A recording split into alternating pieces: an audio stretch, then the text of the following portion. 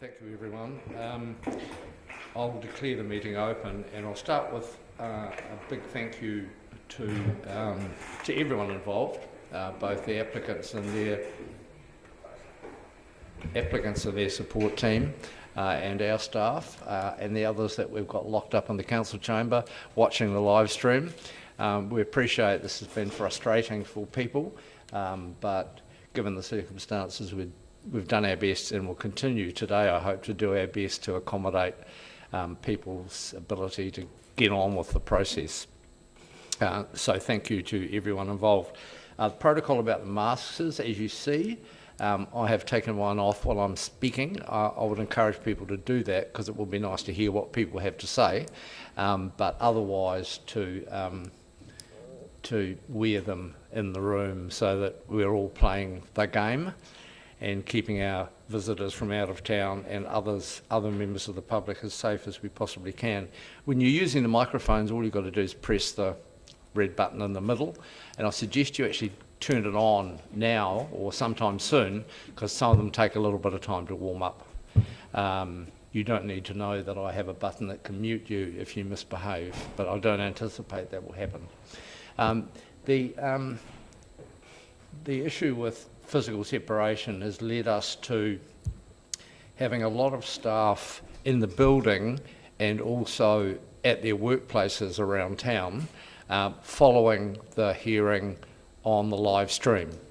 So at such time as we either summon someone from the building or from the Tahuna Wastewater plant or wherever it might be by Zoom, you should assume, because they have been asked to, you should assume that they'd be familiar with the proceedings to that point. So that should work. If that's not the case, we might have to clarify things for people if necessary. In terms of the housekeeping for the room, toilets are, as you probably know, in the hallway immediately behind that camera. In the case of a fire evacuation being necessary, you exit the building by way of the main staircase which you use to enter, or if that's not available, alternates exist in these back corridors or across the bridge behind me into the civic centre. In the case of earthquake, feel comfortable, the building is fully strengthened by the wise and supportive ratepayers of Dunedin. So you're in a very safe building.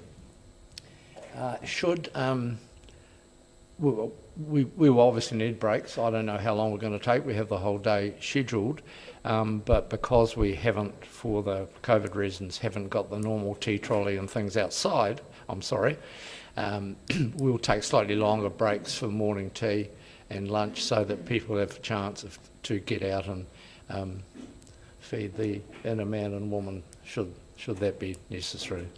My name, as I said, is David Benson Pope. I'll be chairing today. My colleagues, Christine Geary and Mike Lord, will be keeping me on the straight and narrow, I hope, as will Wendy Collard, who's our Governance Support Officer for the committee, and Campbell Thompson, who's the Senior Planning Advisor. I think you're all pretty familiar with the procedure, but I'll just run through it quickly for those who don't make a habit of coming to hearings like this. What's going to happen is, in a moment, I'm going to go to Mr. Buxton, who's the consultant planner, for a summary of his report. And then the applicants will be able to present their case.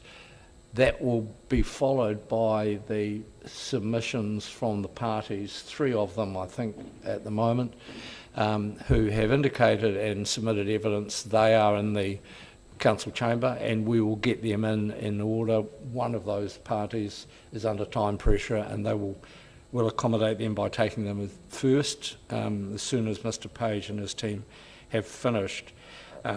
After that, there may be, and I expect there will be, requests by various parties, ourselves included, for the various council officers' reports, and we will traverse those either in person or electronically. At the end of that, the planner, Mr. Buxton, will have the opportunity after a little break, presumably, to review his recommendation, and he'll report that, and the applicants will then have the opportunity, whatever he says, to respond to that either in person, after whatever time they may want to take, or should they wish to, that applicant's response can also happen in writing at a later date. We will clearly need to have a site visit. After we adjourn today, we'll work out when that's going to happen and make the appropriate arrangements. And before I go to you, Mr. Page, to introduce your team, can I ask anyone in the room and also anyone in the council chamber on the live stream if there are any procedural matters that people wish to raise? Ms. Collard is popping in to see if there's anything next door.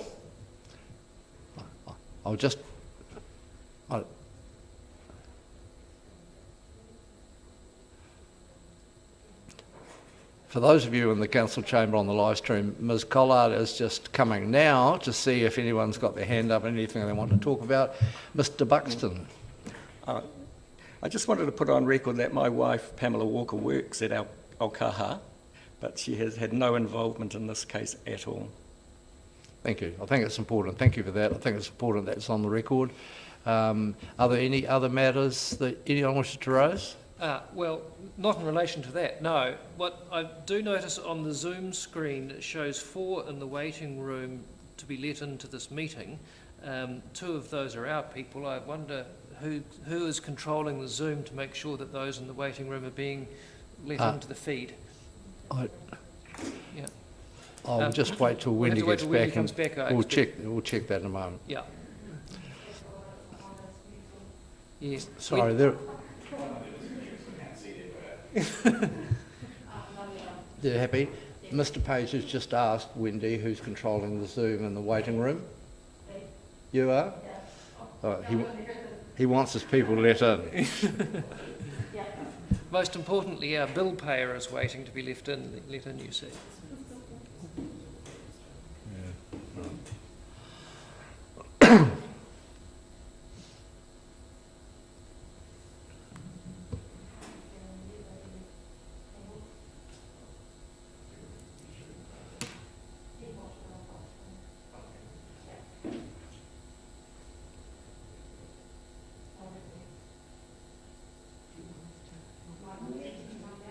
All right, we just give me a moment while I also connect.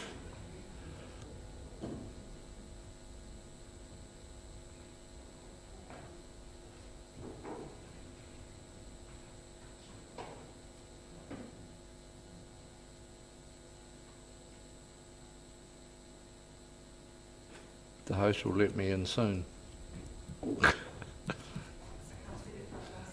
Sorry.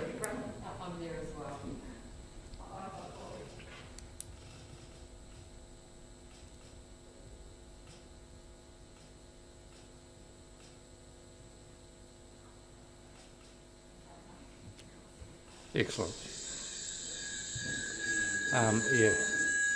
Quit the audio. Go to more, top right, and disconnect the audio, and we'll get. Yeah. We got this nailed yesterday, Mr. Page.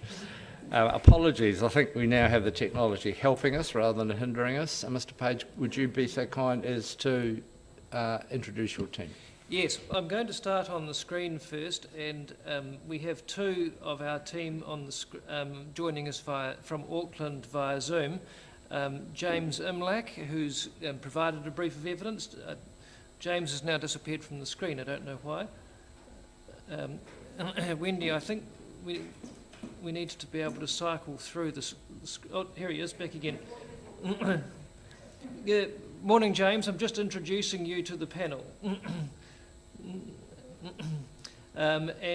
Joining James is Raya Ali, who is an in-house planner at New Zealand Motor Caravan Association based in Auckland.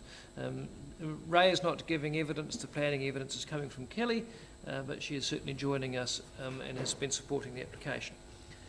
To my right, which won't make any sense probably to people on the screen, I have Mr. Ken Foote, who is our local and who has experience in the processes that have been leading up to this application, and also the NZMCA's experience on the Woodhall site, and is able to share his experience with that. To my left, Kelly Bombay is our planning consultant who has prepared the application and is giving the planning evidence. And behind Kelly, Jeremy Trevathan, our acoustic expert, and Mr. Chris Rossiter, our traffic expert. So that will be our team for today. What I propose is that after legal submissions, we take James's evidence first, then Ken, and then Jeremy or Chris. I don't mind which order. We'll see what issues are as we go. And lastly, Kelly will present her planning evidence and the amended conditions that NZMCA proposes. So that'll be our team. I expect that we'll be about a couple of hours. Thank you. We're all happy? Right, that takes us to Mr. Buxton and the presentation of the planner's report.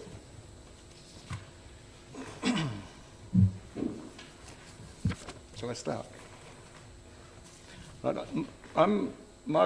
my presentation is not going to. I'm not going to go through my report. So I'm not going to go through my report as such. I take that as read, but I'm going to overview some of the key points and also the key points in evidence as well. So just quickly, the proposal is quite simple. The proposal involves a camping site of up to 60 self-contained vehicles. A fuller description is on paragraphs 4 to 18 of my evidence. Key elements are a two-stage development, minimal earthworks, I should say, and permanent structures, upgrading the north side of Bay Road, an audit of the Hill Road Bay Road intersection, landscaping, and no wastewater facilities. I note that in the evidence, the applicant has advised that they will seal the first 135 metres of the driveway. This will be the full length of the leg in to the site. The application is a non-compliant activity for two reasons. At the time of the application, the proposed 2GP rural provisions were under appeal, and therefore the 2006 District Plan rural zone rules applied, which did not specifically provide for the proposed activity. Activities not specifically provided for in the 2006 District Plan rural zone are non-compliant. Under the proposed 2GP, any earthworks within a scheduled archaeological site that do not have an archaeological authority are a non-compliant activity. The non-compliant activity status is set at the time of the application. So even if an archaeological authority is obtained, the status would remain non-compliant, and that's in paragraph 20 of my evidence. I note that if the proposed 2GP were effectively operative and an archaeological authority had been obtained, the overall activity status would have been full discretionary, under which all effects can be considered. I agree with paragraphs 11 and 45 of Ms. Bombay's evidence, advising that the application may include infringement of the proposed 2GP noise levels of 70 dBA LAF max during the nighttime hours. The application refers to this noise level being infringed by less than 5 dB, which under Rule 9369 is a discretionary activity. As noted by Ms. Bombay, this does not change the overall activity status. I'm just stating that because I have listed all the infringements that I had identified, and Ms. Bombay has identified that this infringement was not included. Permitted baseline. Ms. Bombay discusses the permitted baseline in paragraphs 52 to 64. The important reason for identifying permitted baselines is that the consent authority may disregard the adverse effects of the permitted baseline. I do not agree with Ms. Bombay's assessment of individual rules to identify the permitted baseline. I note that section 104.2 of the RMA refers to activities permitted by a plan, not individual rules in a plan. Without an archaeological authority, all earthworks are a non-compliant activity, as noted in paragraph 39 of my evidence, and earthworks would be required for most activities.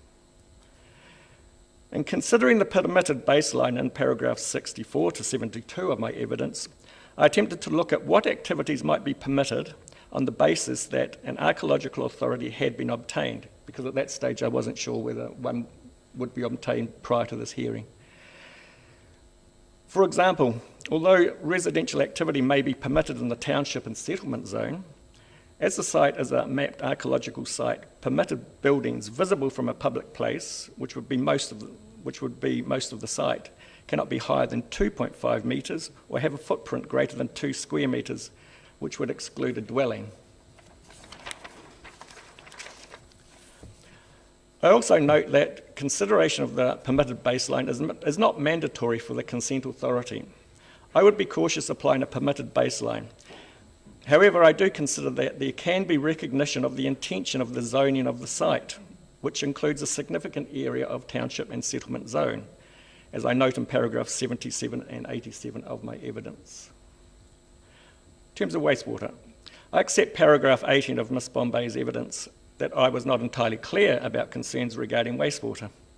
At the time, my understanding was the applicant would be in discussion with Council's Three Waters team, hence my recommendation in paragraph 2 of my evidence, and my statements in paragraph 94 referring to discouraging use of the dump station at the Warrington domain. Ms Bombay in paragraph 21 of her evidence considers that this matter may be addressed at time of application for a camping ground licence. I consider the matter as something that can be considered under this application, as the non-compliant activity status means that there is no restriction on consideration of effects. I accept that based on the township and settlement zone, there is an exception that there's an expectation that the anticipated residential development could connect to the wastewater system. Ms Bombay, paragraph 59, refers to a possible 15 dwellings based on 10% of the site being used for access and 600 square metre sites, these being larger than the 500 square metre minimum. I consider this to be a reasonable estimate. I also note that variation 2 of the proposed 2GP has promoted a minimum lot size of 400 square metres. Ms Bombay, paragraphs 84 to 87, provides an analysis of the wastewater volumes for the anticipated residential development compared to self-contained vehicles, showing that at peak times the total volume from the self-contained vehicles would be less than the anticipated residential development. I accept that analysis. However, wastewater volume from a dwelling will include wastewater from washing machines, dishwater, longer showers, etc., which dilutes the wastewater compared to wastewater from a self-contained vehicle. Another aspect of wastewater is the loading of components of the waste, and the Council's Three Waters Operation Manager will be able to comment on this aspect. Ms Bombay applies occupancy data from 3 similar-sized NZMCA sites. Now this is figure 1, paragraph 26 of Mr Rossiter's evidence. I'd like to refer the committee to that at this stage, if that's possible. So in terms of the applicant's evidence, I think it's quite useful for this to be referenced at this stage. Now, unfortunately, they're not numbered, but if you can find Mr Rossiter's evidence and find page 8, so it's about 2/3 of the way through that document.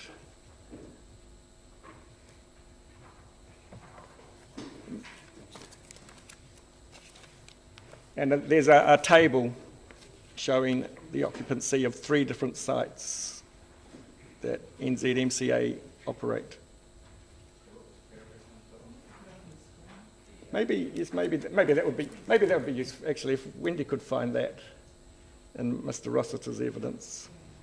Do you mean paragraph 26, Robert? Oh, 26, sorry, yes. Page 8.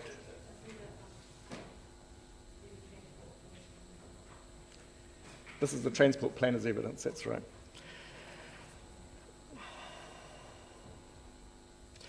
I think that would be useful for that to be available to the committee to look at. In that data, it was expected that, based on that data, it was expected that greater than 30 vehicles would be on site for no more than approximately 13 days of the year. If there can be confidence in applying this occupancy data to the site at Warrington, and this is, then I accept that the peak wastewater generation from the campsite would be of very limited duration. So if you look at that table, that is the data that Ms. Bombay has used in her calculation of wastewater volumes. That is my understanding.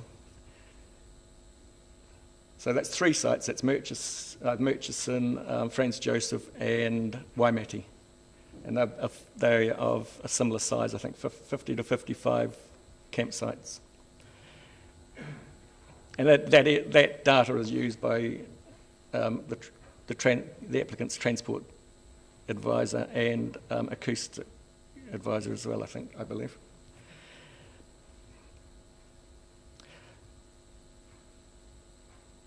Paragraph 13 of my statement. I have suggested as one of the conditions that the applicant encourages their members to use dump stations before or after staying at Warrington, and this is accepted by the applicant.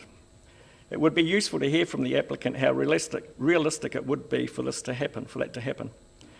I also note that currently there is nothing to prevent the applicant's members from using the dump station at Warrington while driving along the state highway and diverting to the site, or taking the scenic coastal route. I note that Ms. Bombay, paragraph 91, has stated that wastewater disposal should be addressed through the camping ground licence. My concern is that if a dump station is required by the Council's Environmental Health Department, and as recommended by the Environmental Health Officer in her evidence, then additional earthworks or structures would be necessary, requiring further consents. I also note that the applicant did consider but decided not to pursue the option of an on-site dump station using a tank that is periodically emptied and the wastewater transported to a suitable facility. This option would address the concerns regarding the Warrington wastewater treatment plant. In paragraph 29 of Ms. Bombay's evidence, she refers to only one pavement type being implemented initially, being type 2, for stage 2 of the application. My understanding is the application proposes to undertake the minimum ground disturbance of the site as possible, and that if the initial surfaces do not prove sufficient, more robust pavement options will need to be installed, which would result in additional ground disturbance. As I note in paragraph 86 of my evidence, the primary concern is that there could be archaeological material anywhere within the site. Therefore, I recommend that any ground disturbance of the site, both initially and in the future, should be overseen by an archaeologist. This is covered by my recommended conditions 7, during ground preparation for landscaping, condition 10 and 11 for determining and undertaking any pavement work, and 23 for any disturbance that may occur during the operation of the camping site, throughout its life, I should say. I consider this approach should address concerns regarding the sensitive nature of the site. Transportation. I consider that the option for accessing this site through the Council Reserve has been well canvassed. The Parks and Reserves Department have advised they do not support the option. There would also be Reserves Act matters to be addressed before that option can be considered. Also, the application form stated that access would be from the existing accessway off Bay Road. In terms of effects of traffic on the roads, I consider that these concerns have been addressed through the agreement of conditions by the applicants and the Council's transportation advisors. And I assume the committee are aware of those agreements. The primary concern, in terms of amenity and landscaping, the primary concern is the effect on the amenity of residents either side of the driveway from vehicles larger than typically expected with residential development.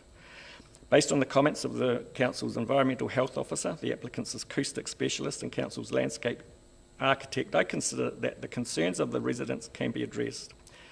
The proposed sealing of the driveway will also reduce noise levels. Ms. Bombay has suggested removing condition 17 that prohibited vehicles arriving or leaving the site between 10 p.m. and 7 a.m.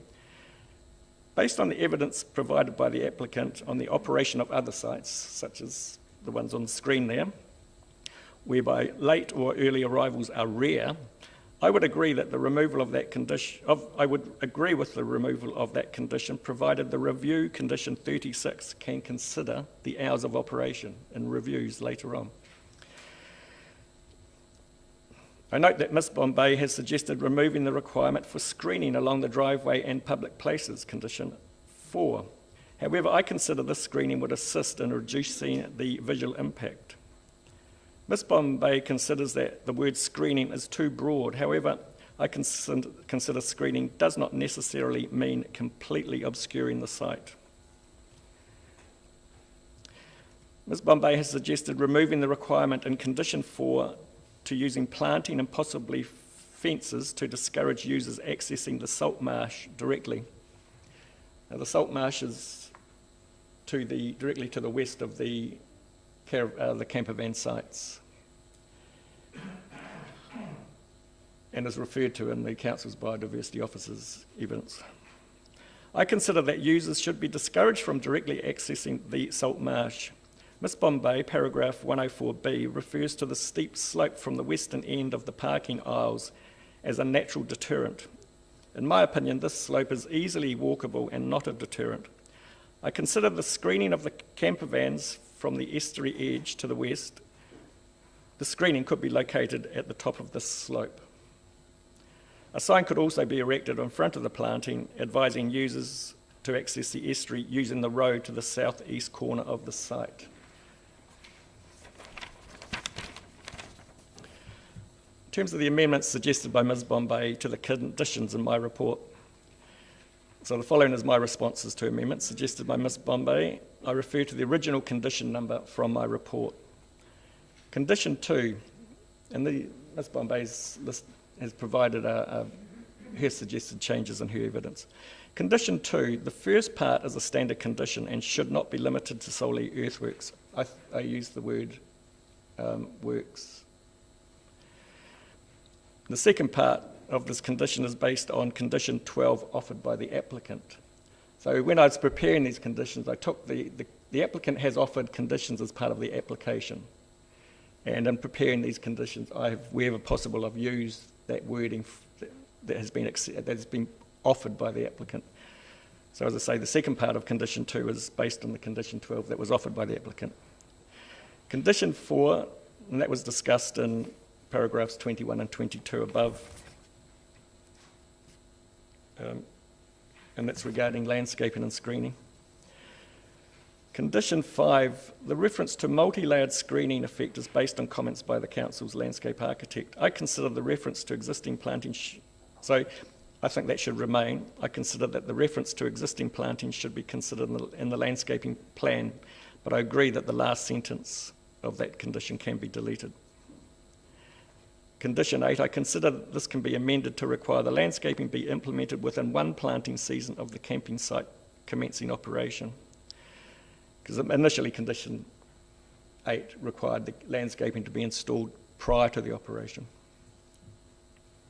Condition 13, once again, this was based on condition 14 offered by the applicant, and it requires the archaeologist to provide a report within 3 months. I think Ms Bombay is asking that to be 12 months, as I think 3 months is sufficient time to provide a report. Condition 16, this is based on conditions 2A of the Environment Court decision for the applicant's site at Woodhall Street, Dunedin, which appeared reasonable.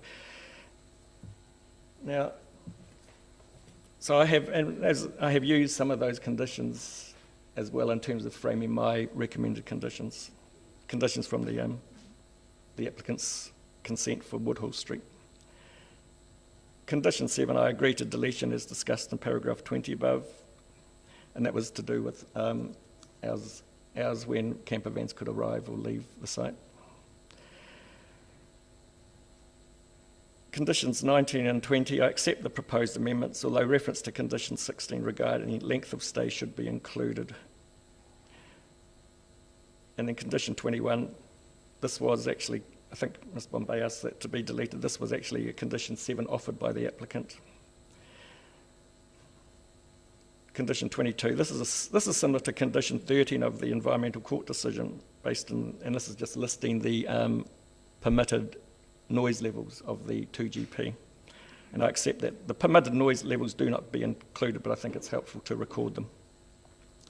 Condition 23, I consider this condition as important to ensure that ongoing protection of archaeological sites. And this is a condition that requires that if there's any disturbance throughout the operation of this campsite, then an archaeologist is involved, is brought in immediately to inspect and to advise on remediation. Ms. Bombay offers amendments to conditions 25, 6, 28 and 31, and I accept those minor amendments. Condition 36, I accept deletion of reference to condition 17, provided that this is, and condition 36 is the review clause, where council can review conditions to address effects that arise once the campsite is in operation. So I just make the point there that I think as long as the review clause allows for consideration of the hours of operation, then reference to condition 17 can be removed. But I do not accept deletion of condition 23, which is the condition that requires the archaeologist to be brought in if there's any disturbance of the site while this campsite is operating. And then I just note that all cross-referencing within conditions to other conditions will need to be double-checked. So my recommendation, I confirm my recommendation that the application should be granted, subject to being satisfied that the applicant can confirm that the effects of the proposal on the Warrington wastewater treatment plant will be similar to or less than anticipated residential development of the site. Thank you, Mr. Buxton. I'll start the questions. Obviously, the issues around wastewater capacity are going to entertain us for some time. But I wanted to ask about the comment you referred to twice in respect to the earthworks at first. In point 16 in your presentation just now, you talked about earthworks, any disturbance being overseen by an archaeologist. Would you just explain what overseen actually means, please? I'll be less cryptic. Do I take that to mean that an appropriately qualified archaeologist will be present while any work is happening?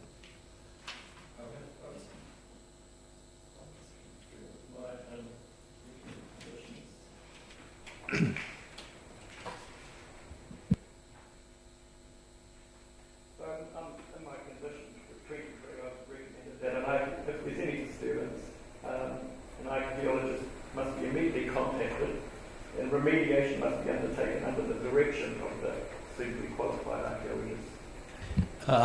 Elsewhere in the documents, I recall reading a requirement for a suitably qualified person to be present on site while any earthworks were happening. Was that your recommendation, or did that come from some other source?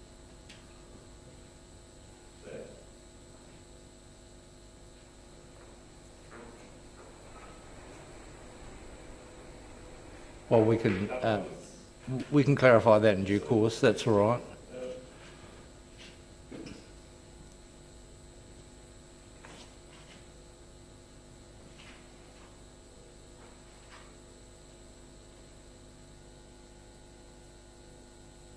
So my condition 7, which is regarding earthworks associated with landscaping, requires that the landscape must be supervised by a suitably qualified archaeologist. Right.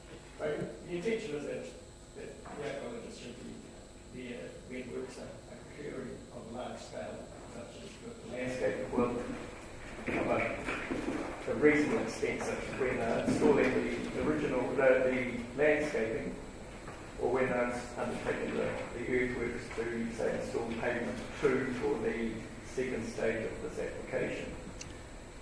An archaeologist should be present for that. Okay. And for condition 23, which is a more of a general one, if, say, there is disturbance during the operation might be that it's found that some vehicles have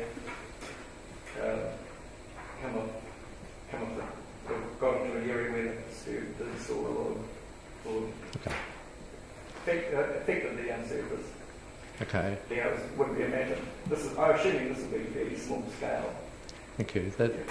Thank you for clarifying that. And can I assume then the expectation would be that the costs associated with summoning up this architect, archaeologist rather, would be fully borne by the developer?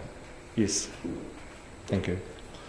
My second question is about the paving of the entranceway. I know there were, inevitably, because these documents have been through several versions, this gravelling was referred to and is referred to in some of the submissioners' comments as a problem with noise. So for the sake of clarity, the driveway is proposed to be fully sealed by asphalt.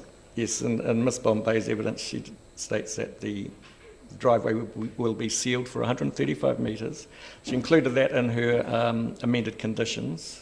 That's fine. And I think 6 metres wide is the recommendation as well. We can discuss that in due course. But the applicant has accepted that they will, That's fine. has offered to seal the driveway as part of the application. Thank you for clarifying, confirming that, and I can, for those who can't see exactly what's happening in the room, there's a lot of nodding going on from the, not shaking, nodding going on from the applicant's team. Questions, colleagues? Councillor Lord. Yeah, thank you, Robert. I was just referring in the sheet you've just handed out, your paragraph 11, you have talked about the difference between the type of product that comes out of the back of a camper van, probably at a much greater nutrient-rich loading, and you're saying that the Three Waters expert would be able to speak on that, but ultimately what you is the implication that that is not such a big deal, or that is a bigger deal? What's the... Well, because to my understanding of the plant, the volume going through will be what causes the dilution out into the ocean or down through the sand. Councillor, I think that's probably a question for the wastewater experts. I'm not sure, Yeah. Mr Buxton. I'm happy for him to make any comment he wants to, but I think the specifics I'm just wondering what he is meaning by that. He can answer, and you can also ask our other experts and the applicant's wastewater experts in due course. Yes, I agree with the Chair that the operations manager could clarify that point. Sorry, you okay? But the point being that it is more concentrated waste coming from a camper van, is my understanding. Sure. Well, we will hear in due course whether that's good or bad. Councillor Geary. Oh, I'll come back to you. Sorry, Mike. The other question I just was the current stop at Warrington, the implication was that anyone could go and dump in there. They could even not camp there, but go in there, just empty the truck. Do you have any reason to believe that is happening or isn't happening, or you're just simply saying it's a completely unrestricted market? Sorry, the last part of your question was? Well, what I'm trying to ask is, do you have any evidence to suggest that someone might turn off the main road to shoot into Warrington just because there's a dump station there, or no, I have purely subjective? It's just I'm saying that is a possibility. Yeah.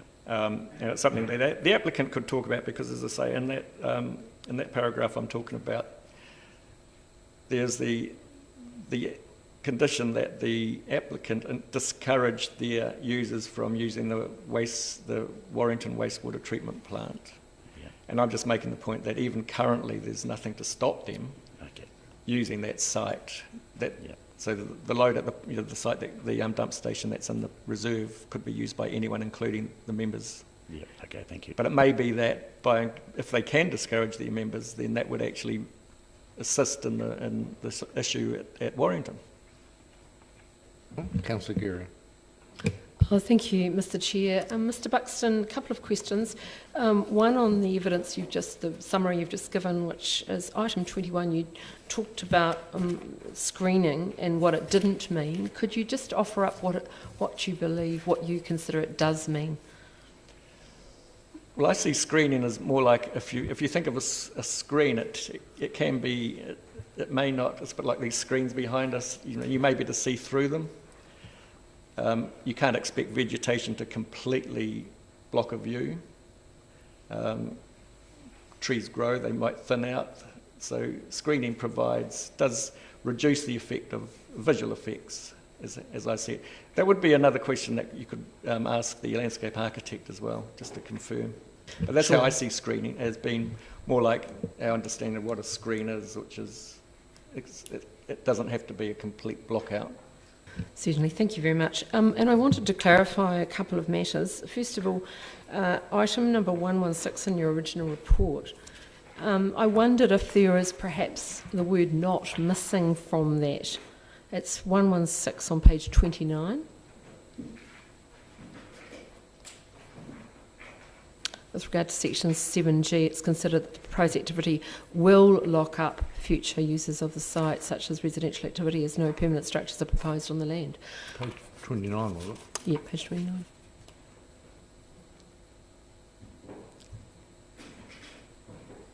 No, I agree, yes. So it should say not. Thank you. you, That's yes. just a clarity matter. And in another matter of clarity, on page 9, item 54, paragraph 54, it quotes the applicant makes the following conclusion, and then it quotes the applicant, but in that it talks about, towards the end of that paragraph, we would undertake to bring the new information to the applicants. So I'm assuming the we is the council on behalf of the applicants, perhaps? It's just a little muddled because of the way it's set out.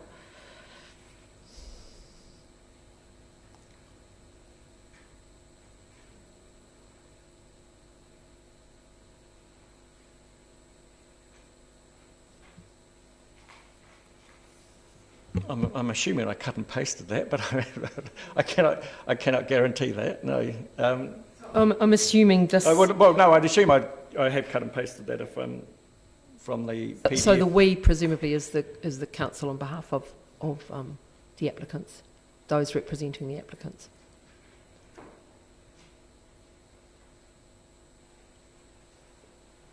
I'm not sure. Sorry. That's fine. Yes. That's fine. That's fine. That's all for now. Thank you, Mr. Chair.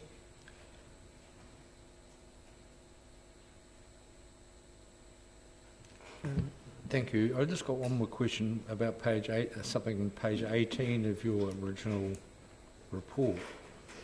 And this is in relation to, I'm mindful of the comment you made about conditions about arrival and departure time, and the capacity for review of that. But in here you also talk about the issue of the use of generators and the hours. Is that covered by the conditions that are proposed at the moment? Could you repeat the reference you're making? To which part of my report? I didn't catch that. What constraints are placed in the current conditions on the use of generators by the vehicles? Gasoline-powered generators. Condition 18 restricts them to hours. They must not be used between 8 p.m. and 8 a.m. Okay. All right, that's fine. Shades of Port Chalmers and generators on ships. Oh. All right, further questions? Councillor Lord. I just wanted to have a wee, what were you said that Miss Bombay's now requesting that there's no fence along the salt marsh. I'm just wondering, in your condition, what were you envisaging the fence would be? Would it be simple post and wire or barb on the top? Or I've mentioned fences just so that option can be there if need be, but any fencing would need to be included in landscaping plans, so the landscape architect would be involved in any design of fencing, as I see it. Okay. So, but I'd imagine it would be something. If any fencing were to be put in there, it would be a deterrent to people walking over towards the salt marsh. Yeah. It would not be to block out or anything like that. Okay. Yep. Yes. Thank you. You okay? Right. Thank you, Mr. Buxton. That takes us to the presentation of the applicant and his team. You first, Mr. Page. Yes, I'm going to go first. And because, unusually for a lawyer, I prefer pictures to words,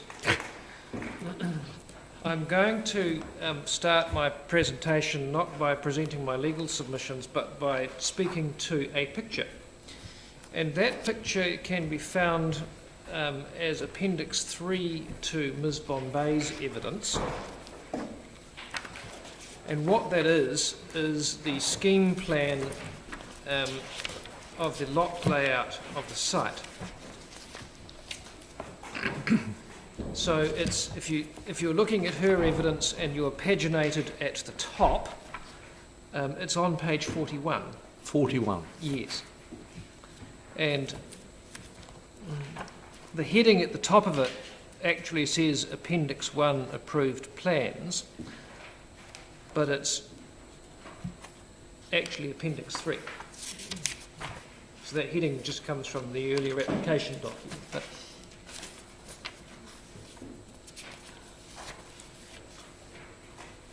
and I see that Wendy's gone again, but I wonder whether it's possible. I'm sorry, I haven't, I'm sure it's here somewhere, but I haven't found it just yet. It's in your original application? Well, it is, but it's actually appended to Ms. Bombay's evidence that she's going to present. Right. And it's at her page 41. Carry on and I will find it. Robert, have you got a better reference for me? Yeah. Right. Yep. Okay. Mr. Chairman, I've got a spare copy for you if you're struggling to find yours. Thank you.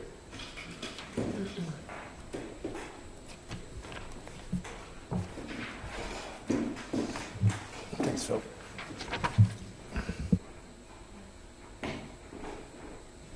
So I'm going to talk through some of the site features by reference to this plan because it informs some of the discussion that we need to have about conditions.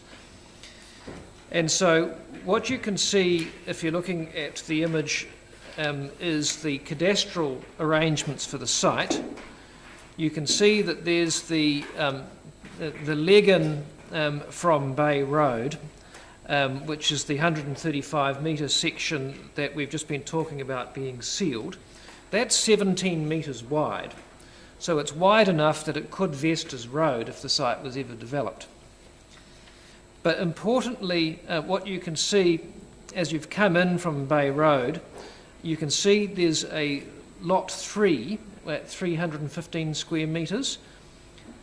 What that is and has been established by the existing subdivision consent grant in 2018 is that that lot 3 is to vest as recreation reserve, so it becomes your land. And what that does is provide a connection from the Warrington domain behind lot 1, which is to be retained by King's High School. You can see where the building is. Can you see that there's a lot that goes between the existing houses and the King's High School lot 1 there that connects the recreation reserve? There's an easement across the driveway, and there's lot 3, which is to vest as recreation reserve. Oh, it's on the screen. Thank you. Red. Yay. Okay. Wendy, is there any possibility that we might zoom in on that image at all? That'll do for now. So what I'm talking about, if I can shoot somewhat accurately, So here's the Warrington domain. You can see the cadastral boundary there. And what I'm describing is that there is an existing lot behind the King's High School lot. There's an easement across the drive, and there's lot 3, which is to vest in the council as recreation reserve. And what that does is provide public access from the domain across here and directly to the bay. So that's already been established through a subdivision consent that's already been granted. And what we have on this side now is between the lot which NZMCA has bought. You can see that's the white cadastral boundary. There's a legal road reserve that separates that between the estuary. Can I just interrupt you for a moment, just technically? Are the people next door able to see this image? Fantastic, thank you. Sorry. Thanks. So,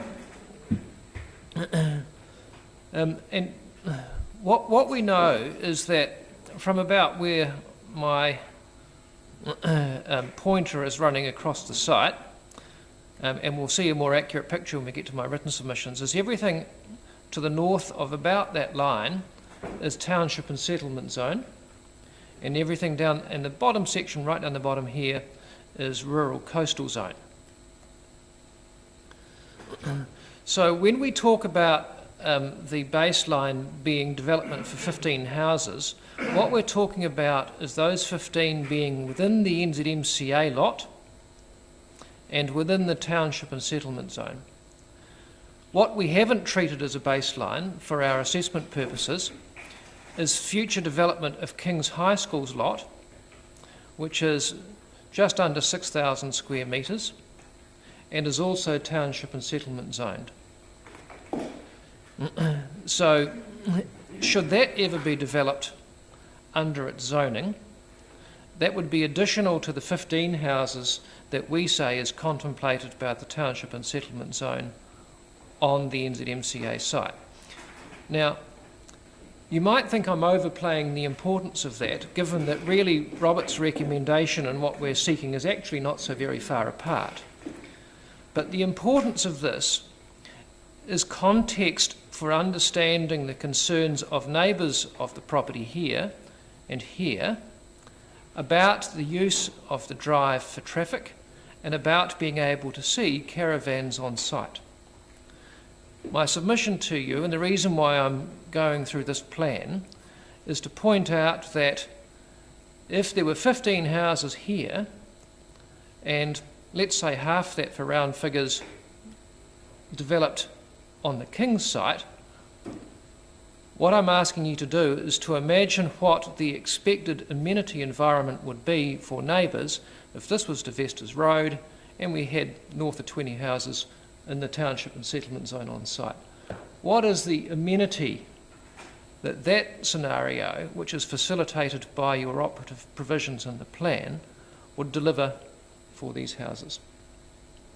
That, in my submission, is the context in which you have to evaluate the concerns that neighbours have about being able to see and hear vehicles on that driveway.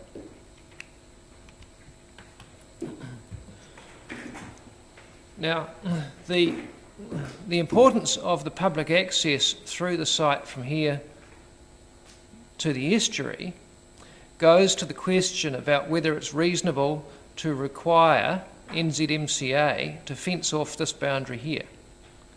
It seems counterintuitive with respect to specifically require private land to be taken for public access to the coast and then say, but the people who are parked on here can't have access to the coast. That would be a very odd outcome. The other feature being this boundary here, as I will point out when we get to my submissions, these two properties, obviously NZMCA and Parks and Recreation Services are neighbours. They have, both parties have rights and obligations under the Fencing Act in terms of managing this boundary, and my suggestion to you is that that's the appropriate way for the parties to be discussing about the terms on which people who are on this site might access the reserve and vice versa.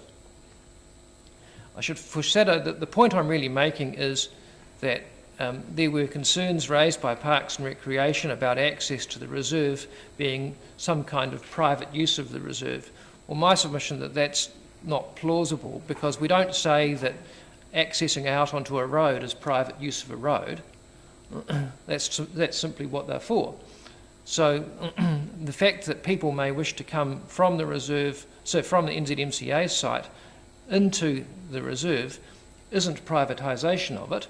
NZMCA isn't seeking any kind of easement or lease or licence in relation to the reserve. They're simply members of the public who have a neighbouring relationship between the reserve and the NZMCA site. The dump station is around about here.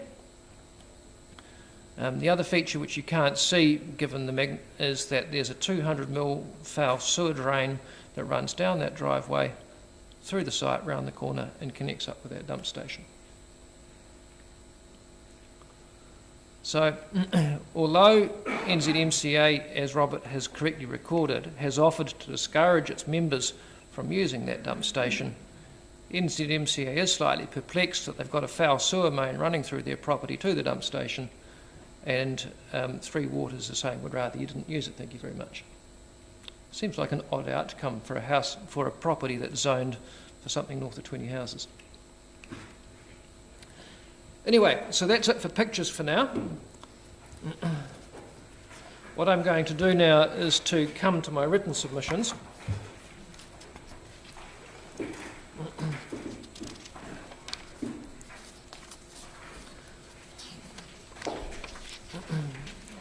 This application has been described in the 42A report and in Kelly's evidence.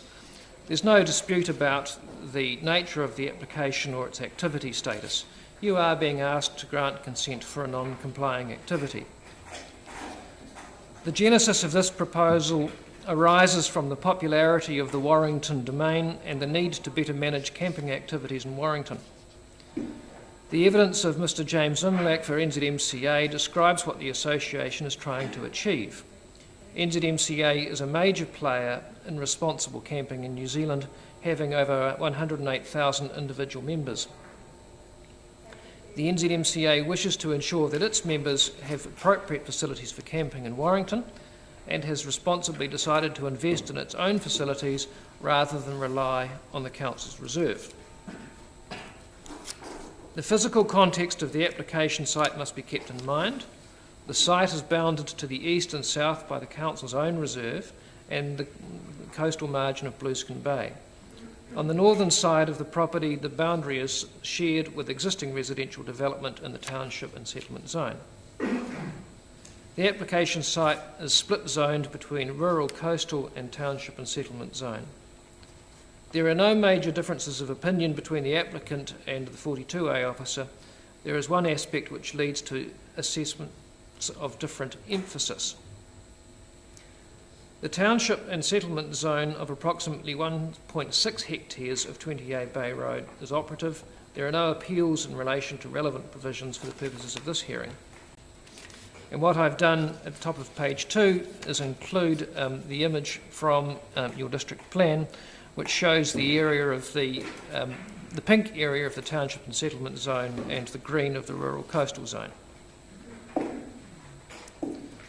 Of that 1.6 hectares, which is the pink area, 5,793 square metres is to be retained by King's High School. The scheme plan is attached to Appendix 1, it's actually Appendix 3, to Ms Bombay's evidence, and that's the one that I've just been speaking to. What this means is that the operative provisions of the district plan anticipate that the site will be developed for approximately 1 hectare of housing down to 500 square metres. I accept Robert's advice about variation 2, but I'm not presupposing the outcome of that here, so I'm just calling it 500. Residential activities on this site are a permitted activity. There is no infrastructure constraint mapped for this site, and so the development of the site is entitled to expect reticulated wastewater connection for the township and settlement zone portion. The evidence of Kelly Bombay for NZMCA assesses a feasible development of the settlement zone of approximately 15 sections.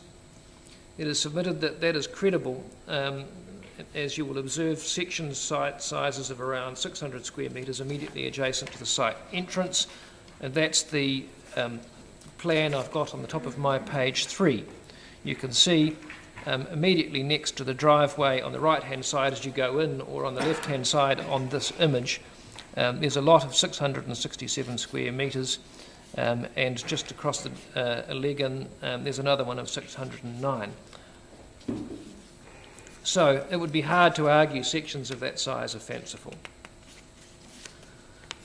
By contrast, the 42A reporting officer observes that earthworks are a non-complying activity because an archaeological authority has not been granted for the earthworks. For that reason, Mr Buxton discounts a permitted baseline approach to the proposal. With respect, that oversimplifies the permitted baseline as an analytical tool for considering, by failing to consider its purpose. The High Court and Speargrass Properties and Queenstown Lakes District Council considered that the environment under consideration must reflect reality, and directed the Environment Court to take a real-world approach to what the future environment might be. Speargrass demonstrates that a technical approach to the permitted baseline should not impede a realistic understanding of the nature of the future environment that the district plan envisages for the site. I submit residential development is a realistic view of the future environment, since without a resource consent granted to NZMCA for its activities, NZMCA would be required to sell the property, likely to an investor for the purposes of residential development. That is, after all, what the zone is for. It is therefore the task of the Hearings Committee to decide whether the effects of the proposed activity ought to be regarded as acceptable relative to the effects that would be expected from developing the township and settlement zone portion of the application site for 15 residential dwellings. The question of earthworks is a technical matter. The archaeological issues are managed both through the conditions of land use consent in this application and also through an archaeological authority application. It says that has been made. I understand that it's been prepared, but it hasn't yet been lodged. Is that right, Kelly? Thank you. So we know that an archaeological authority has to be obtained before we do anything. That's just a statutory task that we need to complete. Neither of those applications nor the earthworks themselves overcome the clear policy direction for township and settlement zone, which is that it is intended to be developed for residential activities and a range of complementary activities. In the present case, the proposal is classified as visitor accommodation simply because NZMCA will be charging a nominal fee to its members for overnight stays on the property. If NZMCA took the approach of not charging its members fees but rather covering its costs through other membership activities, then the proposal would be full to be considered as a community and leisure activity large scale. Ms Bombay notes that small-scale community and leisure activities, which is less than 50 people on site at a time, are permitted in both of the zones. That's the rural and the township and settlement. The simple point is that standard residential activities are permitted activities on the site. That is what the property has been zoned for. Therefore, when deciding whether issues such as visual amenity, noise and the use of driveway by vehicles is an acceptable amenity outcome for neighbours, that judgment must be made against the expectation that the site will be developed for at least 15 houses rather than assessing the site under its current use. That is an important contextual difference in the evidence of NZMCA versus the approach taken by the 42A officer's report, even though the recommended conditions were not far apart. Turning now to the Warrington Reserve. The officer accepts the advice of Council's Community and Recreation Department to decline the use of Warrington Reserve to provide access to the NZMCA site. NZMCA suggests that this is a matter which is not appropriate for the consents panel to determine. The Warrington Domain is managed under the Reserves Act 1977. The Council is the administering authority for that reserve under the Reserves Act and must make decisions about the management of that reserve in accordance with the Reserve Management Plan. The Reserve Management Plan must achieve outcomes for a reserve under its own legislation. It's not an RMA document. The committee has delegated the Council's functions as a consent authority under the RMA. The Hearings Committee holds certain delegations under the Reserves Act as well, but not in relation to this hearing. There is no application under the Reserves Act to be decided today. It may be the case that the common boundary between the parties ought to be fenced to limit vehicle access between the two. That is not currently a requirement, though reserves are not exempt from the Fencing Act. On the other hand, there could be merit if a dump station is not to be allowed on the NZMCA property in facilitating egress direct from the NZMCA site via the reserve rather than via Bay Road. No easement would be required to achieve that. Nevertheless, that is something to be discussed on a neighbourly basis between Parks and Recreation staff and NZMCA as an operational matter in due course. So, what we're saying, can we scroll up slightly in that image on the board? No, yeah. So I want to see. Yep, that's right. Keep going. Okay, that'll do. So what I'm saying is that here's your common boundary. Whether or not, and here's the dump station here. It kind of makes sense in a way if vehicles could come out here, past the dump station and carry on. Rather than those who want to use the dump station, and I know we're discouraging them from it, but we can't force them not to use it, coming out the drive, along the road, back into the reserve, use the dump station, back out and away. All I'm saying to you is, we're not asking for your permission to do that. That is not part of the proposal. What we're saying is that whether we can do that is a neighbourly matter between adjoining property owners. So we're simply asking you not to make a decision that prevents that under the Resource Management Act from occurring, when that's a decision to be taken by the administering authority of the reserve under the Reserves Act. So it's a question for another day. That's all we're saying.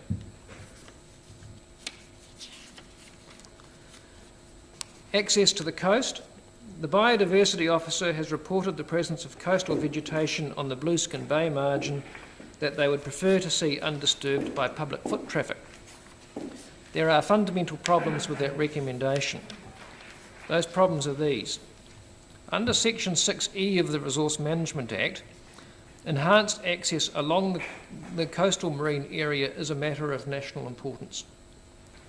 It is not appropriate to be fencing the public off from the coast. Secondly, the particular part of the coastal margin is unformed legal road. NZMCA and its members have a right of frontage and access to legal road, which should not be impeded.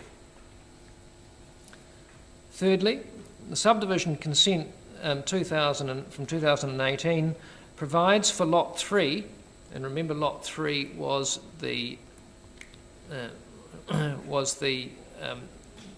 access from the drive through to here. Provides for Lot 3 to Western Council as a, actually it's not local purpose, it's recreation reserve, to enable public access between the Warrington Domain and Blueskin Bay. Council cannot sensibly enable and restrict that access at the same time. And fourthly, if public access to the coastal margin was inappropriate, one would have thought that the Council in its capacity as the administering body for the Warrington Domain would have fenced the public off from accessing the coastal margin from that reserve. Of course, the Council has not done that. It is not clear why the Council would think it inappropriate for NZMCA to access the coast from its property, but the public should have access to the coast from council's immediately adjacent property. So we're simply saying, don't fence off that margin. It's not what you should be doing. Lastly, in relation to wastewater, Kāti Huirapa Runaka have raised concerns supported by the Council's Three Waters Department about the capacity of the Warrington municipal wastewater infrastructure to deal with waste from NZMCA's use of the site. It is submitted that the issue is misconceived. Going back to the permitted baseline, Council has provided wastewater capacity for the township and settlement zone portion of the application site. There is no policy basis for the Council to decline consent for a connection to the existing 200mm wastewater drain that passes through the application site of the township and settlement zone portion. As the evidence of Ms Bombay shows, the wastewater produced by the proposed activity is substantially less than a complying subdivision of the developed site. Te Runaka holds concerns about the performance of the Dunedin City Council's Warrington wastewater treatment plant.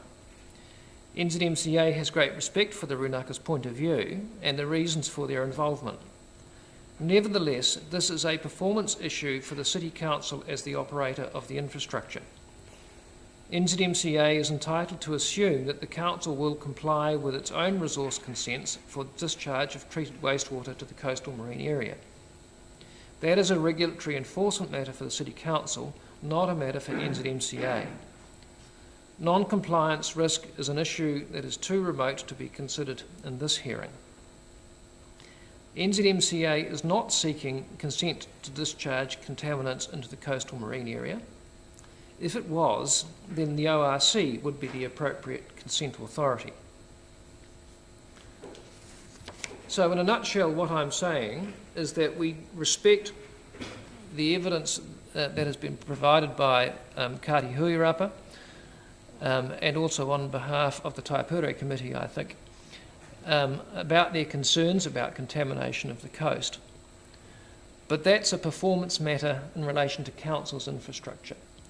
That's got nothing to do with NZMCA's application. We are simply saying this application can proceed with or without dump station access on the site. If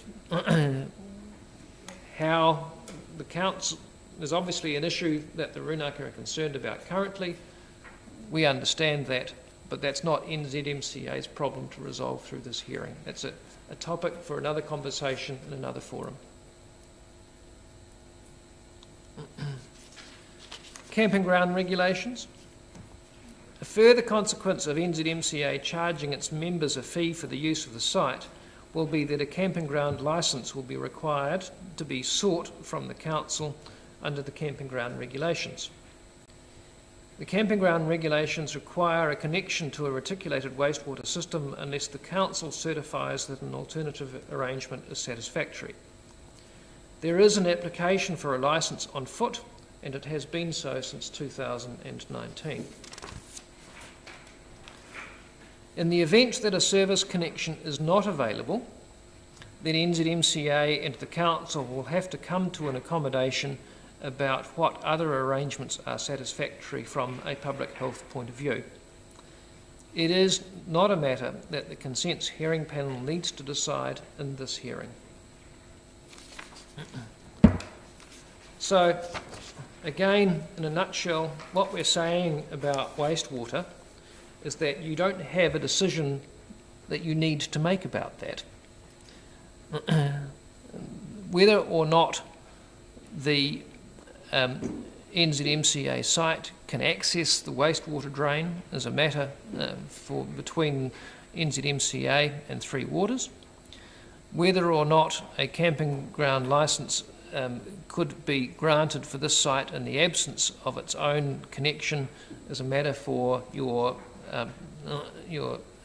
public health officers to determine under those camping ground licence applications. So I simply submit to you that you actually don't need to decide whether or not a connection or use of the domain is is necessary in this hearing.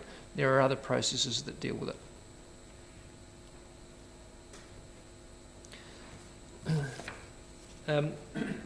I think in relation to the conditions of consent, I'm happy to speak to those if you have questions that you wish to ask me about it, but my suggestion is that we wait till Ms Bombay's evidence, and if there are other matters that need to be addressed and reply at the end of the hearing, I'm happy to take you through them at that point. Thank you. Do you want to take questions on what you've said now? Or sure. Before? I'll start. Can you just clarify for me, please, the actual ownership of the site? You referred a couple of times to as the MCA. The MCA has purchased the site. Yes, there is an unconditional agreement to purchase that. Oh, okay. I thought I wasn't clear from the report. I certainly didn't see it whether there was some sort of license agreement with Mr. Hatherley or whatever. Yeah, no, there is That's an fine. unconditional sale and purchase agreement. We're simply waiting on title to issue. That's fine. Thank you. Other questions? Councillor Lord. Yeah, look, I'd just like to clarify that, because in the report it says that there is a sale and purchase subject to getting a consent. So does that mean if this consent is declined, you will still own the land and have to on-sell it? Well, my understanding, and James Imlach is closer to it than me, and he can correct me if I'm wrong, my understanding is that because things have taken so long, NZMCA has had to confirm the purchase. But James will be able to correct me if I've misunderstood. Does he want to do that now, or...? Would you like to... Carry on, James. Sure, thanks. Yes, so we are expecting final settlement on this property to occur next week. Okay, thank you. The other question I just had, Phil, just you sort of pointed out the fact of the easy access to go through there and into the reserve rather than go back out the drive and into Board Bay, but I've just got a question if the Motor Caravan Association is genuinely hoping to discourage their members from using that drop.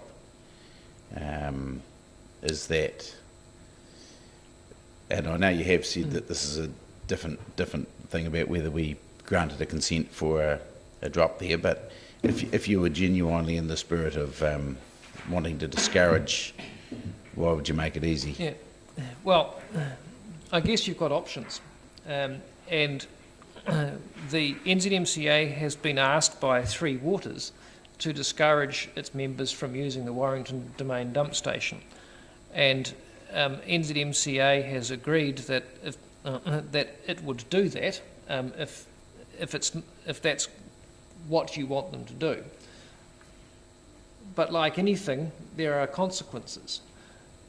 If we are to be discouraged from using that, then the dump station, then inevitably the traffic is going to be going backwards and forwards out the driveway. And we know that some of the neighbours are concerned about the extent of that traffic. If some of that traffic was able to exit via the domain, which wouldn't require licences or easements or any legal instrument of that kind, it's simply crossing a boundary. I mean, there's a whole lot of properties that border onto the domain that can come and go. Then that would resolve some neighbours' concerns. And so if you decided, actually, we're more interested in addressing some of the neighbours' concerns, we're less interested in trying to manage access to the dump station, you sitting here can say, actually, we quite like the idea that there are options for egress either way, in which case discouraging members from using the domain dump station is probably, as you suggest, pointless.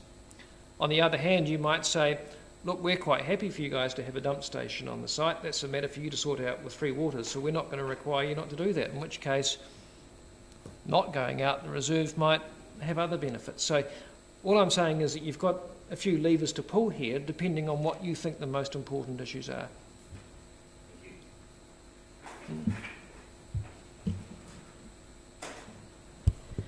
Thank you. I had a couple of questions. Mr. Page, can I just clarify, in terms of that movement through the domain and via the dump station potentially, were you considering a kind of a one-way situation where you come in through the Legan and then you go out through the domain? Yeah. Is that what you were Yeah. recommending?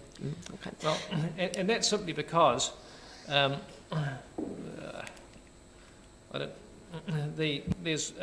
If you look at the landscape plan, which sorry we haven't got up on the wall, there's parking here, and there's parking here, and there's a gap in that bottom corner, and the dump station's about there. So if you decided actually we'd rather you didn't have your own facilities on site because of ground disturbance, but we're quite happy for you guys to use the dump station, then they could come out there and go out that way, and that would halve the traffic on the driveway. Thank you for the clarification. Secondly, and I've just been trying to find the reference but couldn't, at some point I believe the applicant offered up having a holding tank and trucking it away to a treatment station. Why was that taken off the table? Well, I'll ask when James gives us evidence to explain that. It's effectively, there's a whole lot of extra earthworks involved, and it turned out to be really expensive to do that. So, but he can explain the association's decision. Thank you. And I wanted to ask you what you meant by a statement in the opening comments, which was item 2, that the proposal arose from a need to better manage camping activities in Warrington. What do you mean by that? Well, NZMCA is well aware of some disquiet in the Warrington community about the use of Warrington domain and that and whether that was being appropriately managed. And so NZMCA felt, as it has done in a number of districts, having its own facilities that it could manage itself was a better outcome for not only NZMCA members but also the local community. Thank you, that's all for now. Thank you. I'm wondering if it's not appropriate for us to take a break now, or would you prefer Ms Bombay to give her evidence first before we do that? Well, I'm going to suggest that Ms Bombay give her evidence last, because she's going to be talking through the conditions that we are proposing for you, and it seemed to me sensible to do that once you've heard the other evidence. But I'm in your hands. If you prefer to hear the planning evidence first, we can do that. Right. Well, the other part is that you are going to offer us how long do you think they're respectively going to need? I'm probably about 5 minutes each would be my guess. I'm not asking them to read their evidence, only to offer you a brief oral summary of their key points. All right, well, why don't we take both of them and then we'll take a morning tea break after that. Yes. All right, in which case, James, are you happy to go first? Yes, I am.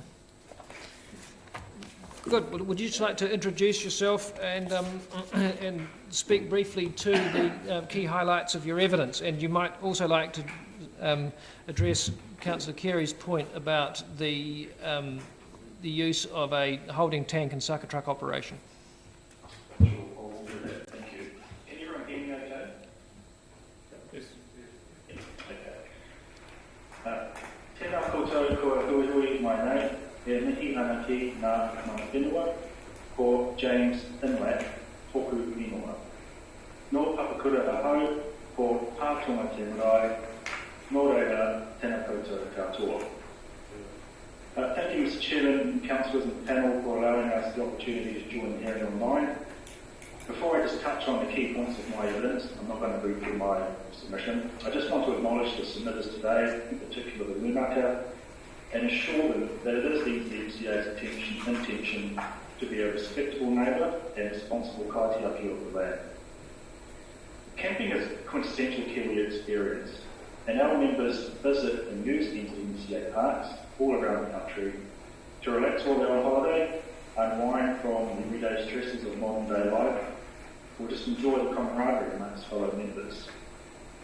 Dunedin promotes itself as a destination for domestic visitors, and following the opening of our member-only park in Woodward Street back in 2014, the association has been searching for at least one more site in the region to help cater for the growing demand for NZMCA parks within our membership.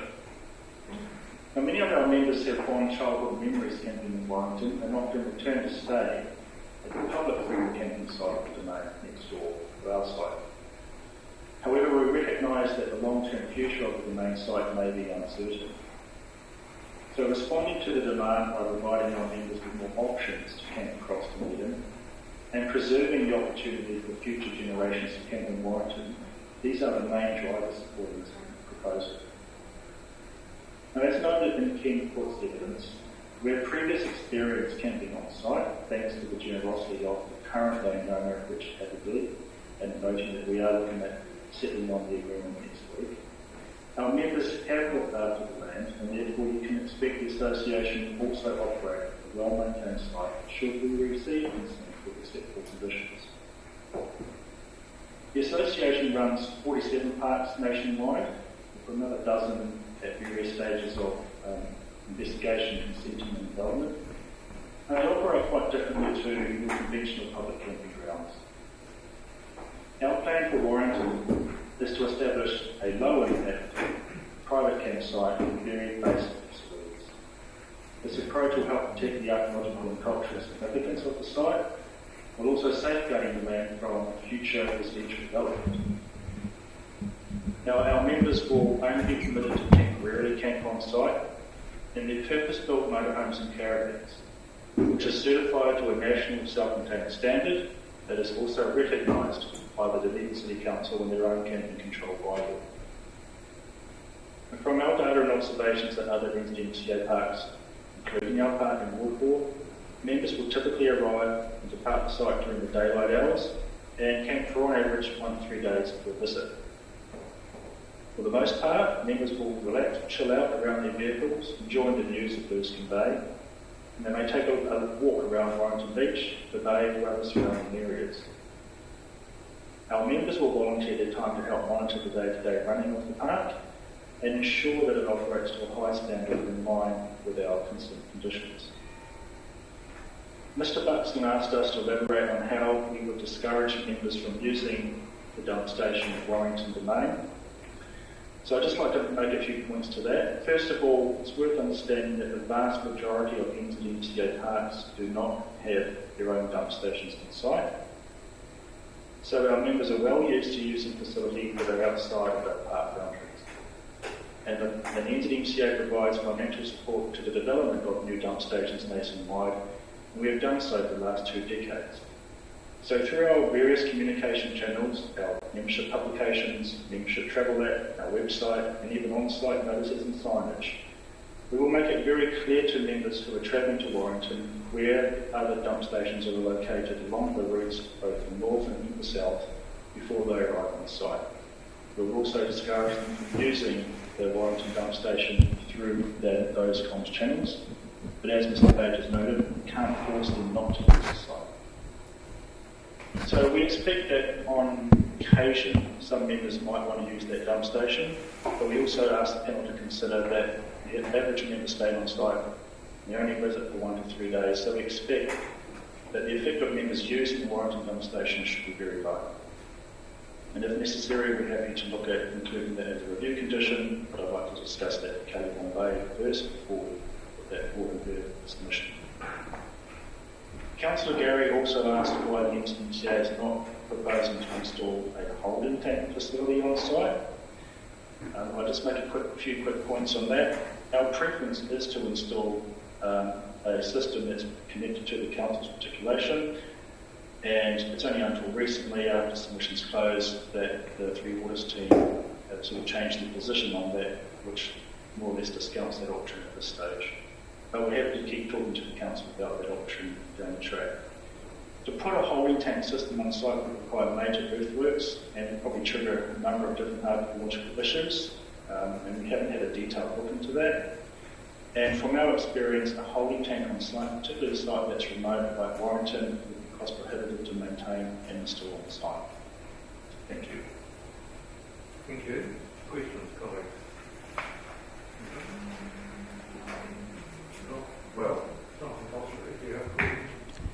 yeah, James, just in relation to your last point about what would be expensive to maintain, I just note that I live 30 k's out of the city and I'm on a septic tank and it costs about $175 to empty it every few years. admit that this could fill up a bit faster than a septic tank, but is it seriously too expensive to maintain when you've got 60 people a night using it? It might take 2 or 3 weeks to fill, you know, a couple of $100 a time. Is it seriously unrealistically affordable? Well, we've got a holding tank facility at another park in Christchurch, which has capacity probably twice as much as what we're applying for here, and it does cost us tens of thousands of dollars to maintain. But again, the other issue that we've got is installing the holding tank on this site, finding the location. We've deliberately tried to avoid doing significant earthworks. So, you know, we'd have to look really closely at what it would take to put a holding tank on site, what it would cost to install, you know, the challenges around the archaeological issues, and on top of that, what it would cost to maintain in the long run. You know, one option that we were quite happy to work with the Three Waters team is look at sort of modifying and upgrading the public dump station next door, which we were happy to contribute to that cost, to cover that cost. If there were issues around, you know, perceived volumes of waste coming from members using our site. Thank you. Councillor Geary. Thank you, Mr. Imlek. I wondered if you could talk a little bit about, there's some mention in your evidence around peacefulness of the park and members, and I wonder, there's a bit of a misconception, I often think, around the kinds of people that travel in this way and camp in this way. Could you give us a breakdown of the reality of that, of who they are? Type of people that are going to be using the site? Your members, and I'm particularly thinking around, you know, the socialising and so forth that neighbours may be concerned about. Sure, no problem. Look, as mentioned, we've got over 108,000 individual members right throughout New Zealand. And they're predominantly in the baby boomer retiree demographic. So, you know, they've made a conscious decision to invest in their motorhomes and caravans and hit the road on holiday and enjoy a relaxing lifestyle. And so typically what we find in most of our parks are in that demographic. School holidays, a few members might bring their grandchildren along for, you know, a holiday on the road. We don't have any issues from any of our parks with the way our members conduct themselves, with behave, and how they relate to their neighbours.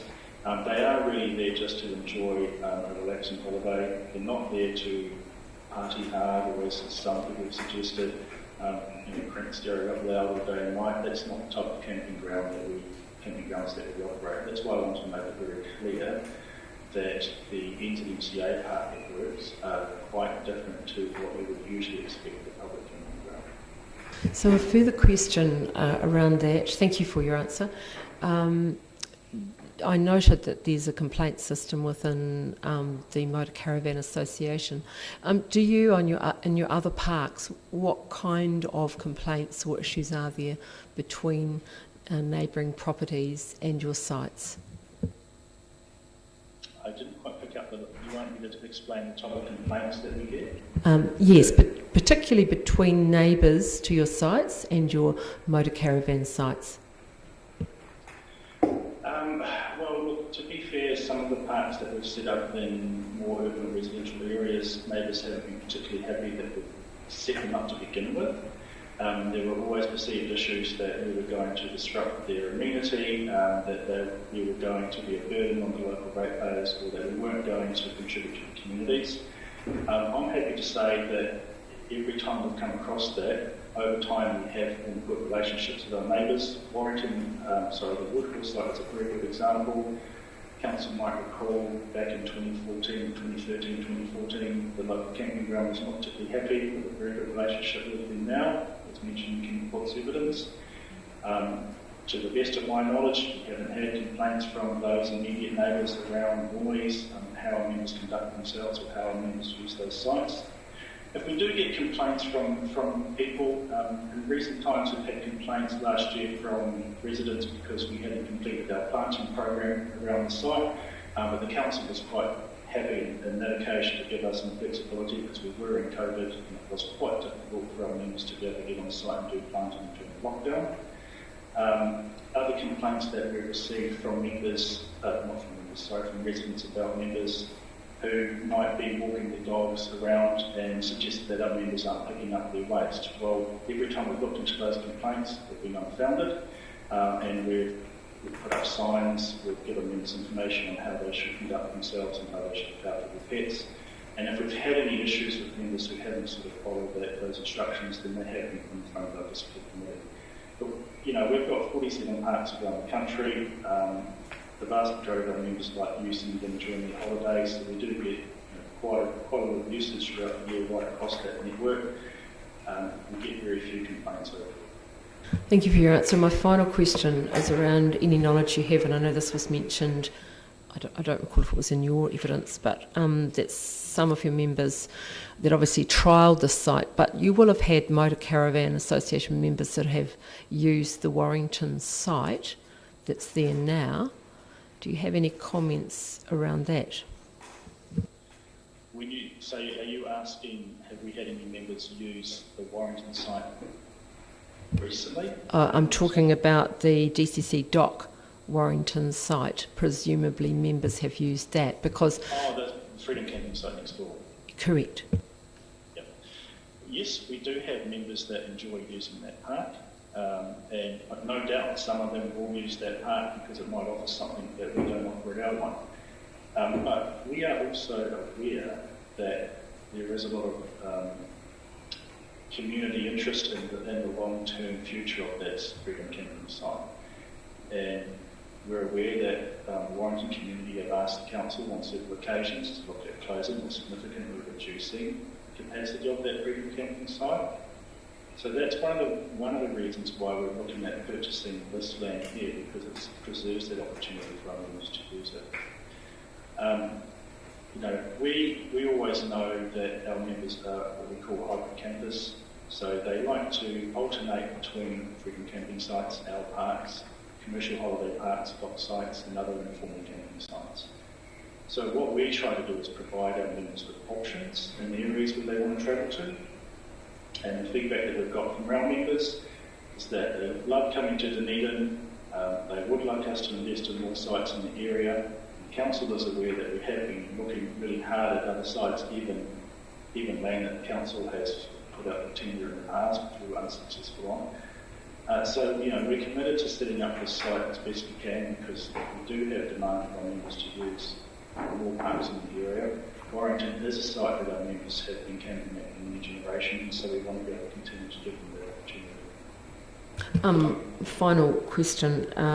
So I am aware of the length of those investigations, and certainly there were investigations into the peninsula as a possibility. But I wanted to ask you the length of time. I think it was 4 years mentioned that this proposal has been in the gestation.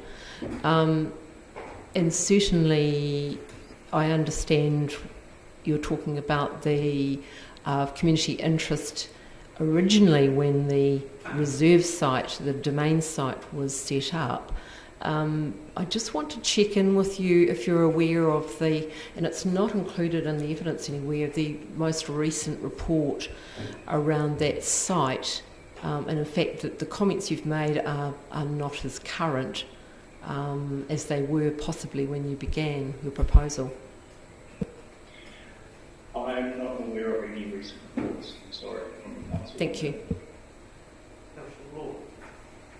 Yeah, I forgot to ask you this earlier, James, but I was just going to ask the question. With your people, you say that they come for 3 to 4 days. What would the normal, how often would you normally be emptying the grey water on? Is there a limit? You know, do they hold a week or 2 weeks, or does it just depend very much on vehicles? I didn't quite pick up everything you said. You're asking what the limits are on the length of stay? Yeah. Well, no, it wasn't so much the length of stay, but it was because you've said 2 to 3, 4 nights or whatever. But the question is, how often do your membership generally? How often are they emptying their dump stations? Like their self-contained tanks. do they empty them daily or weekly or? Look, it depends on size. There's a lot of variation. It's hard to say to you exactly this is how many times they empty them. But and perhaps Ken Foot, when he speaks, he might be able to speak to that a bit more because he is one of our custodians at our site in Warrington. But, you know, when I was speaking earlier about the 1 to 3 nights, that's the average length of stay that our members use our parks right across our 47 park network. Yep. And so if we take that and look at it at the Warrington proposal, I would suggest that, you know, less than half of members would need to empty their waste stations, much less than half of members would need to empty their waste stations while staying on site at Warrington. We generally find that members don't need to empty their waste tanks daily, and if we're encouraging members to empty their waste tanks before they arrive at Warrington, and they do that from one of the many dump stations that are located to the north and south of the actual site, I think that the need for members to empty their waste tanks into the Warrington dump station, if they're only staying for 1 to 3 days, will be really low. Yeah. And the other question I've got is just relating to the use of the park. So how do you, I know all your vehicles have stickers on the back of them, but how do you monitor that the people that are staying in your park are your members? Do you just have members that are a bit like policemen that go around and tell people off that don't, or how is that managed? Yep, so all of our members, when they're staying on our sites, have to display the red wings that you might be familiar with, so they need to be clearly on display. Members also have to display the self-containment documentation as well. But our park custodians also have access to our databases through an app, a portal on their phones or their tablets, where they can punch in the registration number or the membership number, which they will find from that information displayed in the vehicle. And if they discover the person isn't actually a member, then they can ask them to leave. Thank you. So we've got a number of ways that we can verify the membership status and the vehicle self-containment status. Thank you, James. All right. Next. Thank you. Do you want to take a break or you have to crack on? Let's take a break now, shall we? It's 10:45. We'll reconvene at 10 past 11. Is that enough time? Thank you. The meeting's adjourned.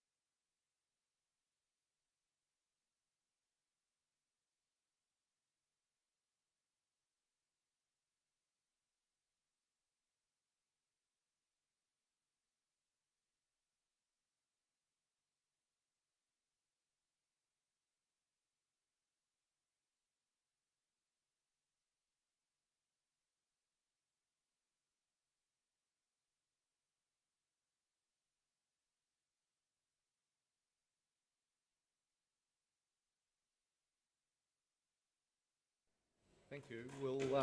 We'll reconvene. Just a procedural change. We have a couple of submitters who can't stay for work reasons, and Mr. Page has generously agreed to interrupt the applicant's presentation to allow Brendan and Susie Flack, have I got that right, to make their presentation. Not ideal, but we'd rather hear from you and have the opportunity to ask questions than you have to depart. Thank you very much to the applicant in terms of the process for accommodating an unconventional interruption. So the floor is yours. We have read what you presented to us in writing, so there's no need to recite that again, but you're free to make any statements in addition or in summary that you would like to. And while you're speaking, please, it would be helpful if you not only turn the mic on, but also relieve yourself of your mask temporarily so we can hear you. Thank you. Who's first? Kia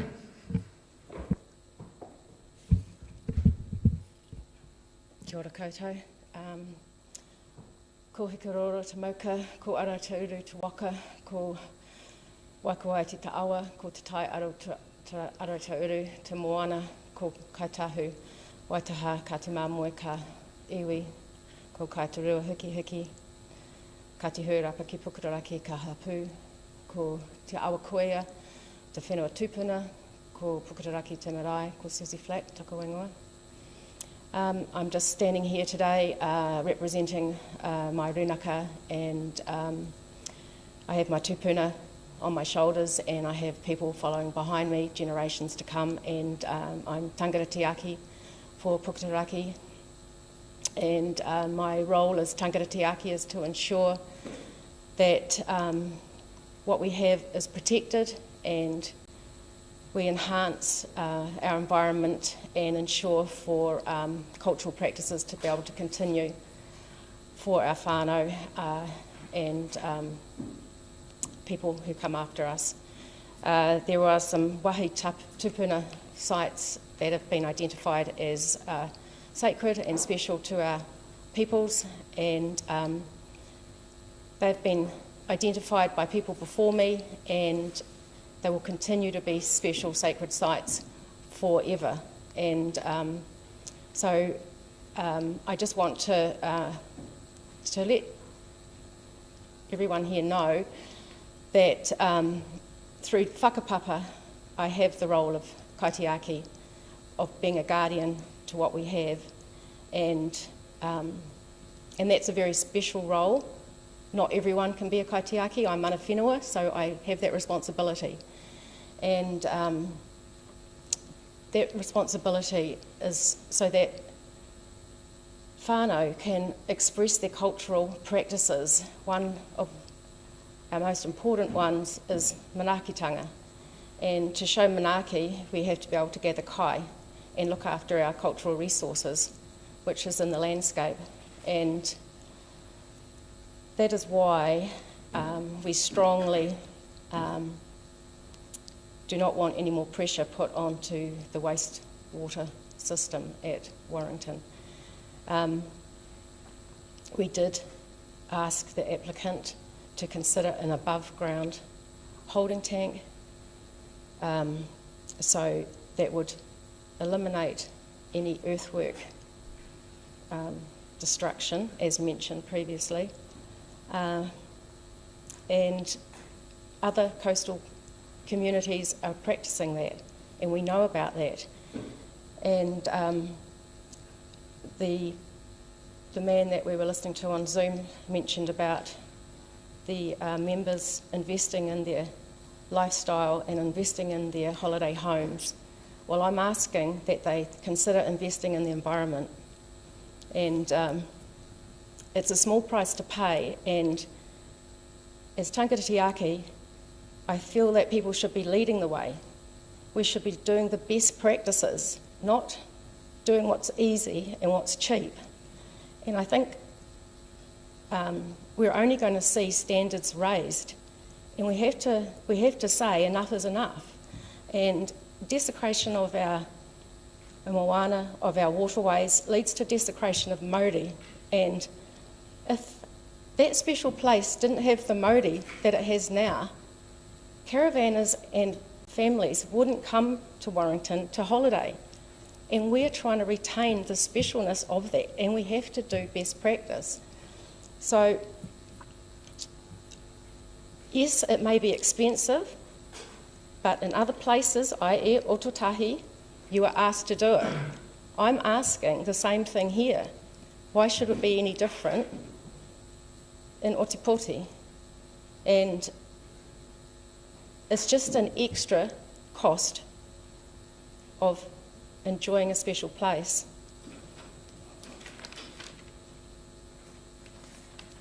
You can probably tell I'm nervous standing up here doing this, but I think the mauri just doesn't come from the people, from the land and from the ocean. It comes from our taonga species that visit the place as well.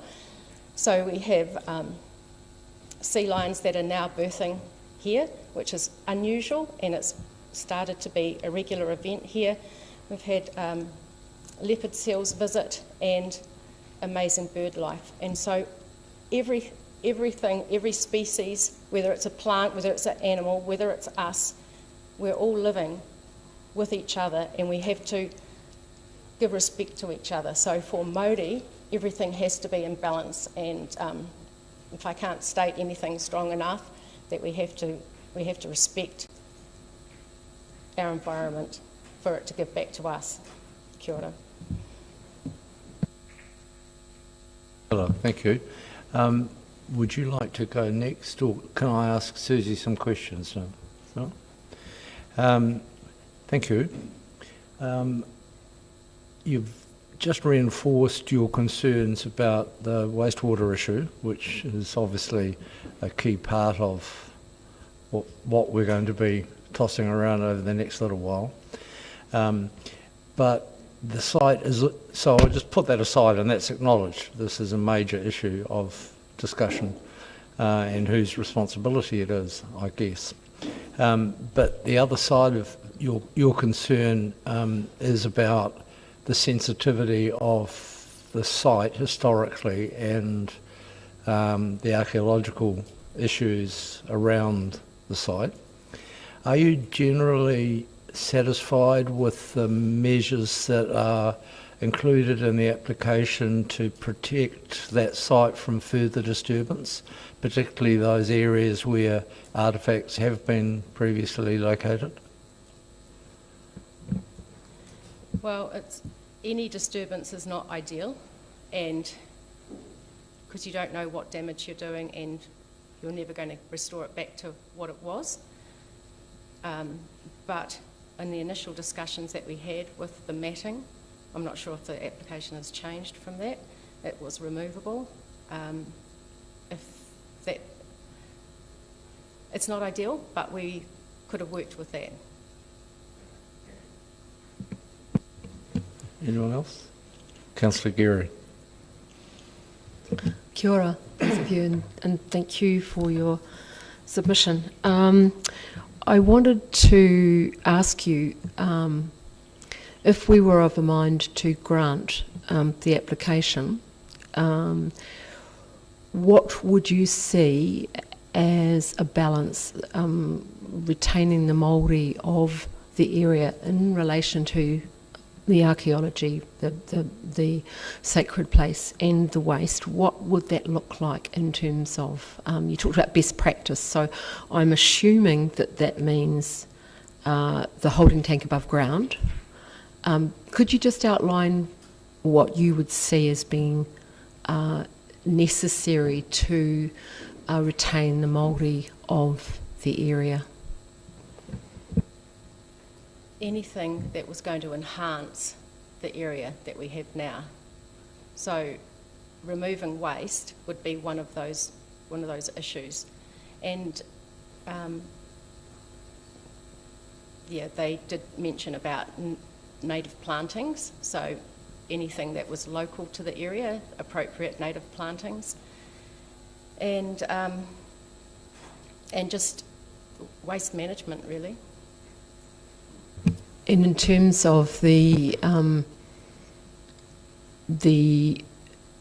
site as being a sacred site and the various archaeological finds that have been made to date, the suggestions been made by the applicant around how that might be dealt with. You're comfortable about that in terms of the Māori, of putting paving over the top of, and by paving I mean the various solutions they talked about, that addresses that for you, that issue for you? Not really for me. No, it feels like you're covering up your tupuna, but I didn't think there was going to be any sealing. It was going to be gravel and then some matting.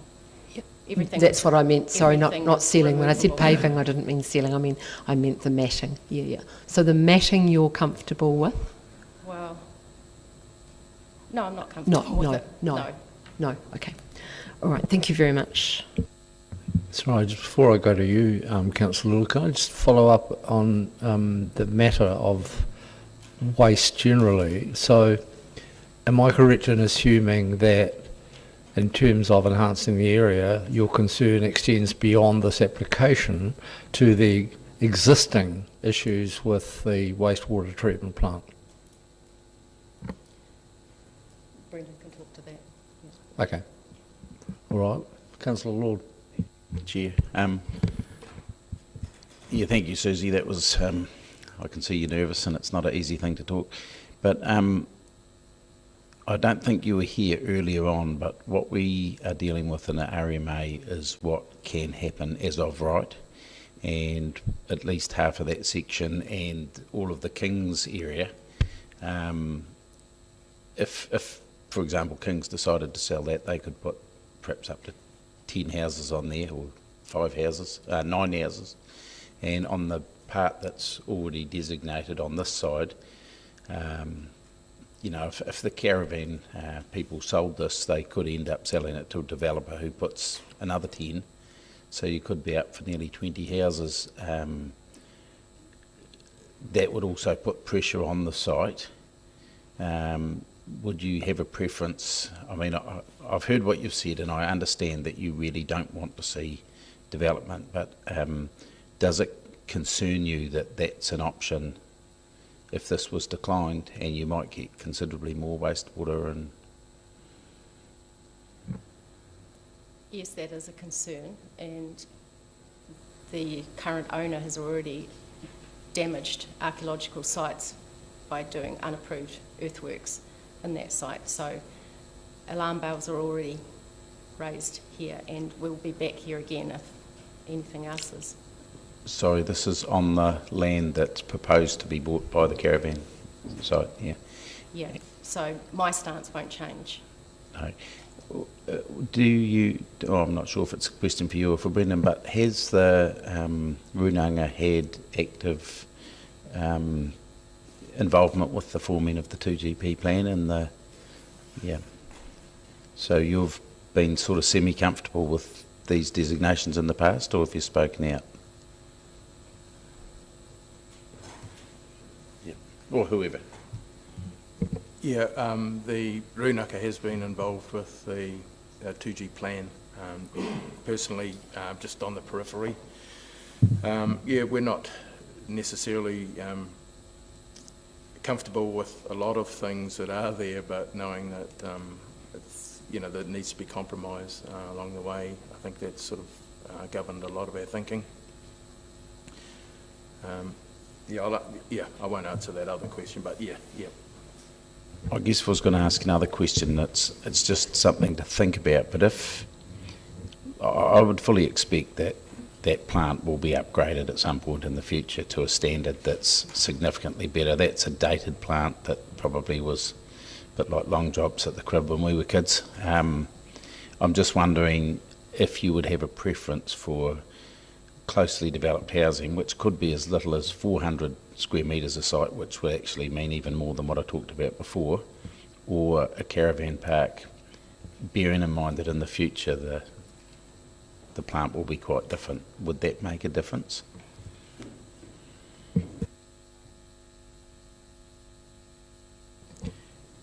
Yeah, I guess we're dealing with this one. If we could deal, I mean, as a rūnaka, we have literally hundreds of applications coming in all the time.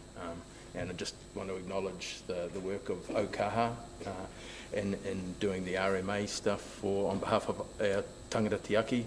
But we can't fight every battle. Like, we can't come to, otherwise we would be in hearings like this pretty much every day if we spoke to our submissions. So a lot of them are, you know, it's on a reactive basis. So that's this one's the current one that we have. We know that there's an opportunity that something worse or something better might end up in that space, but currently we just need to, you know, we're I guess concentrating. We've made this a priority at our committee kaupapa, and therefore that's why we're here today.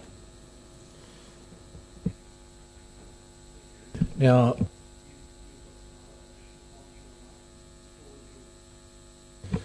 kia ora tātou. Ko hikaroro te mauka, ko waikawaiti te awa, ko pukutaraki te marae, ko kaitaru hiki te hapu, ko kaitahu ka te māmoe waitaha ngā iwi no pukutaraki ahau. My name's Brendan Flack. I'm a tangata tiaki for Kati Huirapa ki Puketeraki. It's an honorary role. You've read the... I'll sit down now that I've done my PPR, but just to acknowledge you, Phil, for letting us come in a little bit earlier so we can get back to our day jobs. Yeah, I'm a tangata tiaki for Puketeraki. I have been for around 2 decades now, so it's a responsibility that we have, and as Susie had mentioned, I should say that I'm married to this lovely lady to my left.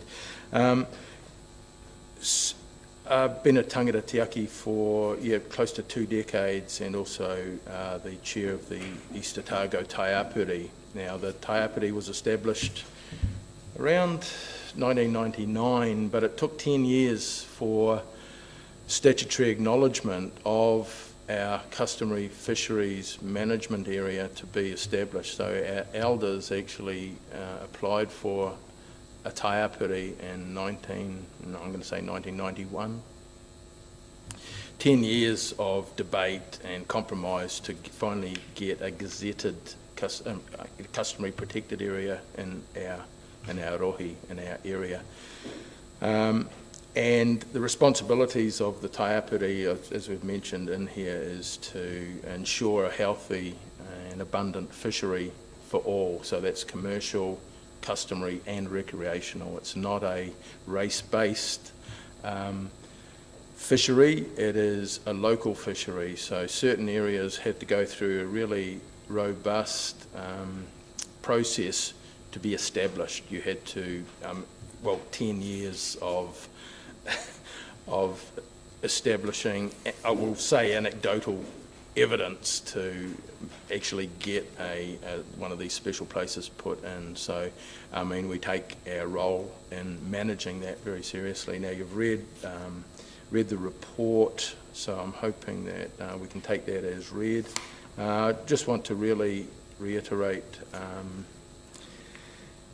I guess one of the questions that is asked is, you know, I mean, a dozen houses or 15 houses put in a place that might only have transient, or not transient, that's probably the wrong word, but, you know, in and out people.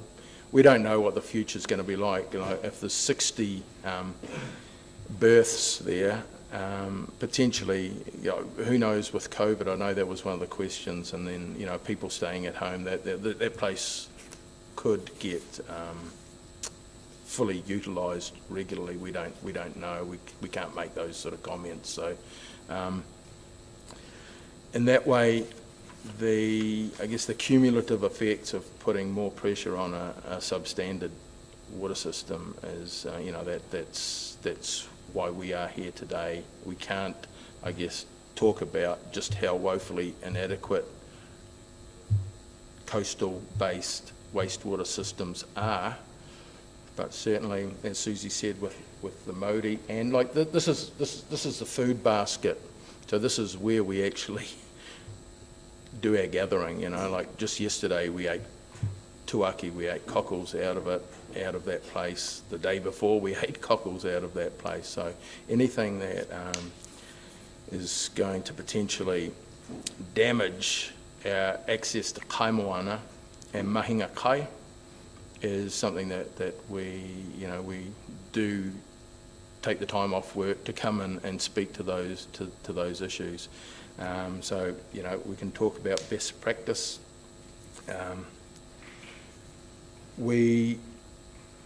should say that mahinga kai, so this is the act of taking natural foods from the landscape, was one of what they call the 9 tall trees of the claim for Ngai Tahu, which the Taiapiti took 9 years to establish. The claim took 150 years. So the mahinga kai was a really important part of that claim, and so therefore since 22 years of post-settlement, the passion that's still around those cultural activities is still the thing that drives our tangata tiaki. Our tangata tiaki are gazetted by the Minister of Fisheries to be customary fisheries managers on behalf of the hapu. Kia ora. Thank you very much. Questions?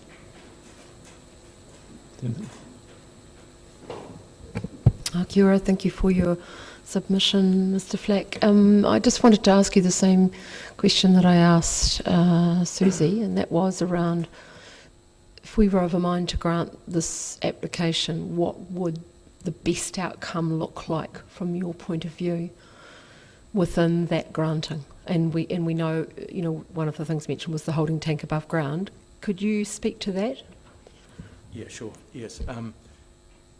Yes, not introducing any more wastewater to that area would be key. And I think, the archaeological concerns that we have would likely be addressed through an archaeological report.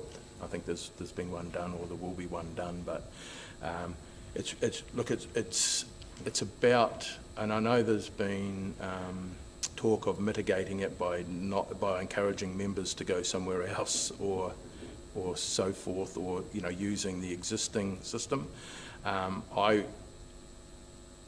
I would have that other system removed as well, or at least maybe a collective above ground tank to service both the reserve that's adjacent and that one. I think there's opportunity there for on this stage for council to I guess support that kind of activity. Our council has declared a climate emergency, so we know the stories around sea level rise. I mean that the system now is currently the water table at high tide is around 1 metre above the waste. Well, we'll call them poo ponds. It's very close to that level now. So yeah. So the holding tank above ground, and in addition, you're saying remove the other one as well, which is outside the scope of this, but it's helpful to hear what you have to say. I mean, it's a solution. Yeah. And it would halve the cost.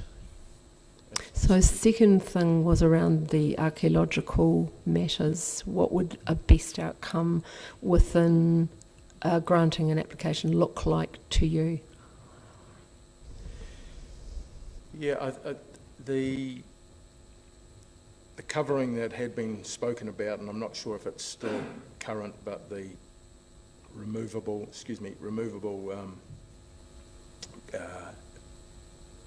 matting and limited earthworks would certainly go a long way. And perhaps I'm just thinking now, some kind of interpretation as to the value, the cultural values. There's a kiosk that we commissioned a number of years ago at Warrington that talks about the cultural, the importance of that place. But I think that also would allow I guess, a bit better understanding of why we're here. We come here not simply because of a duty, as Susie said, to those that have gone before us and those that will come after us. So on that matter, because that was mentioned somewhere in the papers around that educative part of it, would that also include the environmental education around the species, the taonga in the area? Would that be something you'd like to see? Yeah, absolutely. Yeah. Thank you very much. All right, thank you very much for your submission. Appreciated. Happy afternoon at your workplaces. Enjoy the sun.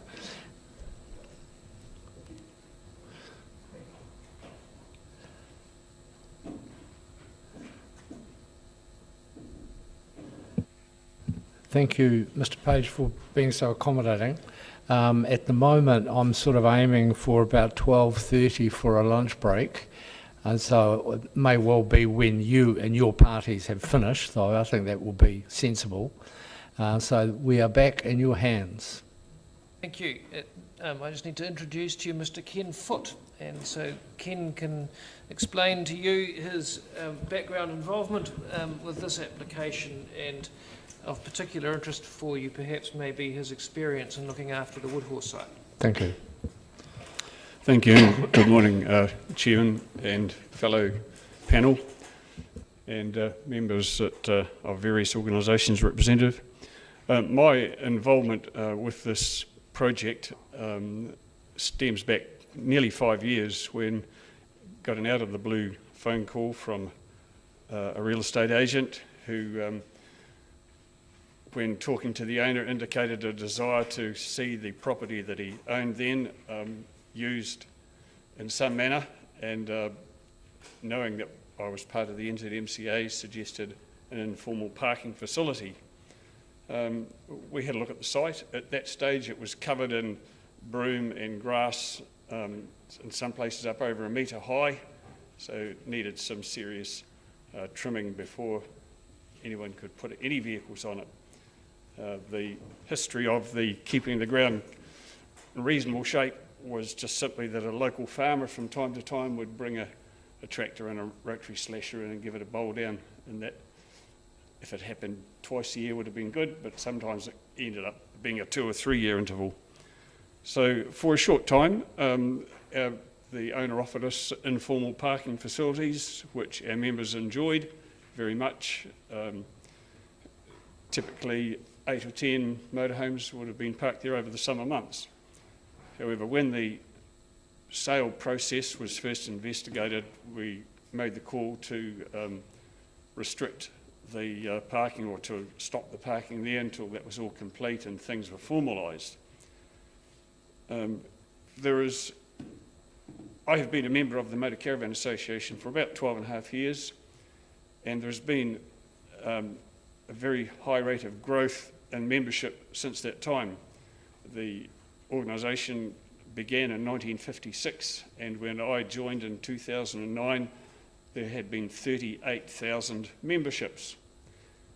Since that time, just 12 years ago, we've now reached membership numbers in excess of 110,000. This approximately equates with the number of individual members, because members do resign, do get involved in other things, let their resignations, let their memberships lapse, and in some cases, as people get old, they pass away. Want to just talk about the 2 or 3 things from a practical point of view and my experience with the Woodhorse Park that was established in 2014. We've heard a lot of discussion this morning about the liquid waste and the need for some dump station facility or other to accommodate that.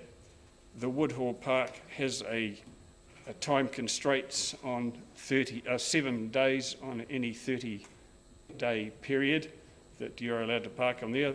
The aim is to discourage any attempt at long-term permanent parking on any site throughout our network of parks.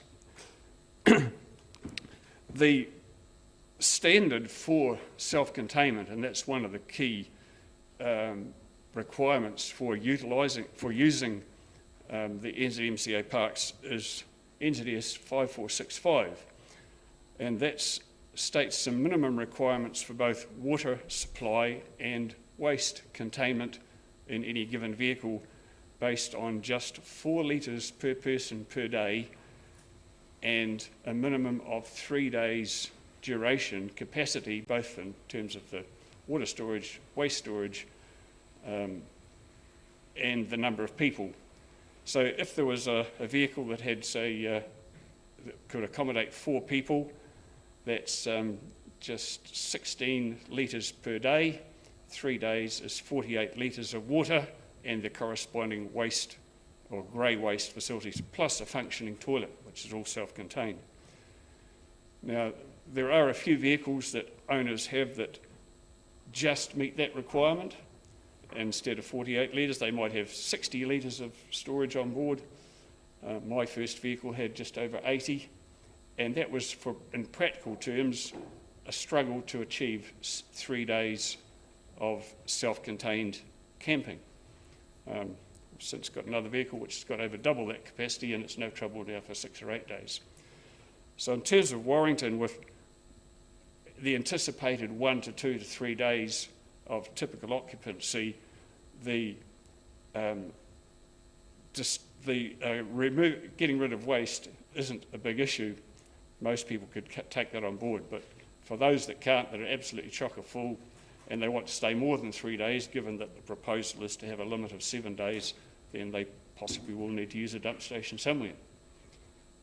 Good to know that there are plenty in Dunedin, and Palmerston has got a good dump station, as well as the Waikewaite camp, which for a small fee let motorhomers use their facilities. Along with the liquid waste is of course the recyclables, the glass, the cardboard, the plastic. And at our Woodhall Park, we have established bins for glass and recyclables, and a skip for general waste that we pay for out of the park's funds to a local contractor to come and empty when it's full. So that is probably the maximum facilities that we'd find at any one park. A lot of our parks do have bring it in and take it out again. No waste, no recyclables, no dumping at all. So it's pack in, pack out, just like a lot of the dock camps are.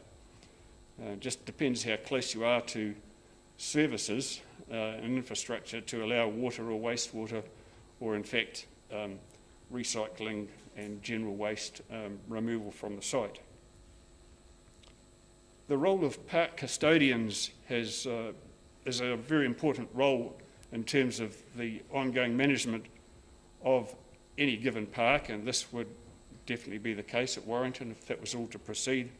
But from the Woodhall Park's point of view, where we park up to just over 30 vehicles, we have got 3 people designated as park custodians, a couple that live just 4 doors away from the park, another lady that lives up North East Valley, and backing her up is another couple also from Mosgiel.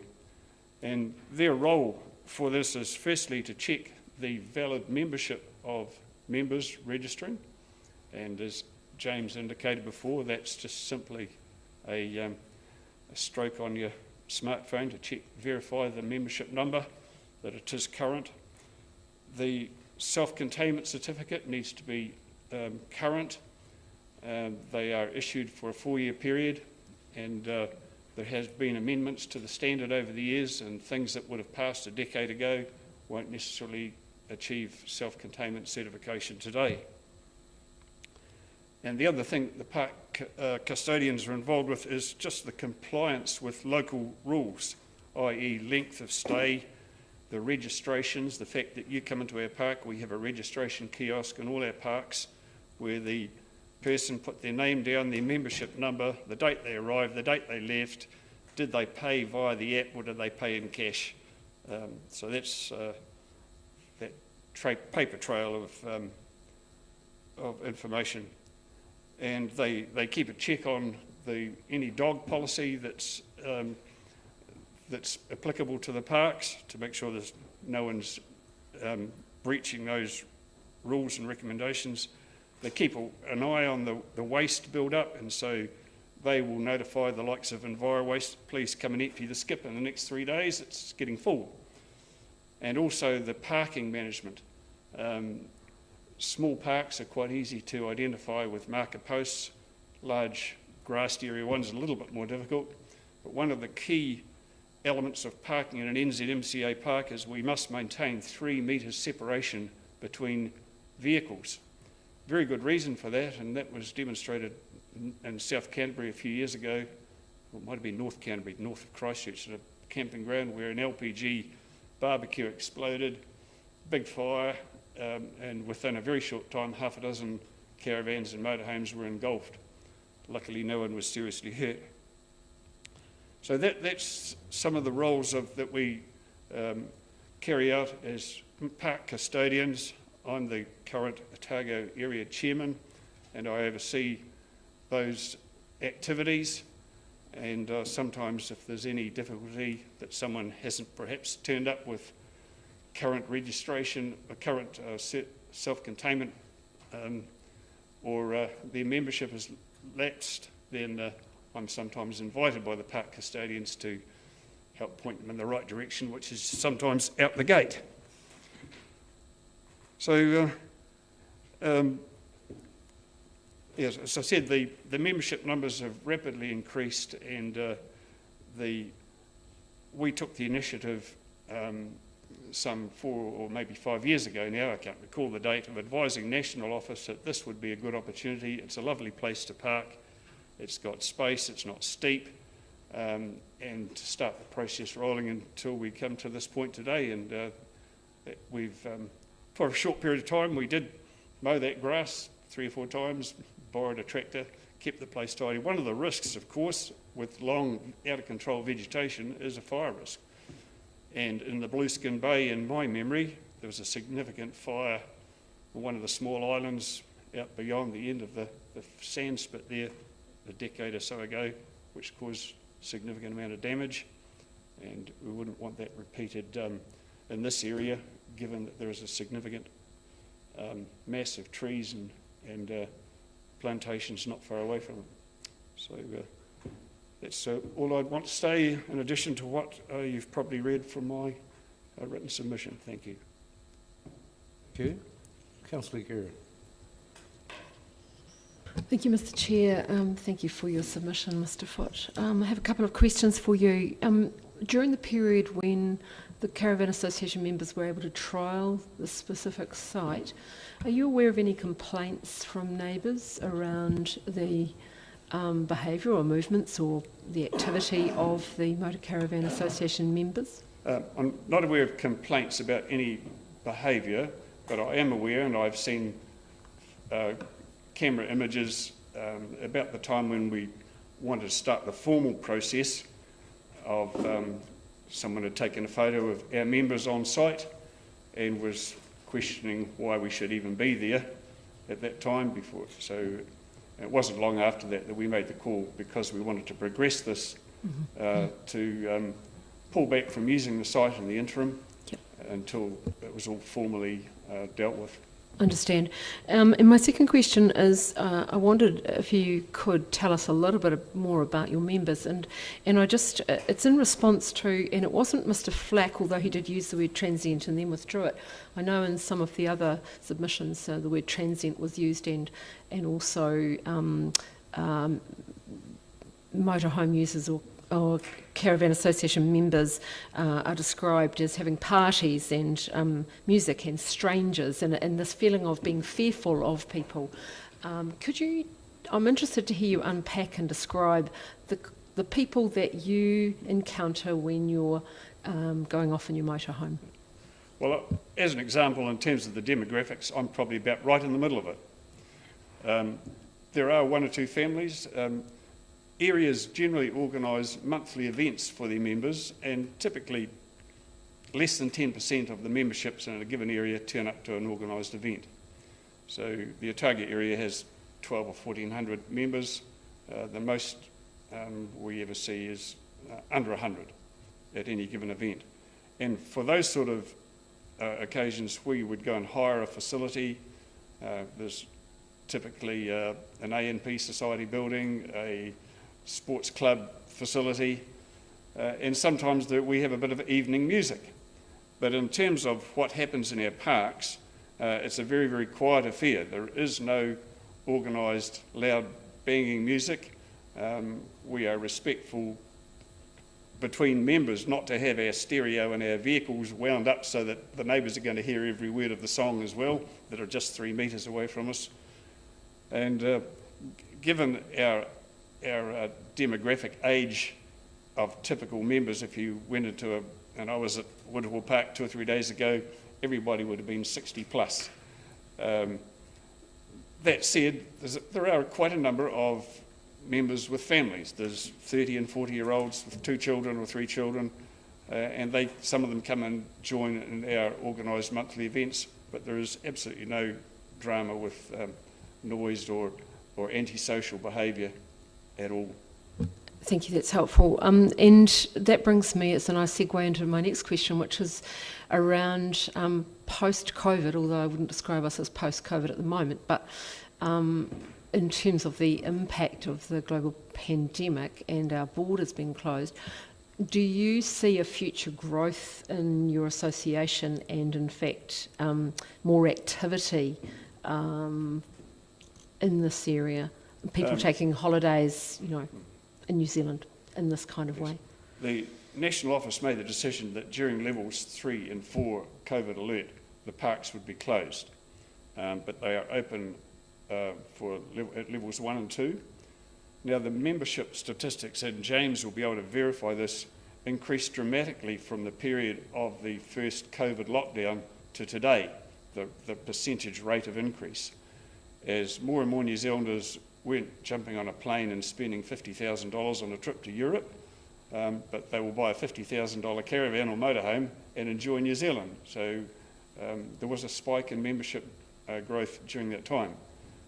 Whether it'll keep going at that same rate today, or whether there's a plateau and just maybe a 5% year-on-year growth, time will tell. Thank you for that. And my final question is around, we heard from Mr. and Mrs. Flack around the educative signage and so forth, and I'm wanting to know, are there motor caravan sites where that is a feature of the site, and how do your members respond to that? Is that of interest? So I'm not quite Sorry, sure the question. So Mr. and Mrs. Flack, we talked about the possibility of signage around, right. Educative signage That was around the word I missed. Cultural significance, Yes. taonga species, and I was interested to know, are there other sites where that is the case, and what is the response of your members to those kinds of initiatives? All sites will have significant signage detailing the requirements for that site.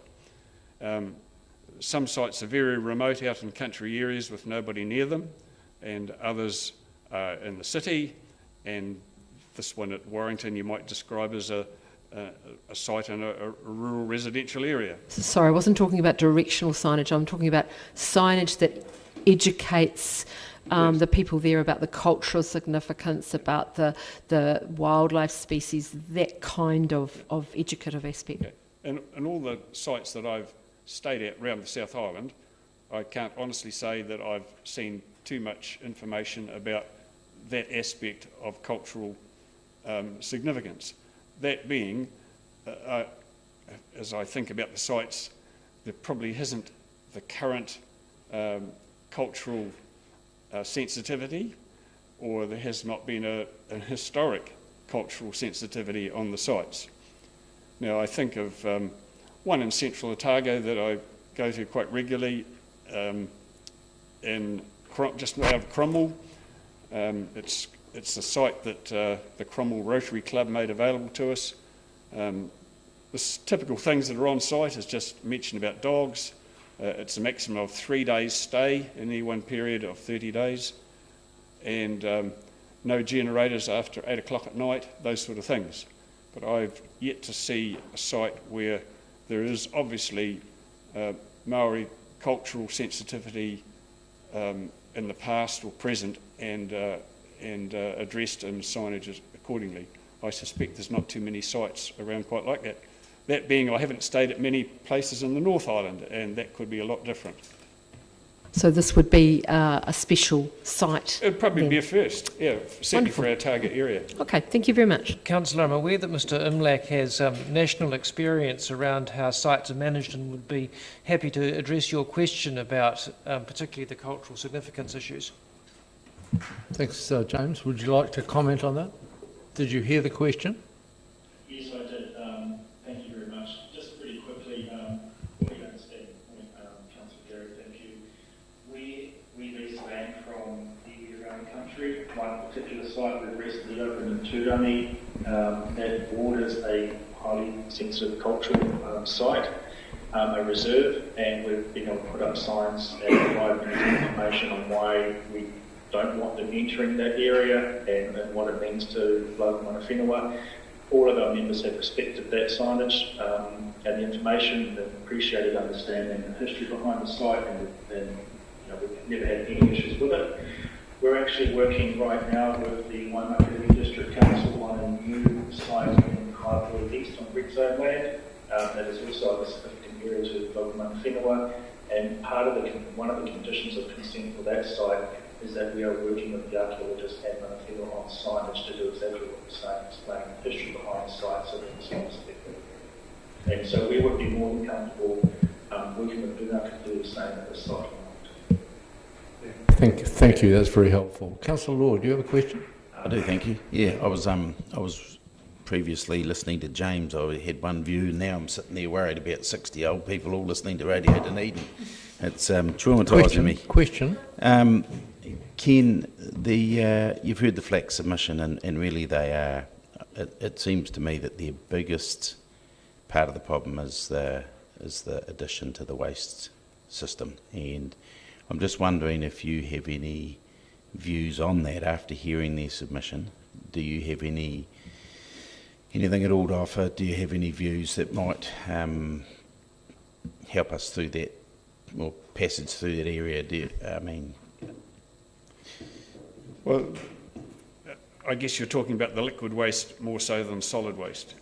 Well, or both. The grey water, not the grey water, the dark black water. The black water, I think, is the one that's the biggest concern. Yeah.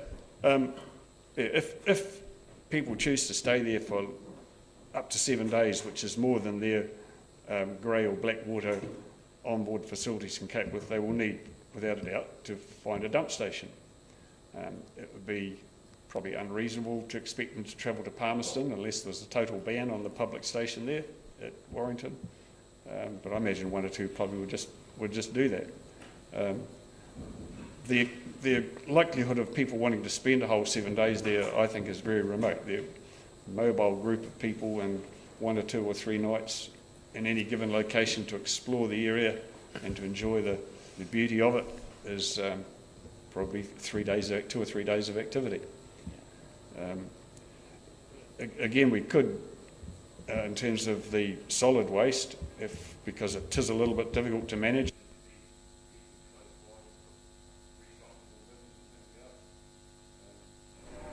It could be that we have a pack-in, pack-out policy for solid waste. And you find the next destination you're going to dispose of.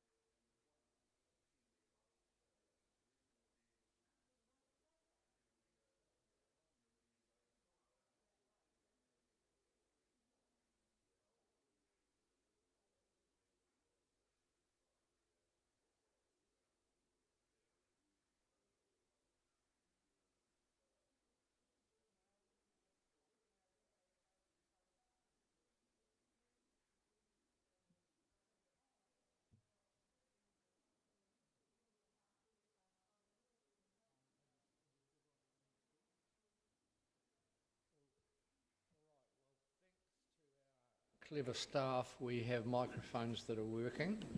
Someone had accidentally turned off some part of the wireless system that services this. I'm a bit hesitant to touch any buttons, but I'm sure I had nothing to do with it. I hope you've enjoyed your lunch, and thank you for being back punctually. So the live stream is operating again. We've got people on Zoom coming and going, and now we'll return for your final evidence, Mr. Page, from your team. Thank you. So A number of your team, and after that we still have some submissions from residents to follow. yes, thank you. So the order we're going to do this is Mr. Chris Rossiter, our transport engineer, is going to be next, and then Dr. Jeremy Trevathan, our acoustic guy, and of course Kelly then dealing with the planning stuff. What we propose is that rather than give you an oral précis of their evidence, you've read all of that, that we move as quickly as we can to anything that needs to have particular focus on, if that's the way you'd like us to move. Excellent. Right. And Chris, we're in your hands.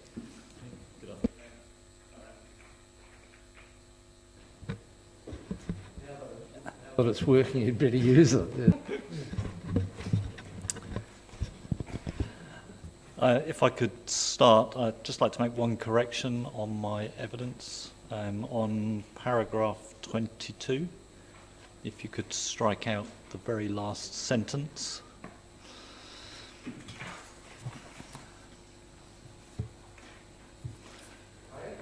It's page 7.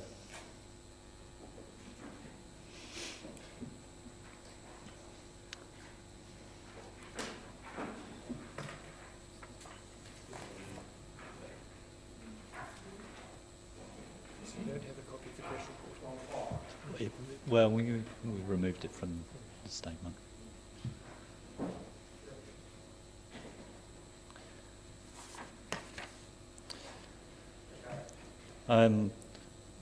My statement includes my executive summary, which covered all the key points, and the only point I really wanted to draw attention to was paragraph 14 in relation to the widening of Bay Road, and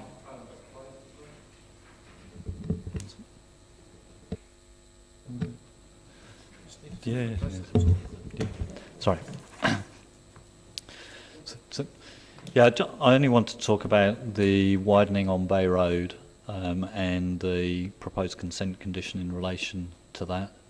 I took the opportunity yesterday to go out on site and have a look at the practicality of trying to implement the widening as proposed by the original condition. When you go on your site visit, you'll see that there is an open drain that runs broadly along the northern side of the road, crosses multiple driveways. That drain and the position of it will actually make the widening quite difficult. I also, looking at it and the sort of speed environments on the road, I actually think widening the road would probably not give the result that we want from this, which is promoting low speed. Widening the roads tends to promote faster speeds. So, looking at it yesterday, I came to the conclusion that putting in some localised widening areas or passing bays would probably be a better solution than widening the full length of the road between the driveway and the Hill Road intersection.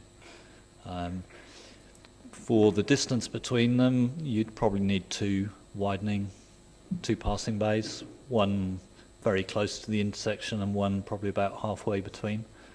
And within that, the northern edge, about halfway between, there is one area between driveways that would be suitable for that.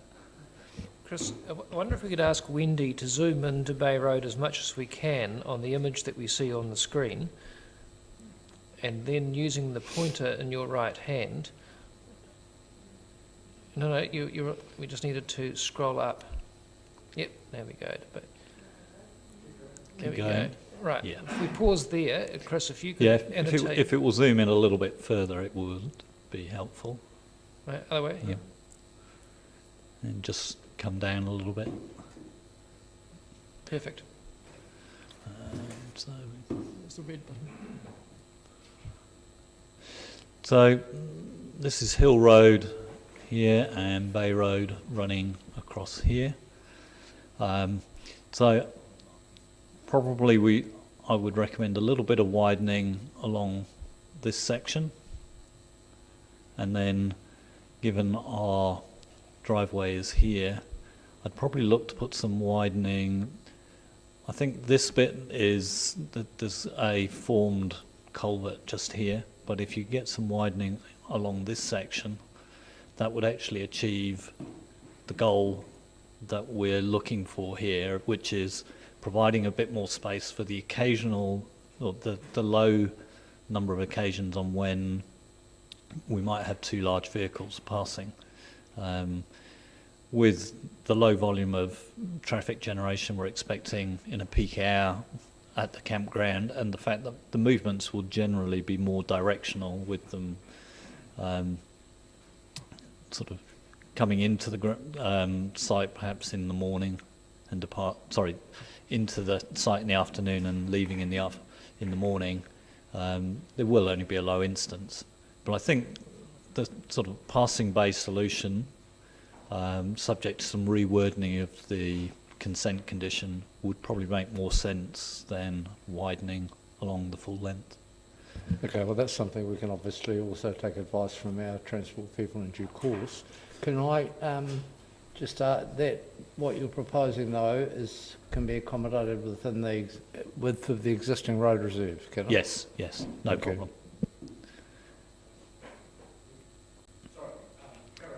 No, that's all I wanted. The only point I wanted to raise.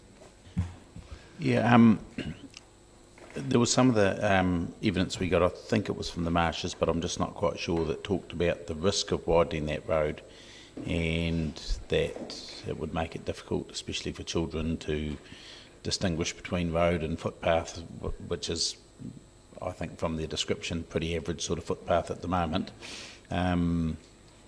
Do you think what you're proposing now, would make that for the better?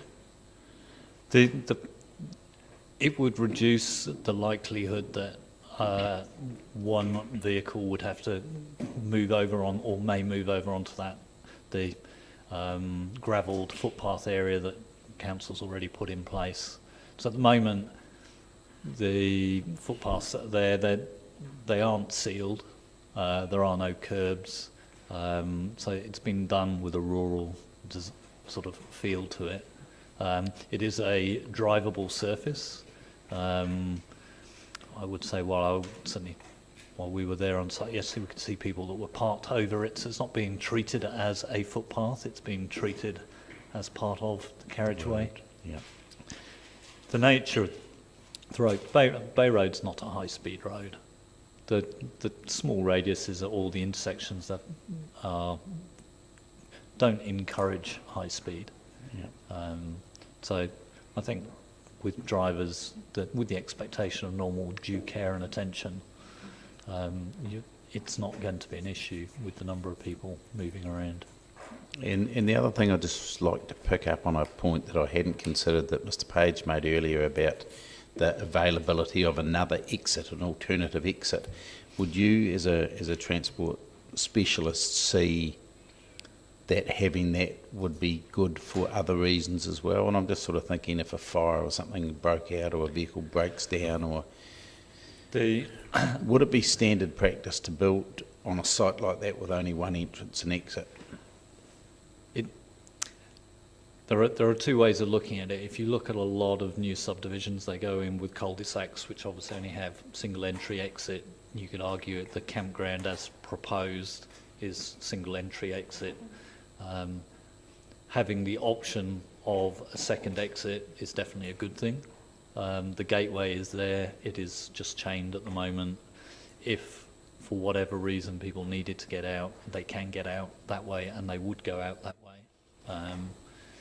If you were of a mind to promote that as a one-way circulation through the site, then that would make sense as well. It would obviously reduce vehicle movements past the existing property,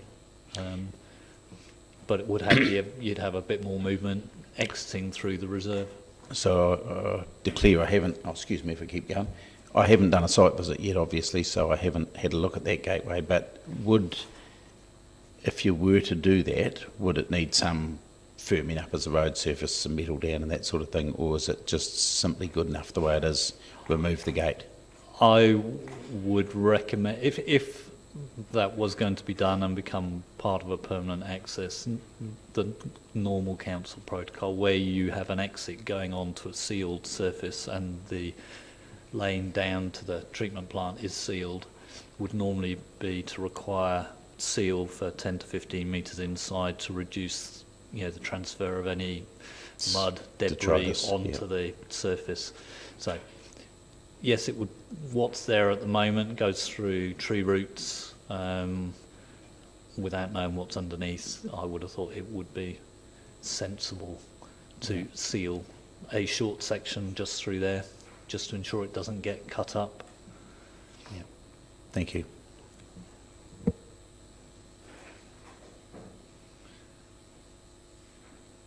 Tēnā koe, Mr. Rossiter. Thank you for your submission of your evidence. I had a question. Mr. Councillor Lords, Mr. Lords has asked about the one way.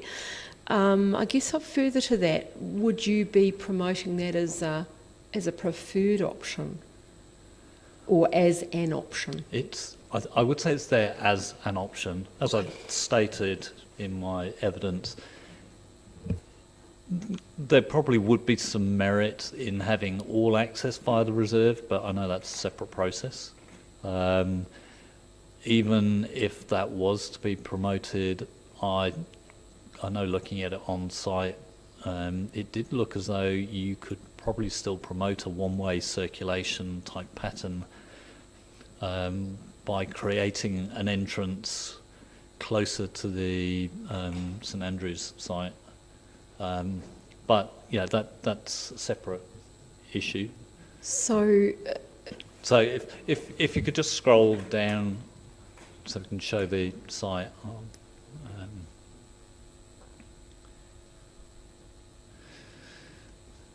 So that's far enough. So if I'm right, you've got your public access routes along the top, but where this macrocarpa is, there is a footpath that runs through here. So while there's a little bit of a dip, it would mean, in principle, you could form an entry through here that would then provide access to here and to the campground, and then exit out through the bottom. It's another option, but it's obviously it's not part of the application as it stands. One of the reasons I asked that, I was more interested in the entrance because it was introduced in a previous statement, I think Mr. Page possibly, or somebody else. The coming in through the Legan my question was around how that would affect traffic flow and some of the issues around flow in the wider traffic network. That was what I was interested in. I think when you look at the wider area and the way that the existing signage takes you down into the reserve and is signposted for camper vans, so you've got signposting down at least as far as the Hill Road, Bay Road intersection, and then it goes round to the reserve. So at the moment, the only reason a camper van would then turn right would be for the NZMCA members, because they'd know that the entry is off Bay Road. If they had the option of coming in off the reserve, if it was a workable one, it means that all the camper van traffic, caravan traffic stays on the existing route, which then means no change to traffic volumes on Bay Road. So there's no need for any of those. I'm just noticing that we've got a little message up on the screen, sorry to interrupt, saying that he can't hear us. He's just put a wee note up, we can't hear.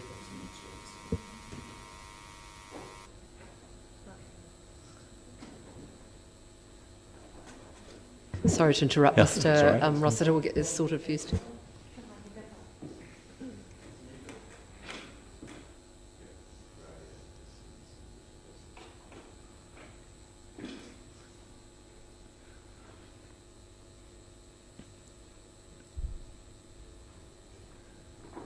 Shall I continue, Mr. Chair?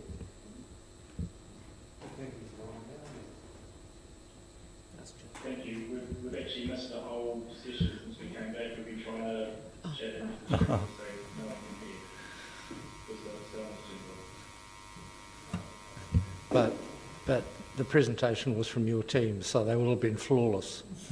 So, do you want me to restate my question, Mr. Ask the question Chair? again, I'll ask the question again. So the question was around the impact of a potential one-way system where the Motor Caravan Association members come in through the Legan and go out through the reserve, and what the impact of that would be on wider traffic flows. And Mr. Rossiter was talking about it. The volume of flows that we're getting in any 1 hour is so low that there's no wide area impact on the roads itself.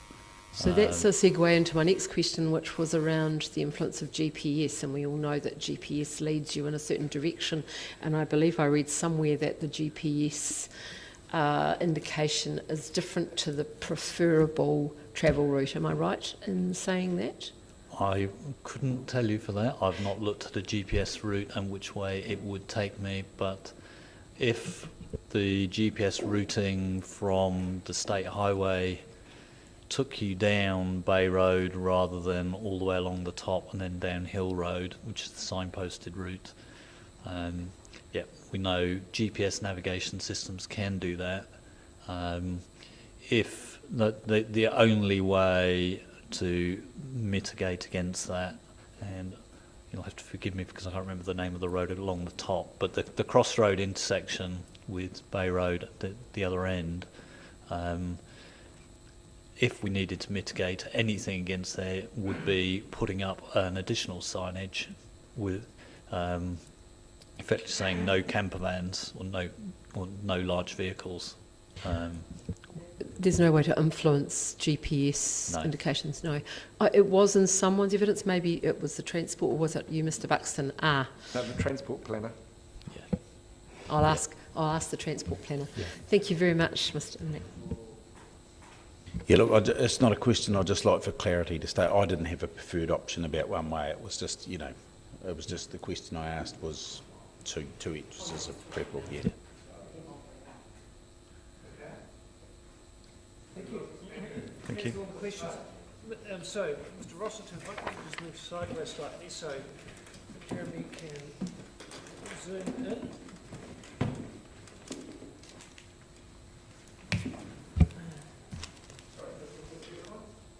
I'm sorry? This is Dr. Jeremy Trevathan's evidence. This is the acoustic evidence that you should have.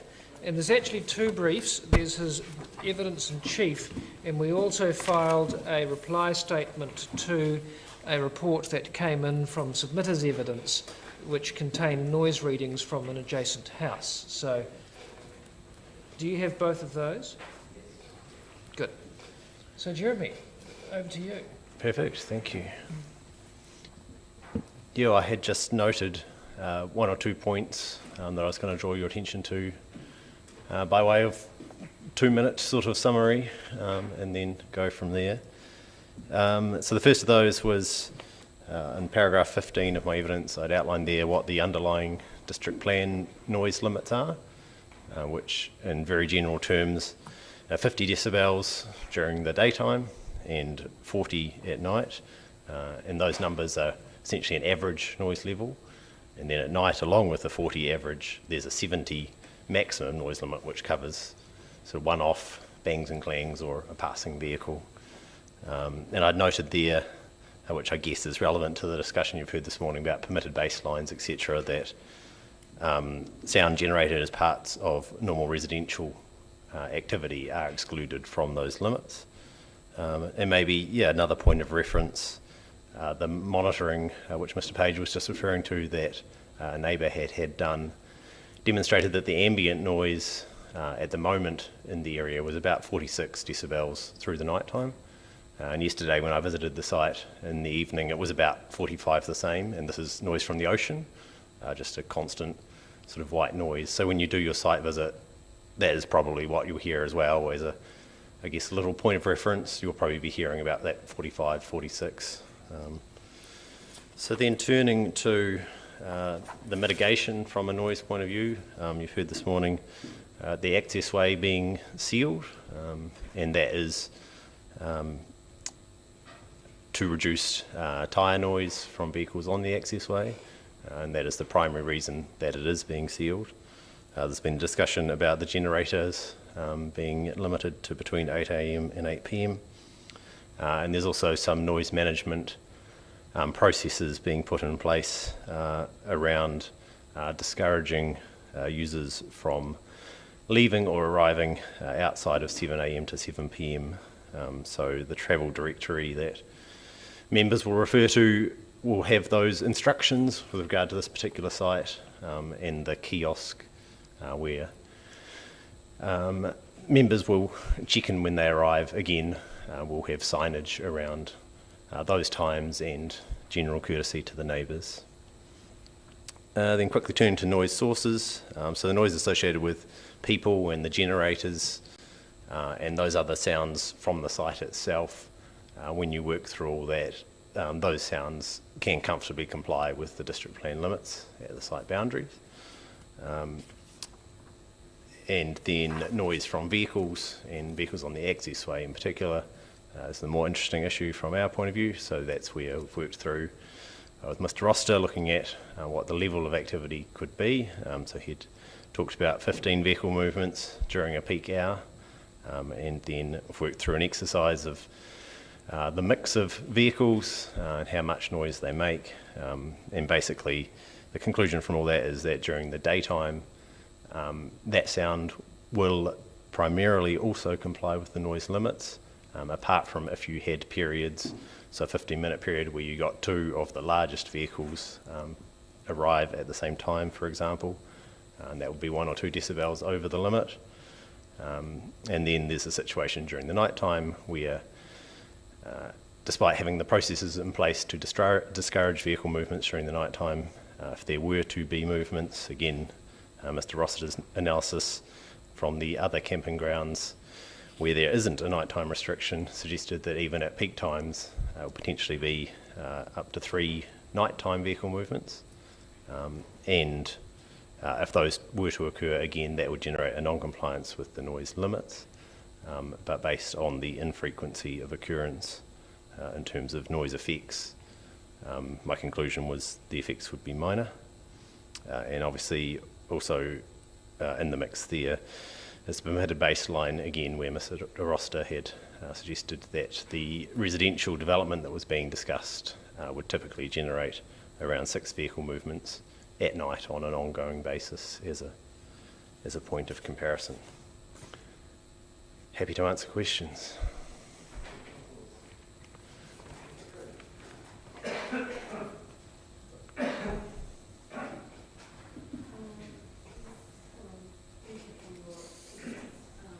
All right, thank you for your evidence.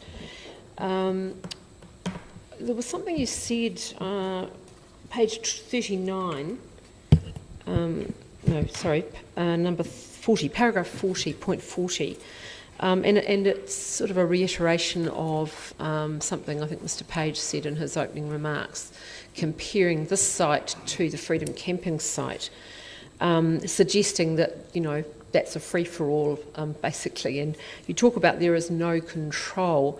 Are you aware that, unfortunately I can't recall the breakdown, but there is one report in the papers, but not the most recent one, and that the complaints have been decreasing over time, and I'm not aware that there are issues around noise. Are you aware of those reports? No, I'm not. Right. Okay, thank you.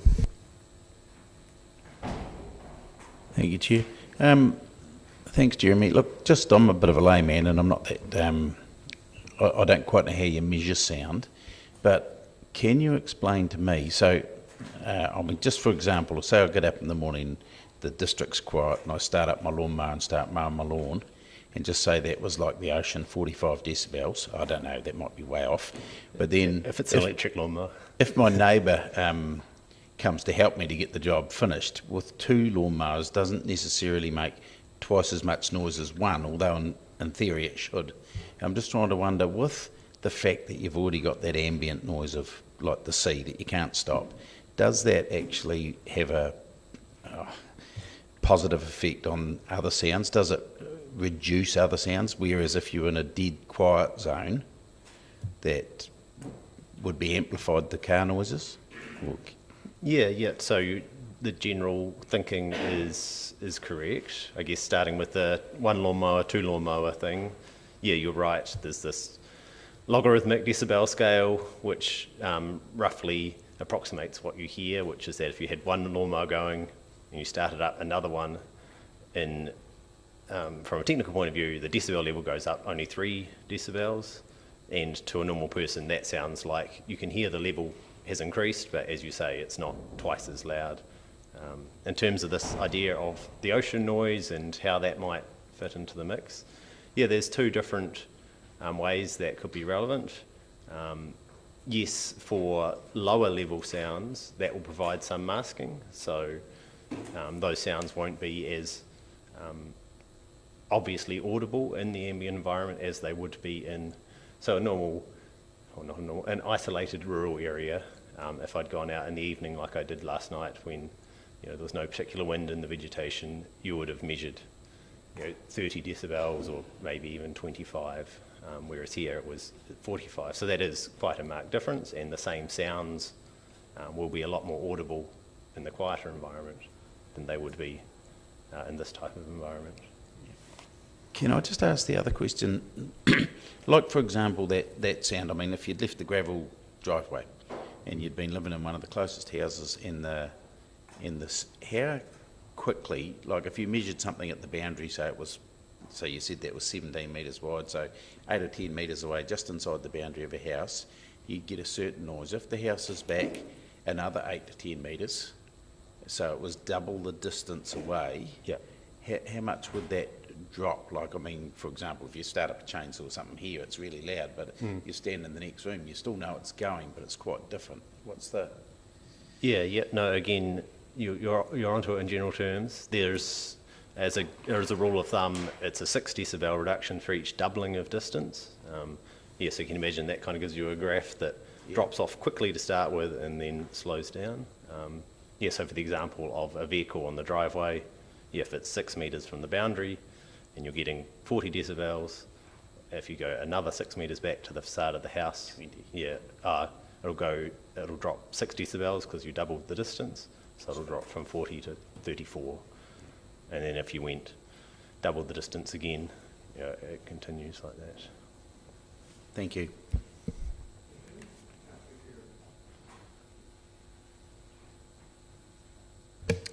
Thank you. I have another question around your second piece of evidence, and around point 6A, which was talking about the lack of clarity. Your measurements seem to be from a different spot, or the measurements are noted in the IHTO report was different.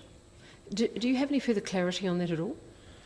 I suppose the only thing I know now, which I didn't then, is I, as I said, visited the site yesterday evening to check where the deck was, where the measurements were being taken, and double check it wasn't something I'd missed on an aerial photo or something had been built in the meantime. So no, I can confirm that what I wrote there appears to be the case, that the edge of that deck is in the order of 7 metres from the site boundary, and then the centre of that current vehicle track is a further 8 metres. So in terms of vehicles potentially passing within 8 metres of the house, the vehicle would need to be driving on the site boundary effectively. So that still remains unclear. Thank you. Yeah, I think it's just a scaling off. Sure. Thank you. Error potentially. All right, thank you very much. Thank you.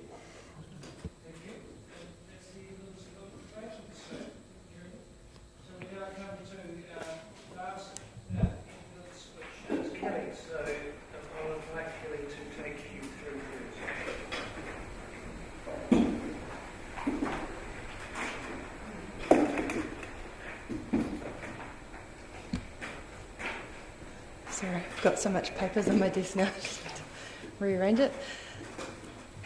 Right.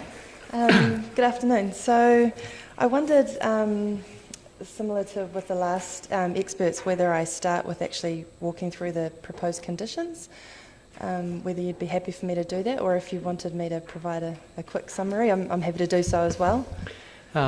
No, that would be helpful, given the time pressure we've created for ourselves as well. Yeah. And I think clearly the issue around conditions is something we will need to be very clear on.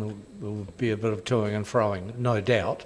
But I think your material has been thoroughly read by myself and colleagues. So please, I'm happy for you to proceed in that way. Okay, thank you. Yeah, so I know I don't hold any different position. I agree with Mr. Buxton that should be granted subject to those conditions, but yeah, there are just a few details in those conditions that I would like to address. So I wonder actually just to refer you to my evidence, and I did provide a tracked version of the conditions, so I think that would be helpful to have on hand as I go through these. You will have those. Okay, so just running through, at the same time I'm just going to read through the summary that Mr. Buxton provided to us at the beginning, just around his amendments and addressing those that I had noted in my evidence. So condition 2, he said the first part is a standard condition. Yeah, I appreciate that now, so that I accept that can be changed to or kept as works. And he's just said that we can take that second part of the condition as I've amended there as well. So we're agreement on condition 2, is my understanding. Condition 4, now this is the issue or the matter around screening. And I note some questions from Councillor Gary about screening and, you know, what do we mean by screening and what is the appropriate way to, I guess, describe this in the conditions. My intention, I think I put that as a reasoning in my evidence, is that I just want this condition to be fairly tight, noting that we need to submit a final landscaping plan and conditions need to be clear so that it's not really open up to any further interpretation when we're going and preparing that finalised plan. And that's why I thought that simply stating that the planting or the intention of it is to provide that softening effect, which to me describes what it is we're trying to achieve with the planting. So as Mr. Buxton discussed, we don't want to entirely screen the activity because that's not going to be, we're not going to be able to do that, but just we want to provide that softening, and I'm open to any suggestions around sort of different wording to that as well. But I think that's the key, is just to really describe what the intention of that planting is. And condition 5 is on a very similar matter, so around the landscaping. And again, for similar reasons, I've proposed that we take out that specificity about screening. And obviously I've deleted location and construction of any fencing because I can discuss that as I go down the further conditions as well, but fencing is something that I don't think is appropriate here, just because with fencing there's the visual effects of the fencing as well, although there's different types of fencing, but you can also require sort of more excavation, creating posts for fences as well, which is something that NZMCA would like to try and avoid wherever possible. So before I move on from those matters, just because it's still around the landscaping, do we want to talk about these as I go through, and any questions in terms of the landscaping, and then... I think I'll be quite happy for you to raise them in observations you have now. Okay.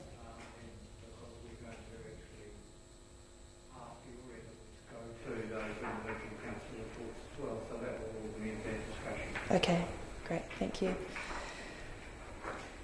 So condition 8, we agree on this one. So the amendments that I've proposed, Mr. Buxton agrees with there. Condition 10, Mr. Buxton has said the first part of condition 8 to be was offered by the applicant.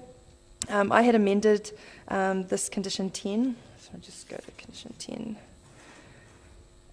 The reason why I removed that from this specific section of the conditions, I guess, is the condition section is for earthworks and development of the site. Condition 10 was around the technical specification of pavement design, and I deleted it from this particular section, noting that it's actually a condition in the later part of the conditions around the pavement design. So the paving that will be undertaken around the car parking areas. So that's my reasoning there. Condition 13, let's just see what that one is. So,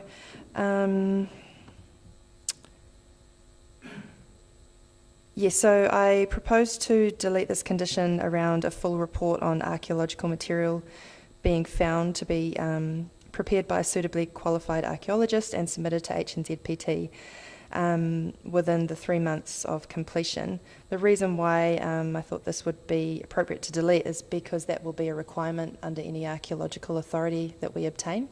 So I note that condition 10, I still have that condition stating that any works to disturb existing ground surface must be supervised by an appropriate qualified archaeologist, and any archaeological features or material recovered must be appropriately recorded and analysed. So the actual reporting of that, like I say, I think is more appropriate to be addressed under the archaeological authority and the requirements under that. Condition 16, Mr. Buxton and I both agree, same with the changes to condition 17. Conditions 19 and 20. So these are around the signage available, and Mr. Buxton has recommended that we include the length of stay to be included on the signage, and I don't have a problem with that. I think that's easy enough to do. Condition 20, condition 21. So when I was reading this summary, I wasn't sure if Mr. Buxton was saying that he's okay with this condition. This is around the lux lighting, the lighting level. The only amendment I've made to that condition was just to state that instead of the activity, the visitor accommodation, so it's specifically around the visitor accommodation itself and not to be confused with any vehicle lighting and that sort of thing. Condition 22. So this condition I had recommended to be deleted. It's around noise levels, so noise level measured at the boundary of the site. So the table that was provided were essentially the permitted activity limits. So therefore I didn't think it was appropriate to provide that as a condition, since we are applying for consent to infringe those limits along the driveway. We know that we can't meet that, so hence I wouldn't have a condition that we won't be able to meet. But I would be comfortable with having the condition as long as it was in relation to the activities that are happening on the site and not specifically to those the vehicle movements along the driveway. Condition 23.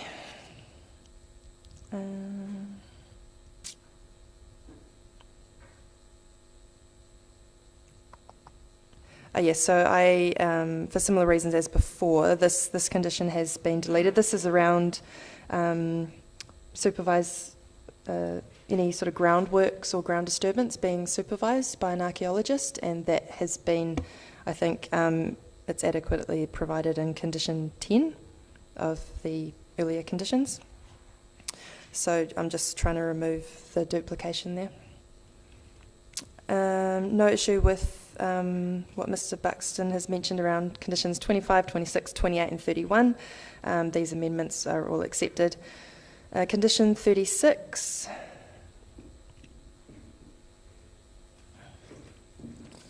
Let's go to that.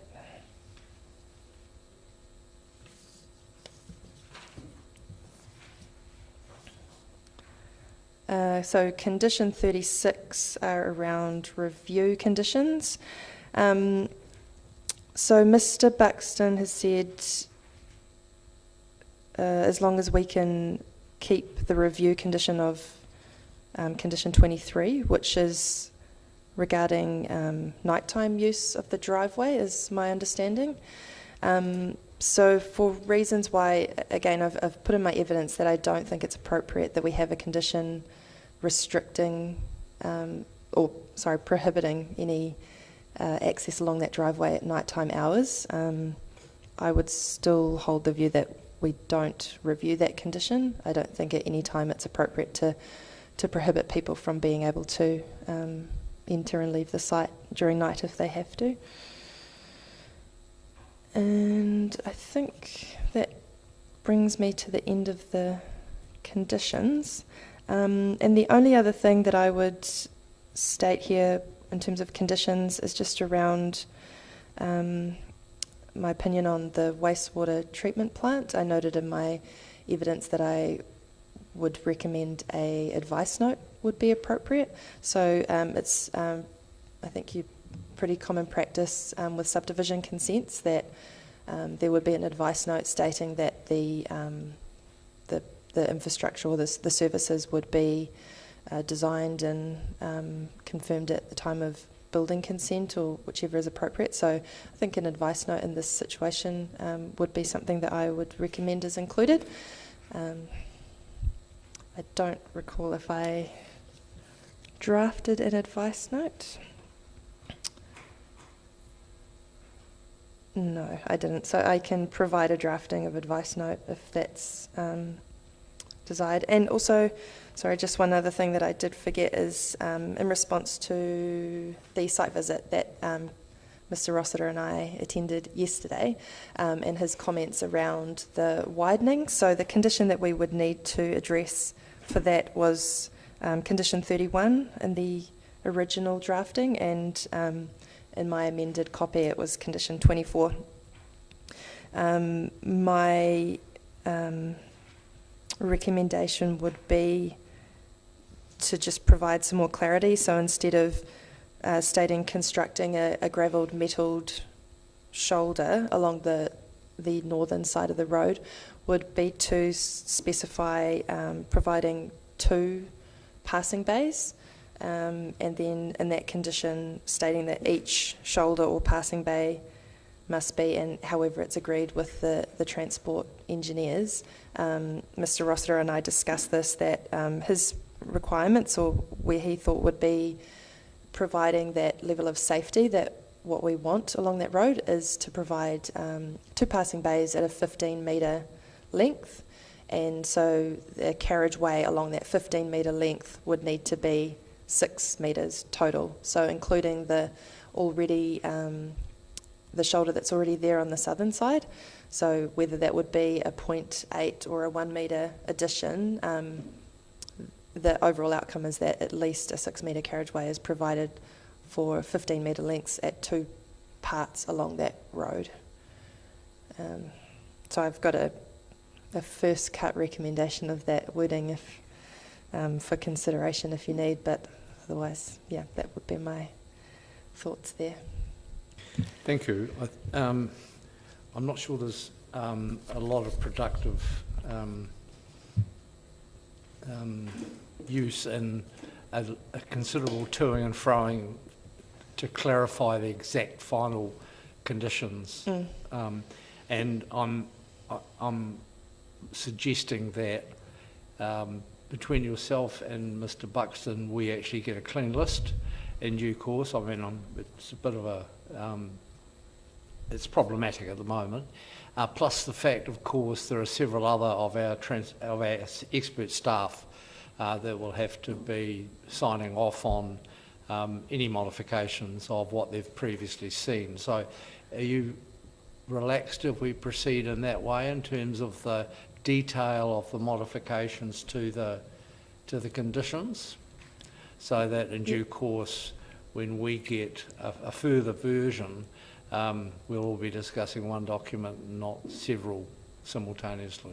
Yep, I'm happy to do that, and I think it would be wise, especially around the widening as well, because we did, when I say we, the DCC's transport planning team and Mr Buxton and I and Mr Rossiter, we had a discussion at length around some of the safety issues along that road, and this is what we agreed on at the time, but it's just as a result of going out to site and seeing the sort of the open channel as well. And I do note a comment, I think it was, I'm sorry, I can't remember who made it, I wrote it down somewhere here, just around the safety of people and children walking along this road as well. And I think by providing that shoulder too close to some of where it would be too close to that open drain, we solve the safety issue on the road, but then we create another safety issue for children sort of walking on that shoulder and then being too close to the drain. So that's what we're trying to sort of address now.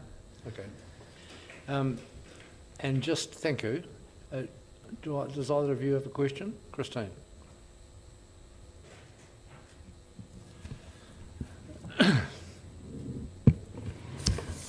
Tēnā koe, Miss Bombay, and I wanted to tease out one of the words you used because it's perplexing me around the landscaping definitions. So we've had screening, and you didn't agree with that. You've now used the word softening. I have no idea what that means. I mean, I can guess, but I think I'd like to hear exactly what you mean by that. Yeah, I think it is a very subjective term, and I think there's probably a better term than softening.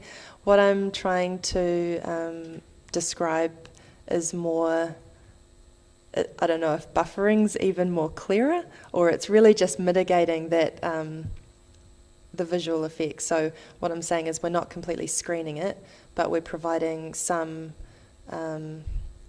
visual landscaping between those people looking onto the site, so that it's not completely screened, but we have some nice landscaping in front of perhaps the white motorhome. So that's what I meant by softening, is more the hard effects, I guess, of what we're seeing with the campers with the landscaping. So not obscured.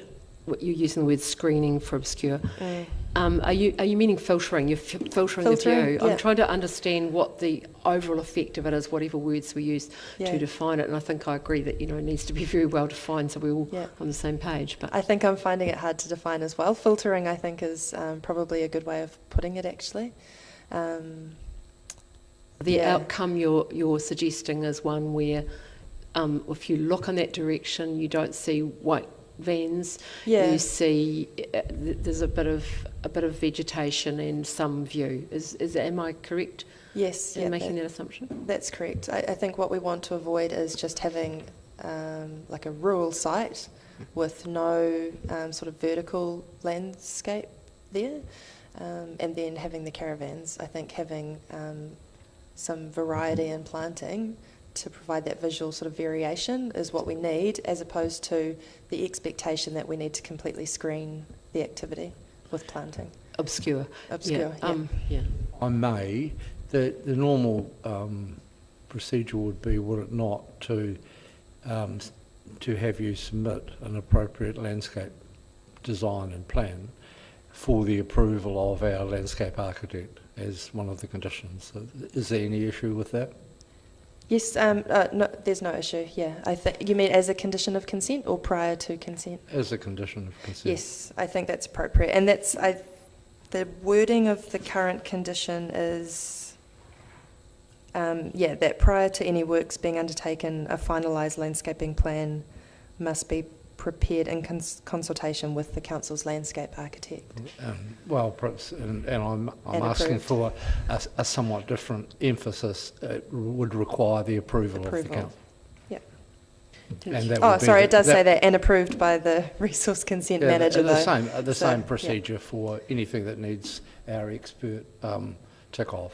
Yes, I think that's appropriate. Yes. That's fine.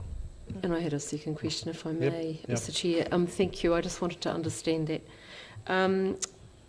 We heard from Mana Whenua today, and they covered off 3 matters: waste and the Wāhi Te Puna site and educative signage. Do you have any comments to make in that regard?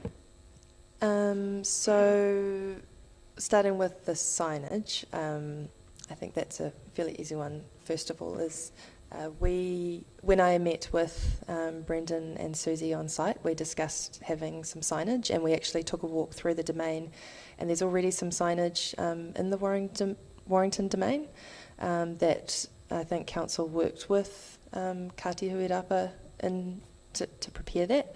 And so we had said at the time that we would be more than happy to implement something like that, and Mr. Imlach is very supportive of that also. So whether that's a condition of consent, or obviously we just continue to work with Kati Huirapa Runaka, if moving forward, then that's something that we are able to accommodate. Yep. The archaeology of the site is a really interesting one, and we have had, or there have been several archaeological assessments undertaken prior to us being involved in, or Mr. Imlach looking at the site. And there's quite a long history of the site, and there was some discussion around previous use and disturbance of the land. And I think in the more recent archaeological assessment that we had, which was conducted by Heritage Properties Limited, there was some discussion there around a lot of that more recent disturbance has arisen out of sort of rural activity. And so as with rural activity and grazing of the land, you sort of, obviously it gets walked on by cattle, and then also just generally mowing and farming it over the years has meant that artefacts under the ground have become less, more shallow. And so what we were really hoping to try and provide, or what we investigated, were different options for providing this barrier. And it is removable. So it is a matting that would go directly onto the area, and we've recommended an area which is sort of in the northeast part of the site, right down to the bottom south gate. And it means that we don't need to even strip the top turf of the grass. We can just apply the matting directly, plus a layer of sand and then soil on top. So it's a really non-invasive treatment, and so we thought that that was a really good way to be able to still use the site, but provide something in the future that also will, like if people wanted to, felt the need to dig a post hole, then they would actually encounter the matting as well. So it stops people from also even accidentally digging through the ground. And then that soil can be regrassed, and then it can be maintained over the course of years as well, if it does eventually wear away. But we've received some advice from our engineers that it will be a very durable option. So can I just check with you, because I think I confused the issue by calling it paving, because I had seen it referred to in the technical specs as pavement options, but in fact it's matting, isn't it? And what I wanted to check with you is that Mana Whenua were very clear about that option from your understanding of your discussions with them. I thought that it was pretty clear, but obviously perhaps it wasn't as clear. But I have personally sent information through to Tanya at Okaha a number of times, trying to explain the paving, and I think in the hearings agenda there was a number of letters that we've sort of to and fro.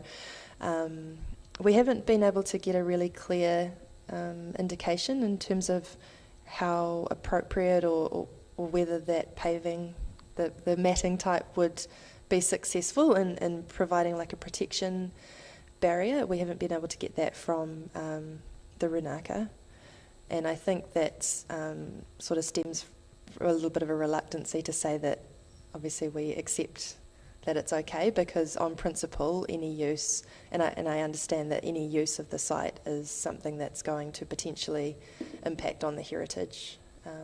But I do think that the paving type that has been proposed is a respectful way to at least protect what's underground if it can't be completely avoided. Thank you. And the third item that they raised was the waste. Yeah, so I think as Phil's covered a number of times today, my view is that it's not necessarily the responsibility of the applicant to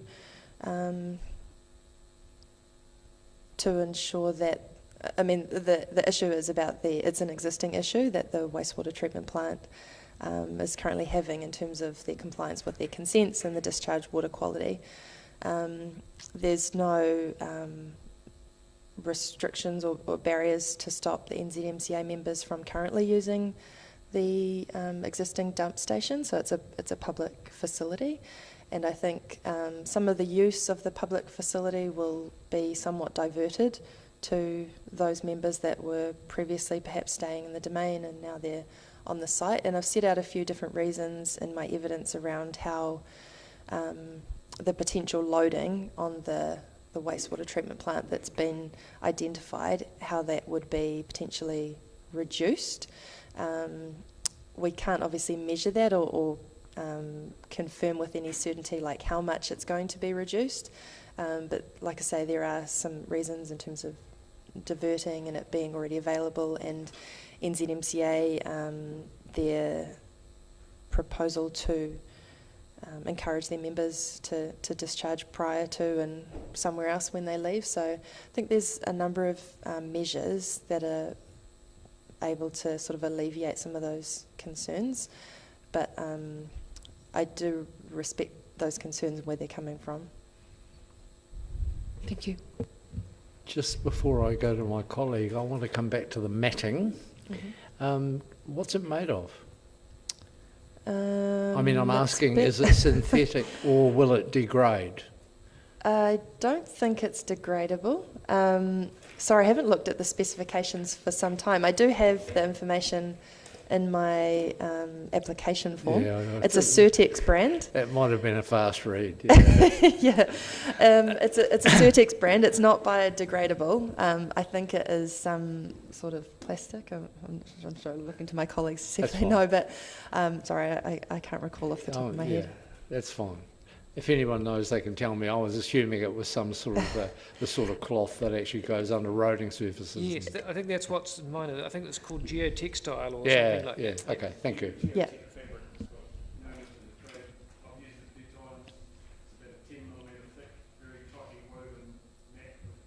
Probably of synthetic materials.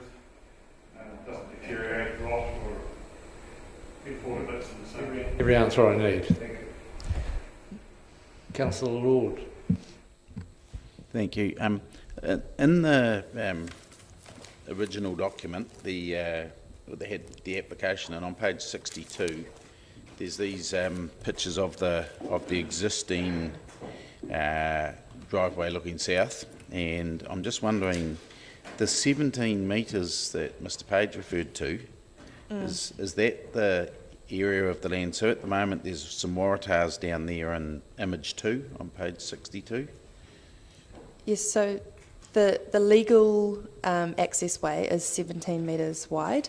There is a easement which is in quite a peculiar place. It's sort of in the middle of the driveway. There's for the pipe, a slither that comes into the driveway and then out again for the adjoining land.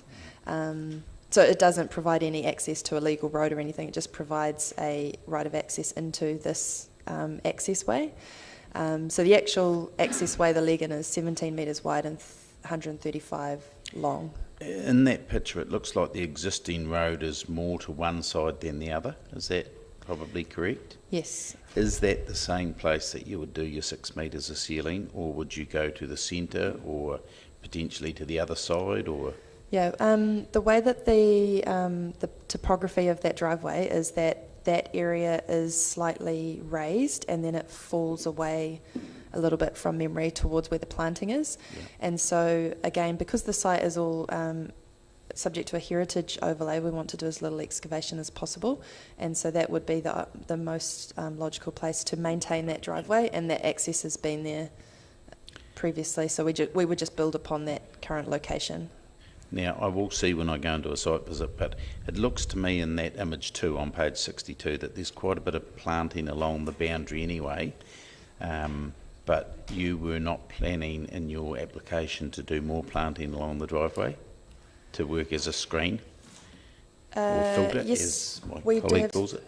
Yeah, we do have some planting proposed along the driveway. So in the landscape plan, and it's appendix 1 of my evidence, I believe, from memory, but it's the main landscape plan to the development. Yep. If you see. Yeah, so we have indicated some planting along either side. So it's not a detailed planting plan, and so the actual species, the height, the density of that would be something that we would want to finalise in that condition for the final landscaping plan. And I guess without bringing Mr Trevathan back to the table, my question would be, does the effect of sound get diminished by plantings? Will the plants absorb sound or channel it, or how does that work? I think it's best that Jeremy does answer that question. I'm sorry, Mike. I was thinking a nod of his head might have been sufficient, but...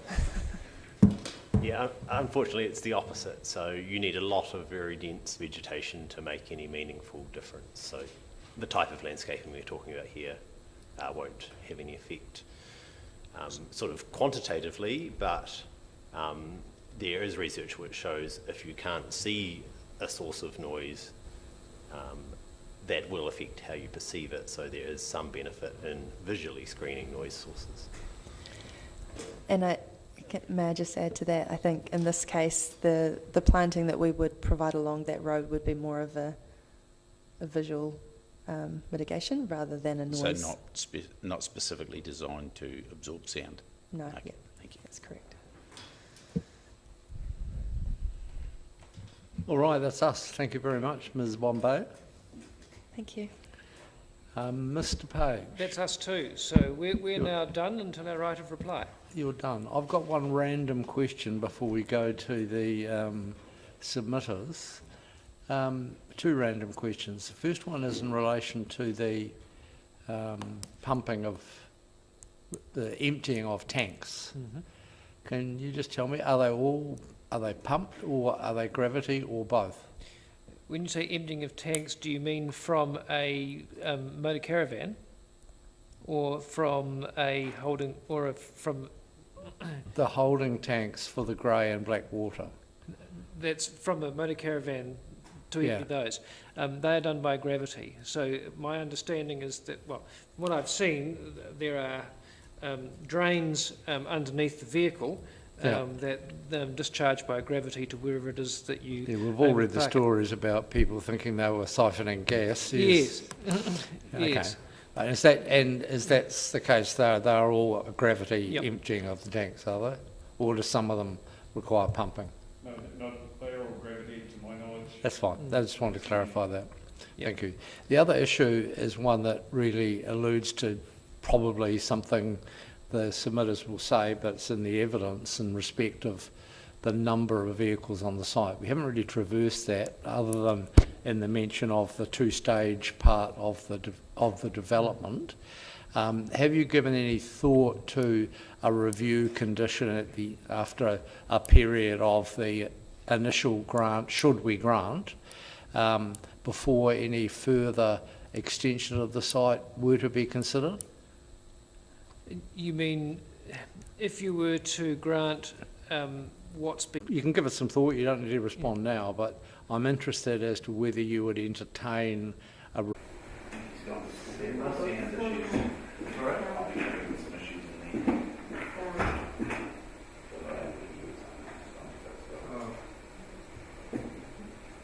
So we have two only, having heard the facts.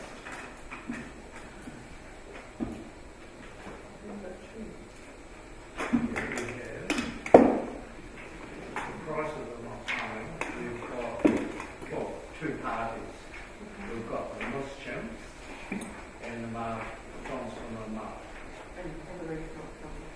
After these scratched, Trevor and Jerry Price are scratched. And we've still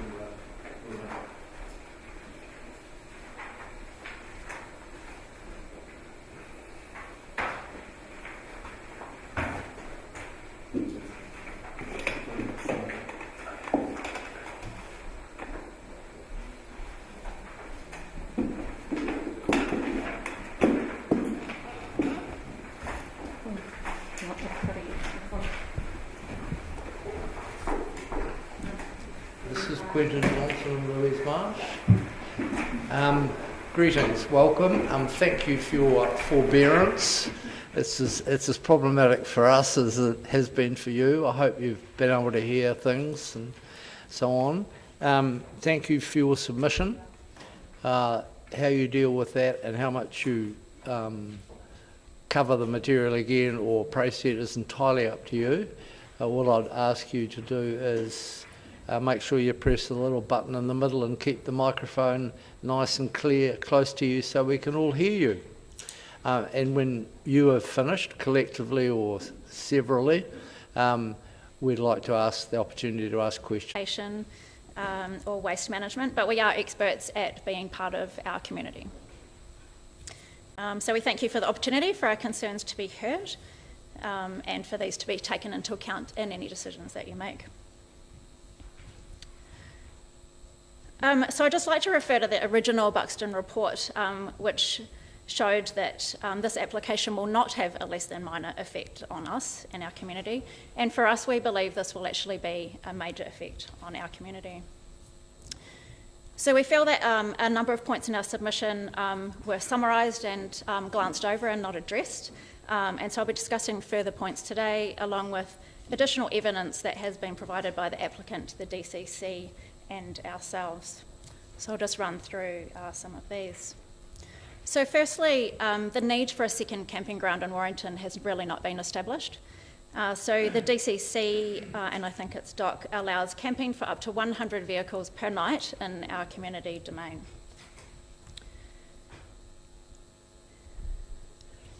So as Parks and Rec have noted, there are ongoing complaints from the local community regarding camping at our domain, and these include the volume of traffic, vehicle noise and headlights illuminating neighbouring residential dwellings. So these are all issues which are present with this current application. And so currently there are around 220 homes in Warrington with capacity for 100 overnight vehicles in our community domain, and this proposal would add a further 60 overnight vehicles to our small community. So if this consent is granted, homes would make up 58% of households in our community. The domain would make up 26%, and this proposal would be 16%.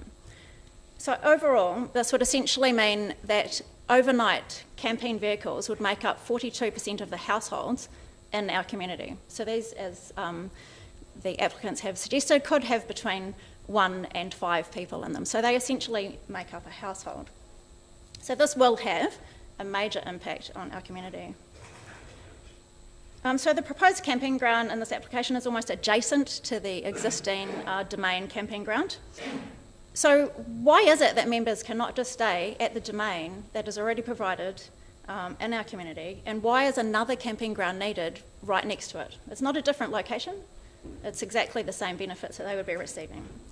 So, and have the NZMCA surveyed their members about this proposed camping ground, the fact that it is adjacent to an existing camping ground and that they could stay here for free. We've spoken to friends that are members of NZMCA, and they can't understand why another camping ground is needed, and they're perfectly happy to stay at the existing domain. So we're not against people camping in Warrington. What we have an issue with is the sheer number of people and the volume of traffic that this extra amount is going to generate. The Warrington domain has had a long history of people camping at it, as have other domains around the country, and we love to see Kiwi families coming and camping there. It's great, but the sheer volume of people and vehicles is too much for our small community. So I just want to refer you to Angus Robertson, who went on to say that These existing pressures are a primary concern for PARS in considering a private access through the reserve. So while 40 to 60 vehicles a night is already considerable for a quiet community, potentially doubling this with larger vehicles could have significant impacts for reserve users, the reserve itself, and further maintenance and management. And he then went on to say that this proposal was generally unsupported for all these reasons. So the complaints we've previously identified, maintenance of the road, traffic flow, potentially 120 additional vehicle movements a day through a public domain used by the local community. So children, dogs, walkers, double the number of vehicles, and that there is no recreation, public or community benefit to allowing private access through the domain.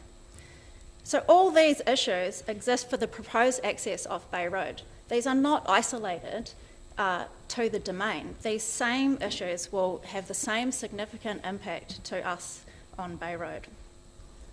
So in addition to these issues, the application states that there will be economic, social and environmental benefits for the Warrington community from this proposed camping site.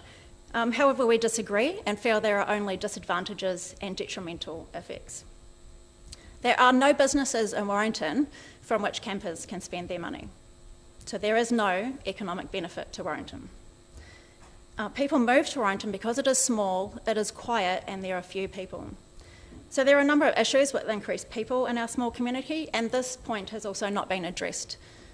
So just a few of them are the privacy and safety issues associated with an increase in a transient population, the sensitive ecosystem, which has already been covered, increase in people on our walking tracks, which are not maintained.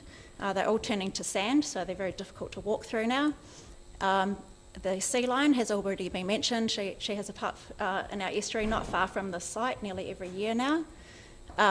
Increase in the number of dogs staying in the area. This is a wildlife area, and I'm not sure if you're aware that DOC closes the second half of the spit to dogs in the summer. So dogs are then concentrated in a much smaller area. And so if, I don't know what percentage of your campers have dogs, but this could cause some problems.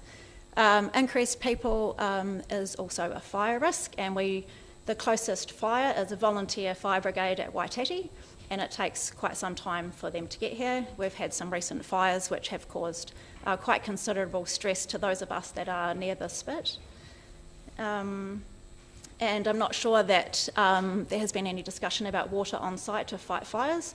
So my understanding is that any new properties that are developed must have a large water tank to do firefighting. So that's a major concern with additional people. I'm not sure about smoking on site. Are there smoke-free campgrounds? So if people are smoking, what are they doing with their butts, and how does that increase the fire risk for our community? So I'd also like to note that the NZA original application and evidence and everything that we've heard today compares this campground to residential development. Now, we're only here to talk about a campground. We're not here to talk about any residential development. And it's very disappointing to note that these seem to be the two only alternative options. There are other land use options, and they don't necessarily have to have a commercial reason behind them.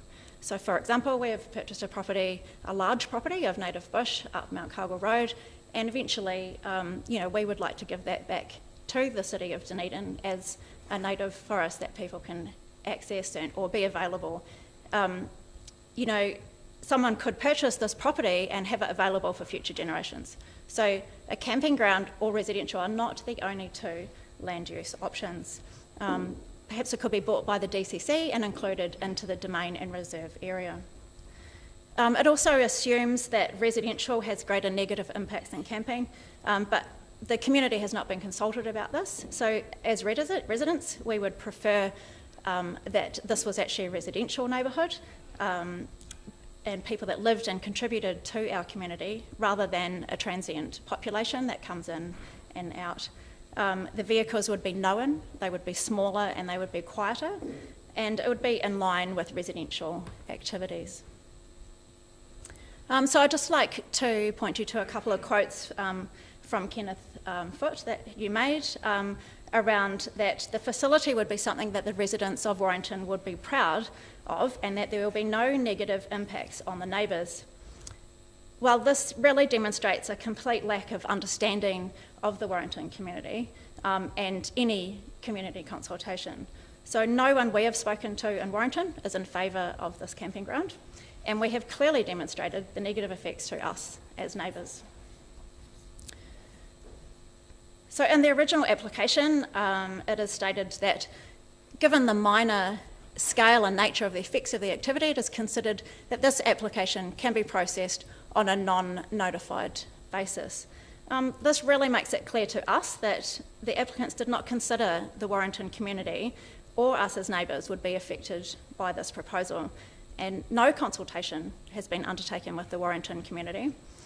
So, our community feels quite ignored by this. The applicants did not undertake any consultation with neighbours. Only 4 households are able to submit on this application. And as well as the whole of the community being impacted by this, there are also specific households.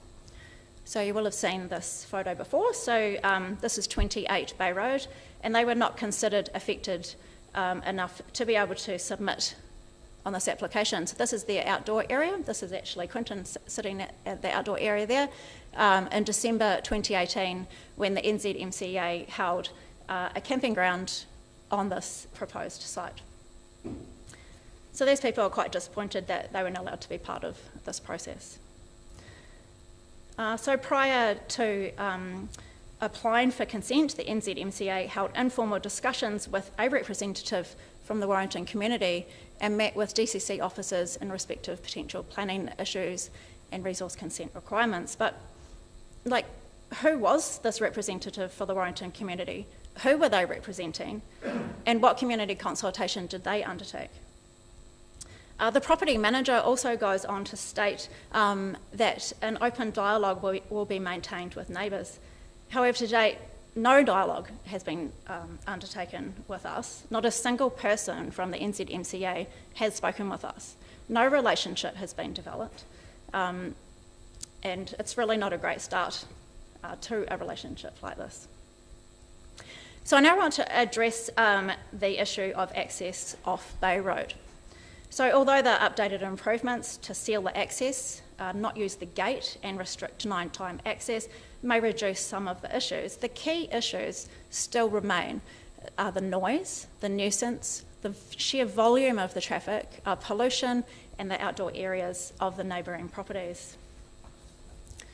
So as can be seen from this photo, the accessway is not formed yet, but once modified will allow 60 camper vans a day to travel forwards, backwards and past each other. And we should expect that the accessway to be very close to our living area, but also very close to our boundary. It's actually only 2 or 3 metres to the edge of the road there. So as shown in the sound report we provided, we should expect to be exposed to peak noise levels that will stop us being able to have a conversation, as the noise will be too loud at around 78 decibels as the vehicle travels by. So I'm not a sound engineer, but there seems to be a lot of statements drawn by the applicants without any site-specific testing or measuring, but it's great to see that they have now come out to site and had a look. But the small amount of testing that we have done provides evidence of the impacts to us directly and the surrounding environment of a similar proximity. So the impacts that we should expect to see are exposed to regular noise breaching the 70 decibel limit in our outdoor space and even greater at our boundary. We should expect this to occur every 4 minutes when we're using our outdoor space. And we should expect the vehicles to be travelling no more than 10 metres away. And we should also expect the 50 decibel limit to be exceeded. And so there's no control over the frequency or the type of vehicles travelling. There's no method to ensure that they will be 4 minutes apart or that a noisy one is followed by a quiet one. So what we feel has been presented by the applicant is a hypothetical, smoothed, best case scenario. So this is the outdoor area of our house. So this is where we live in the summer. So every 4 minutes, we can expect to be looking at a bus, camper van or caravan when enjoying this outdoor space. I'd also like to point out that I generally work from home. I'm home most of the time during the day. And so this volume of traffic and the noise and is going to have a major impact on my life. So I spend most of my day in this area of the house. Right, so I want to move on to the widening of Bay Road, and it was great to see that the experts have come out and actually had a look at the road, because this is what I wanted to address. So it's great that they had suggested a 1 metre gravel section of northern side of Bay Road, but we really did feel that this wasn't going to work, and I did have some other photos which are probably not needed now, because it's quite clear that adding 1 metre to this side of the road is really not practical. There are ditches and structures that are within the 1 metre, and it's just isn't going to work. But I'd just like to talk through the size of the vehicles on this narrow road are really not going to fit and pass each other, especially when everyone else also has SUVs and things. They're not small vehicles. And the issue is that we don't have anywhere to park. So these vehicles on the right-hand side from this property, which is next to us, this property has been subdivided into 3, and so there's now not enough parking on site, so these people park their vehicles on the footpath. And the house on the left, which has a hedge, is a holiday house, and during the summer there are 3 or 4 cars parked on this grass verge. There's also another house just down on the right. In the summer, there are vehicles parked all the way along there. So it's just, even if it's widened, the issue is still going to exist. The vehicles are not going to be cross each other. The practicalities of this and the safety of this is just not going to work. And so on top of this is also the issues for pedestrians. So you can see the quality of the footpath that we have here is this stone gravel. There is no physical barrier between the sealed road and the footpath. I think in someone's evidence they suggested people might walk from there to the grass berm, but they don't. They walk down the middle of the road to go past the vehicles. And so if you're then going to have a bay where people wait to pass, that's going to be taking parking away, so then there's going to be more parked cars. People walk their dogs down here, kids walk to school. This is a community where people walk to school. This is not the city where people drive their kids to school. People walk to school. People ride their horses down here. And I really think the practicality of this needs to be taken into account. It's in my view, not a suitable entrance for caravans, fifth wheelers and buses. And just on the transport issues, you asked a question previously about Google Maps. Google Maps does send you down Bank Road around the very tight corner where generally you can't pass 2 SUVs, let alone any other type of vehicle, especially a towing vehicle. So how you're going to address that is another question. So another issue I have is around that no information has been provided about how these conditions are going to be monitored or enforced. So, I haven't been part of these kinds of things before, but I would want to be reassured that someone is actually going to be checking about how many vehicles come in, what the noise levels are, which direction they're travelling, what the traffic issues are, what is the pollution discharge, and you've already had quite a large conversation about discharge of waste, so I haven't addressed that. And I also feel that the applicants have already run a camping ground at this site without a resource consent. I'm assuming they did need one because they're here now applying for one, and across what has been described in the DCC papers as an illegal access. So we really feel that these need to be part of this, that someone is actually going to be checking up about what is being done. So overall, we oppose this application. However, in the scenario that the council does grant resource consent, we seek the following relief. So that the overall number of motor caravan parks is reduced to a more acceptable degree with respect to transport and nuisance effects and residential coherence. Unfortunately, we were unable to hear your response to this question earlier. Our feed cut out, so we couldn't, I'm not sure what the response was to that. I think it was regarding checking in after the first phase, but we think it should be reduced to start with.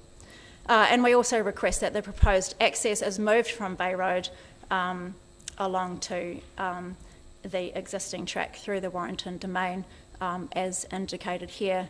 I note that there's been some more discussion around that today. But we note that Mr. Buxton has said that this is not an acceptable option for all of the reasons that PARS have given, and obviously these are also the same reasons that we would not want it on Bay Road. However, Angus Robertson has also noted that there are 3 options to access the reserve land: an easement, a licence or a lease. But these are issues that affect the whole of Warrington, and impacts on the Warrington community need to be taken into account. And if the DCC is going to grant consent for additional camping ground, we would like these issues to be fully explored. So I'm going to leave it there for now. So in conclusion, this proposal will not have a less than minor effect on us. The effect on us and the Warrington community will be major.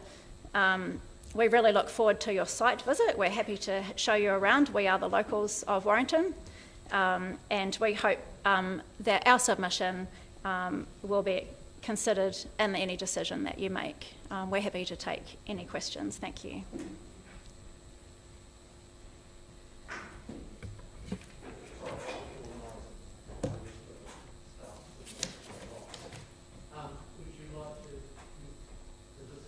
Well, it's a joint submission, but Quinton's happy to help answer the questions.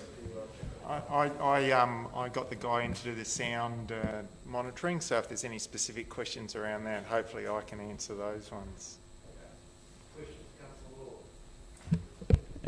Thank you. In your submission at the end, you had suggested your second to last slide, I think it was, with the red circle around that point. That was also, as you said, brought up earlier by Mr. Page. Can't reverse it.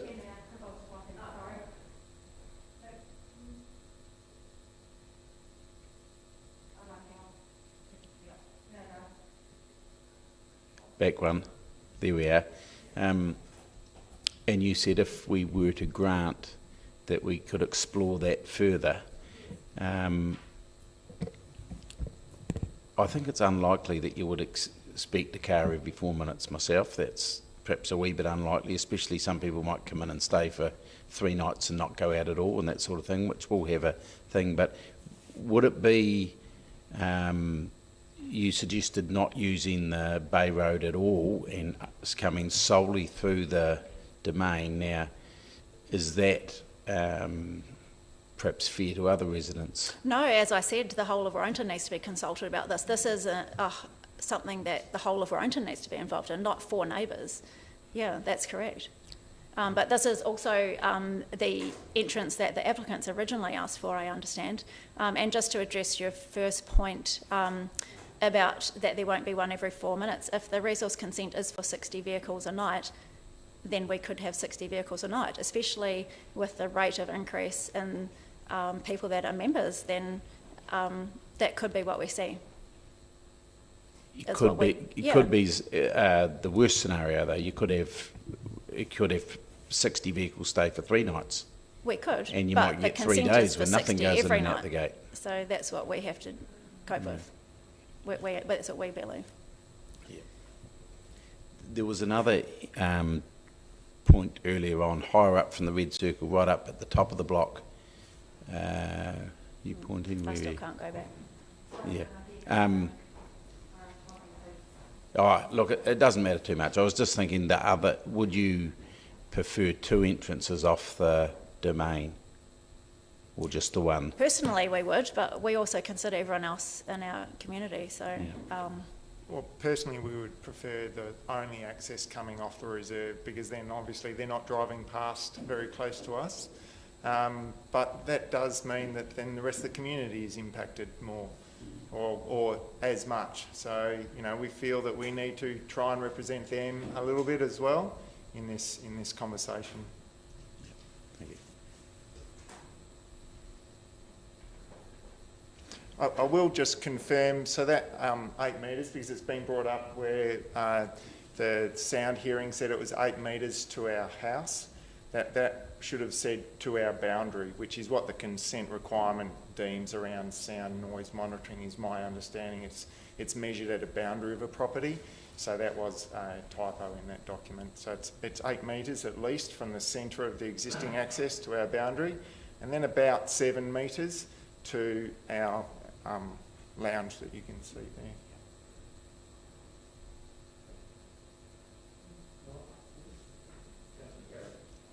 Thank you for your submission.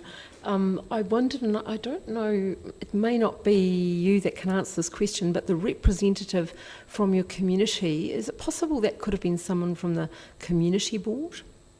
I don't know, it didn't say who it was. Yeah. Okay. And have you made any approaches to your community board around this at all? No, I mean, the first thing we heard about this was when we received a letter from the DCC. So we haven't had much time to get that together. Sure, and thank you for your clarification around the GPS.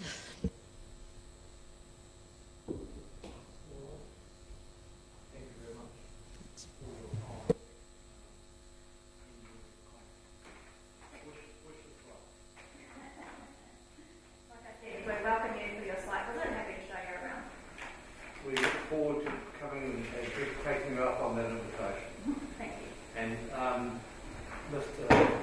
Thompson or someone will be in touch in due course when we nail the date so that we can have a good look around. Great. Thank you very much. Thank you. Now, colleagues, I have taken the liberty of summoning Mr. Ewart, our Biodiversity Advisor, who I said I want to ask him a couple of questions, and he will be followed. Oh, we've got one more submitter, sorry, before it's his turn. I'm jumping ahead of myself. He'll be followed in due course by the people who can answer our questions about the capacity of the wastewater plant. So I'm just trying to save time as quickly as possible. So, it's the Mother Champ family, is that correct? Or some of us? Yep. It is. Very best. Sorry, Richard, I was slightly ahead of myself, but we're not losing any time. The floor is yours. Just please welcome and please use the wee button in the middle and keep the microphone nice and close to you. Kia ora, everyone. I just, I better get. I guess we do need to have confidence that everyone here is okay with submissions that we made and the points, so that I don't feel a need to go over our whole submission. But I'd like to really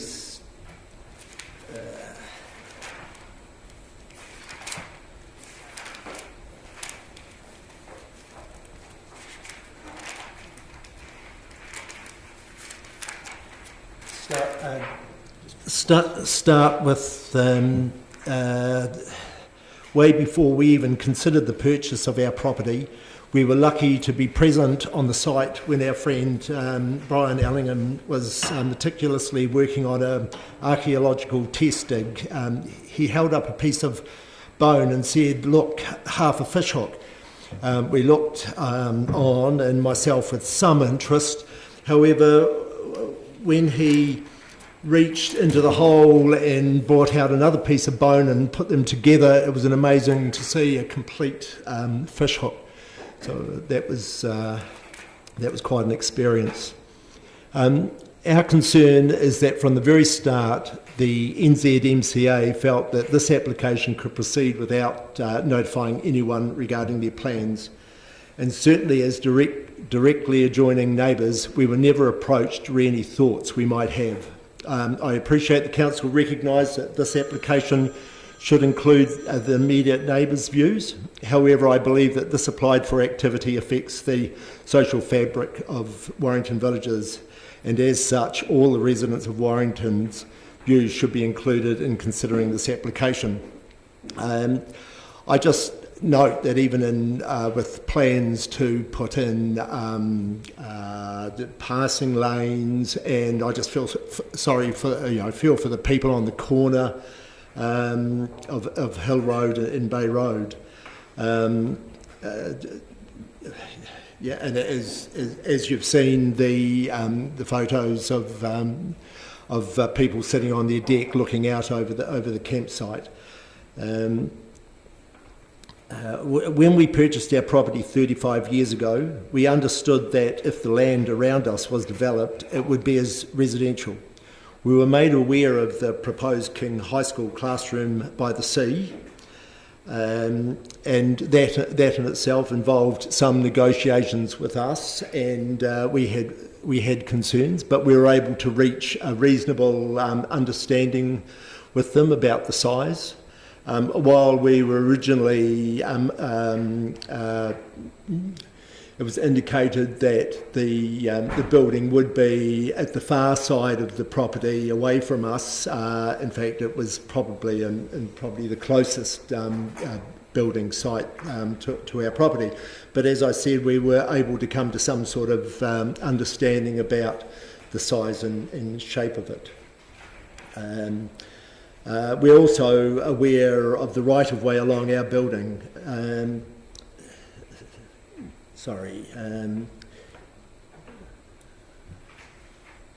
That there's a right-of-way along our boundary that goes from the domain throughout to the coast. We do have some.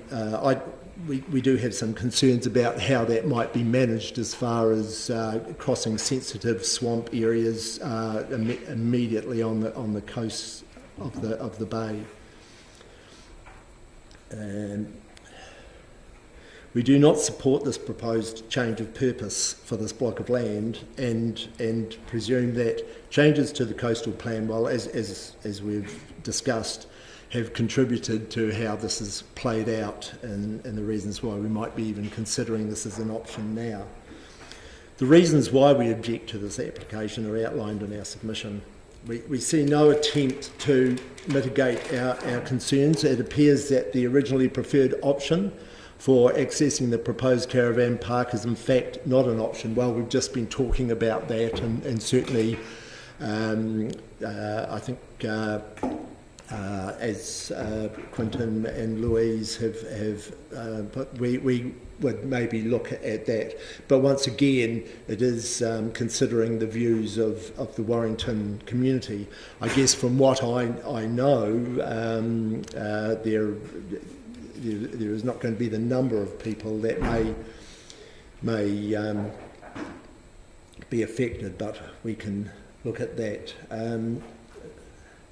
And also there have been some changes that I wasn't actually up with, as not having a gate at the entrance, because we're concerned about the stopping and starting and knowing what sort of system that might be, and the noise and disturbance of cars stopping, accelerating away, stopping, accelerating away again. So that's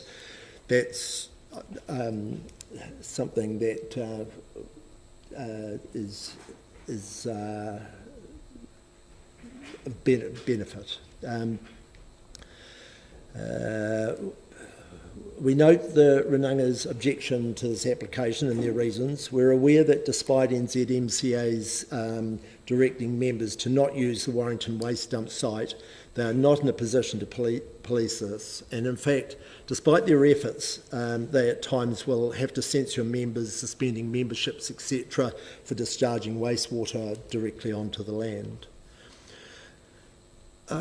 Generator use between the hours of 8 a.m.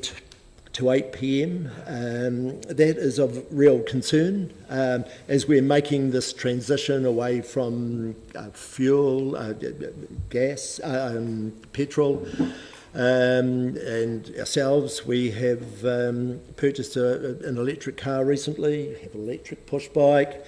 That I'd like to see some more commitment from NZMCA to look at the alternatives of solar power and solar panels, and to be in a position where they would ban generators from this site or any other site that they may have.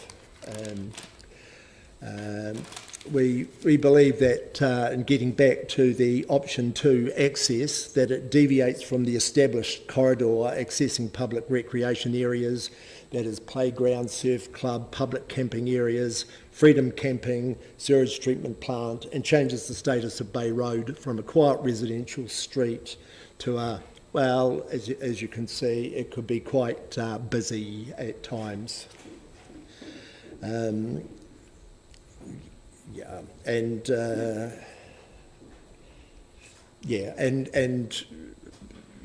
it's we can't possibly know what may happen in the future as far as any current sites that may or may not be sold or carved up for residential purposes.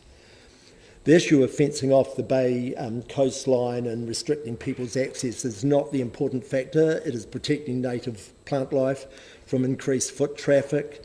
See recent fencing of the sandhills at the north end of Warrington Beach. Fencing could be designed with pathways, boardwalks, etc., as would be required for the walkway from the domain to the bay along our boundary line.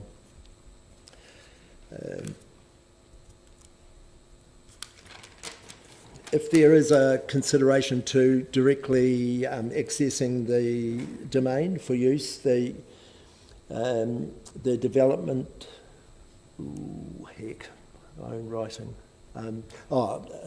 to use the dump station, why aren't we considering using that as the main access way, arrival and departure? We are not aware of any concerns from Warrington residents re the use of Warrington domain for caravans, tenters, camper vans, and that's over the 35 years, well, even longer than that, because we've been in the district, Seacliff, East Otago area. And so, yes, we're not aware of any concerns. Families used to come out, especially over the Christmas period, with their tents and caravans. The development of the freedom camping facility did, however, take residents by surprise, and concerns were certainly raised re the impact of this on our village community. Way before we even considered the purchase of our property, we were lucky. Oh, I've gone over that and repeating myself. I'd just like to reiterate our concerns re the entrance gate. That's been sorted. We note that the NZMCA Woodhorse site has capacity for 30 vehicles. 30 vehicles. 60 is considerably more, and we would maintain as excessive in relation to our village, to existing camper vans facilities. Do you have anything to add? No, hi, my name's John Muschamp. I own the property on 16 Bay Road, which is right on the corner of Bay Road and the proposed entry into the camp. I live with my parents. We bought the 10 Bay Road section when we were back in '87. So I've spent majority of my life growing up in Warrington and in the community. Watching the community grow up to this point, it's been very much a sleepy seaside village for all the generations right up to the last 2 years, basically. 2 to 3 years, the development that's going forward in the subdivisions, the freedom camping zone has put a lot of stress on the infrastructure that's out in Warrington. I've just built a house, I've just been through the resource consent process and the building consent process, and all our services like water mains are all undersized, our firefighting capabilities is undersized, we're on trickle feed water supply, obviously our drainage systems at near capacity, and all, with the further development that's going on and the subdivisions that are getting opened up, I can only hope that the impact of these new changes have been brought into account. One of the things that my understanding on how communities work with rates, the revenue that we create through as ratepayers in the community, a portion of that goes to upgrading our amenities around us in our small, tight-knit community. To get that, we need ratepayers. So to have objections and for it to be thrown back that residential zoning would be worse impact on our system than a camping facility, I object purely because I think a residential would still have to go through Resource Consent Management Act. They'd have to produce, and the services would have to be upgraded to be able to sustain a development like that. So, yeah, I just to clarify that we're obviously fully opposed the camping side of it. I don't think that's what the community's after. The community is after a lot more input from people rather than just the taking of what they require. But yeah, so thank you. Colleagues, questions? Do you have any? Mike? All right. Yeah, my comment, I just wasn't quite sure that I heard what you said in your evidence. Did you suggest that these people will automatically dump grey water onto the ground? Was that your thought, or have you got any proof that that happens? Or no, I think that's individual cases. And, you know, I guess if you've got a membership as large as the NZMCA have, that you're maybe going to have members that are at times going to, you know, for whatever reason, you know, take an easy option to deal with the problem at the time.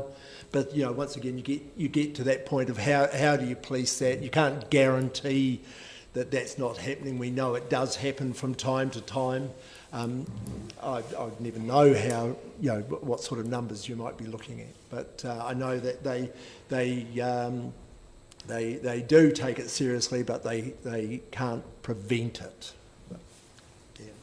But sorry, just clarifying that I thought you saw in their pamphlet that there had been cases where they have found people dumping wastewater, yeah, and they have been punished accordingly, like there have been fines or censored them or had their membership revoked. So what that proves is that as it does happen, that's the cases that have been caught doing it.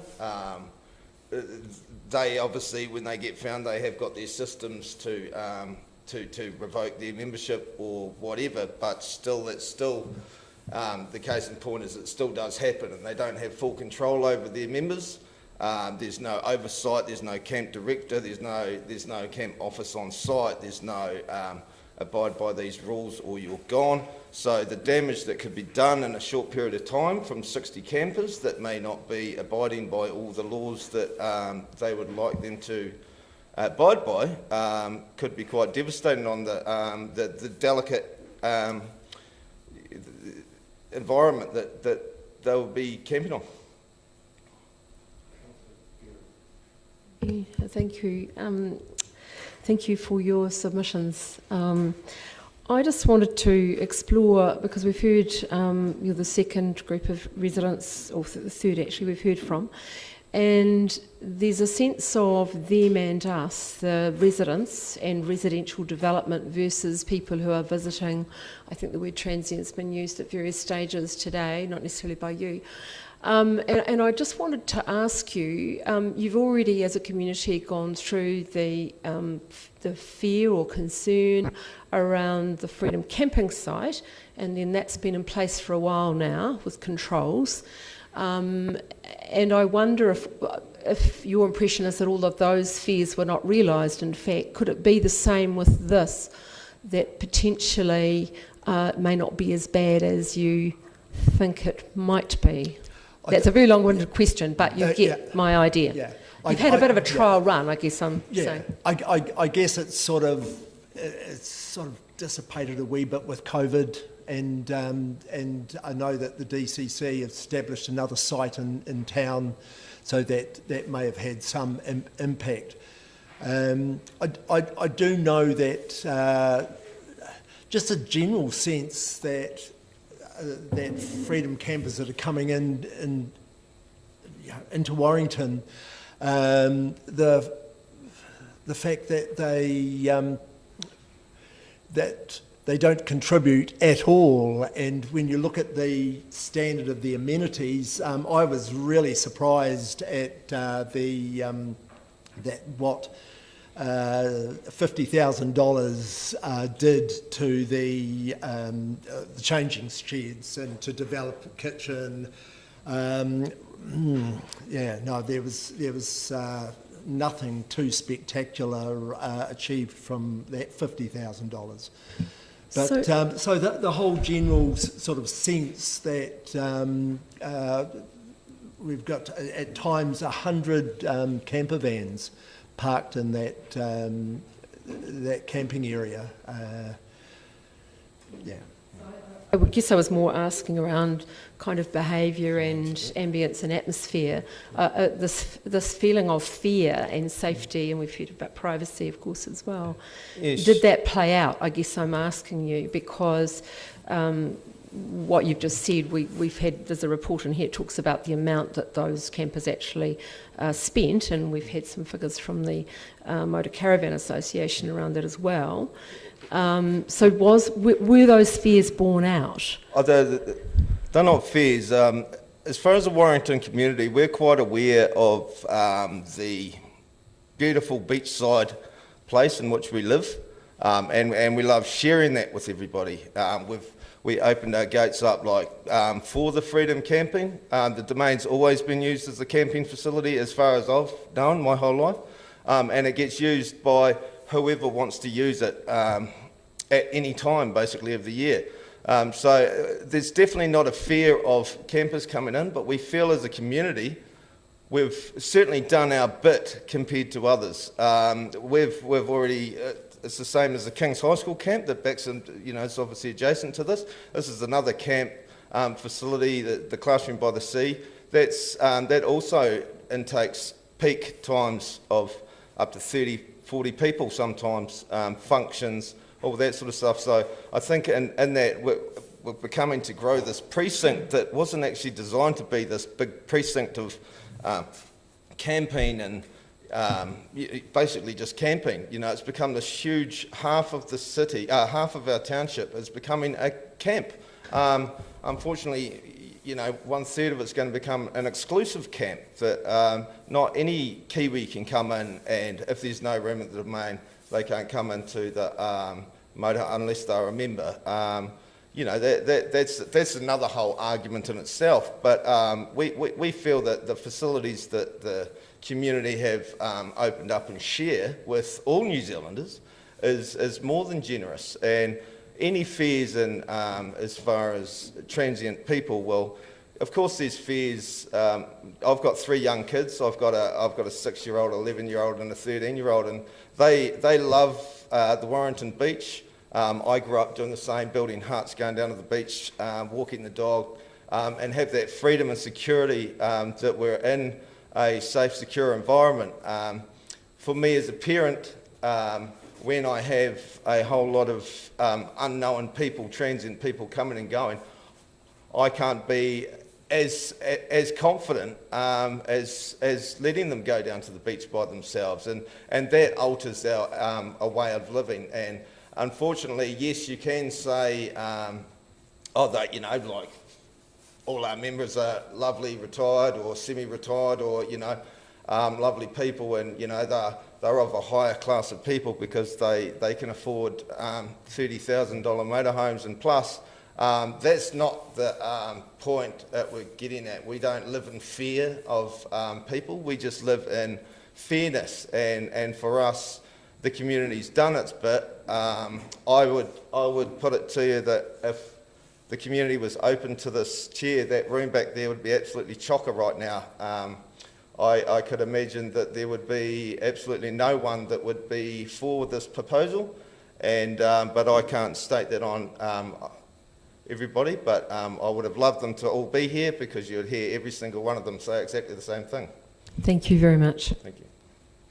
Okay, thank you very much.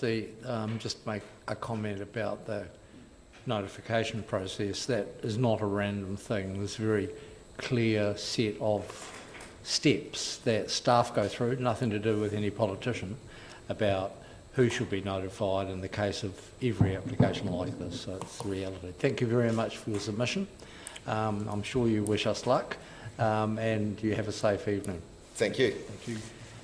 Now, I'd like to just push on, people, because we do have time issues, obviously. The first of the staff members I wanted to ask a couple of questions of was Mr. Ewers. Is this urgent, is it? Oh. Mr. Ewers, who's our biodiversity advisor, and he's come down, and then we have waiting 2 of the 3 water staff. We'll do them next, and if you send me a note, I will get Wendy to whistle up whoever's available next. I'm not going to bring all the staff unless we want to talk to them. They are asked to be watching, but Richard, can I ask you a couple of questions, please? In your memorandum to Robert, you talked about your general pleasure, really, with the improvement to biodiversity from the proposed native planting, and expressed a concern about making sure a few existing NIOs were looked after and so on. But you also made a reference to, and I'll quote you, potentially significant effects on Indigenous biodiversity in the adjacent area of the salt marsh can be anticipated and should be avoided. I guess we know from Moana and similar locations how important those areas are, and we've been talking about around the issue of fencing, and also the applicants, you may have heard them talking about a wish to have pretty much unfettered access from the site to the shore, but we also know there's an easement across the top of the domain and the road and across the top of this site right through to the shore.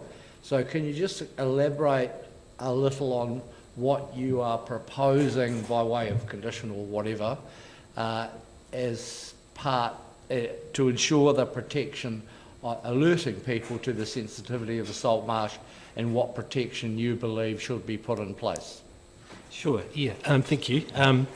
So, I mean, the salt marsh area is just, obviously directly adjacent to the property, but it doesn't cover the whole expanse of that boundary along the estuary. It's only approximately half of it, but if we could get the map up, if possible.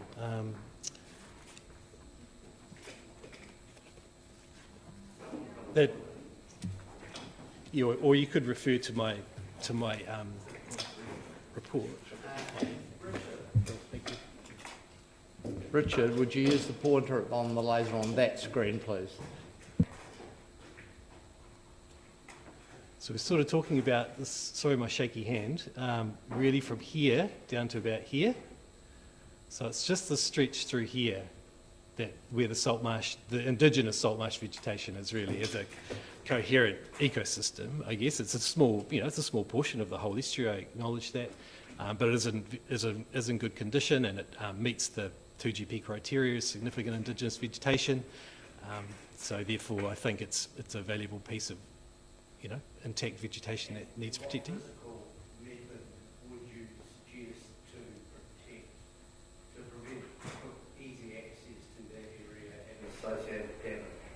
Yeah, so I think that was one thing I noticed, potentially looking at the live stream, is what we're talking about in terms of fencing. I mean, I think my thoughts were something like a basic sheep fence, maybe a 5-wire, something like that, with minimal amount of corner posts, so something quite modest, but a physical barrier to keep people from walking down onto it.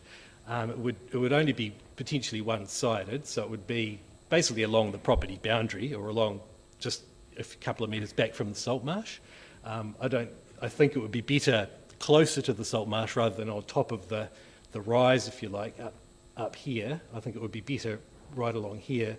There is a small gap in the salt marsh just there that's already currently used as access to the coast. I wouldn't have any issue with that staying as access, but I imagine the fence would come around and down through there, so there's quite an obvious channel to get through down onto the coast, but there's obviously access to the coast already here and all through here as well. entertain a condition of that kind, which is a restriction on what they argued earlier, your concerns will be met.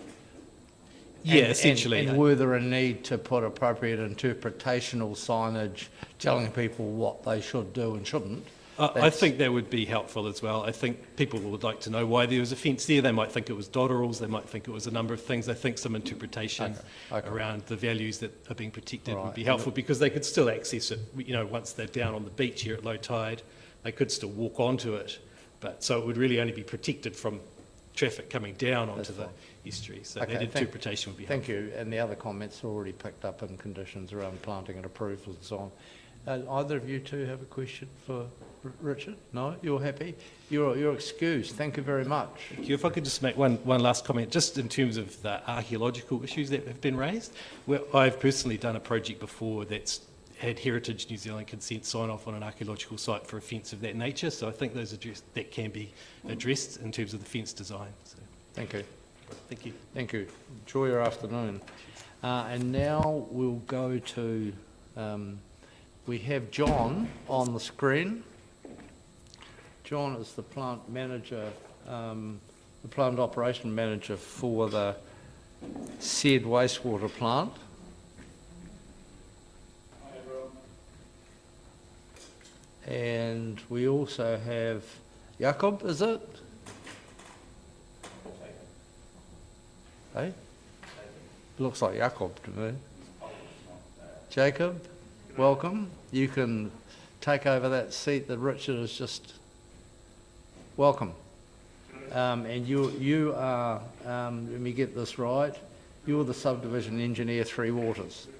Correct. Obviously the issue of wastewater disposal and the pressure on the system and its performance at Warrington is a issue that is a live one for the community and the city and for this hearing. So I'm wondering if you could, between you, and I don't know, you decide who goes first, explain to us the shortcomings or the pressure or the capacity issues of the current system at Warrington and any concerns you have about this application and whatever loadings you anticipate are going to occur. You will be asked by one of my colleagues about whether it makes any difference that the volumes of grey and black water from motorhomes is more concentrated than domestic residential waste and so on. So prepare yourselves for the answer to that. And now the floor is yours. Okay, thank you very Who'd much. like to start?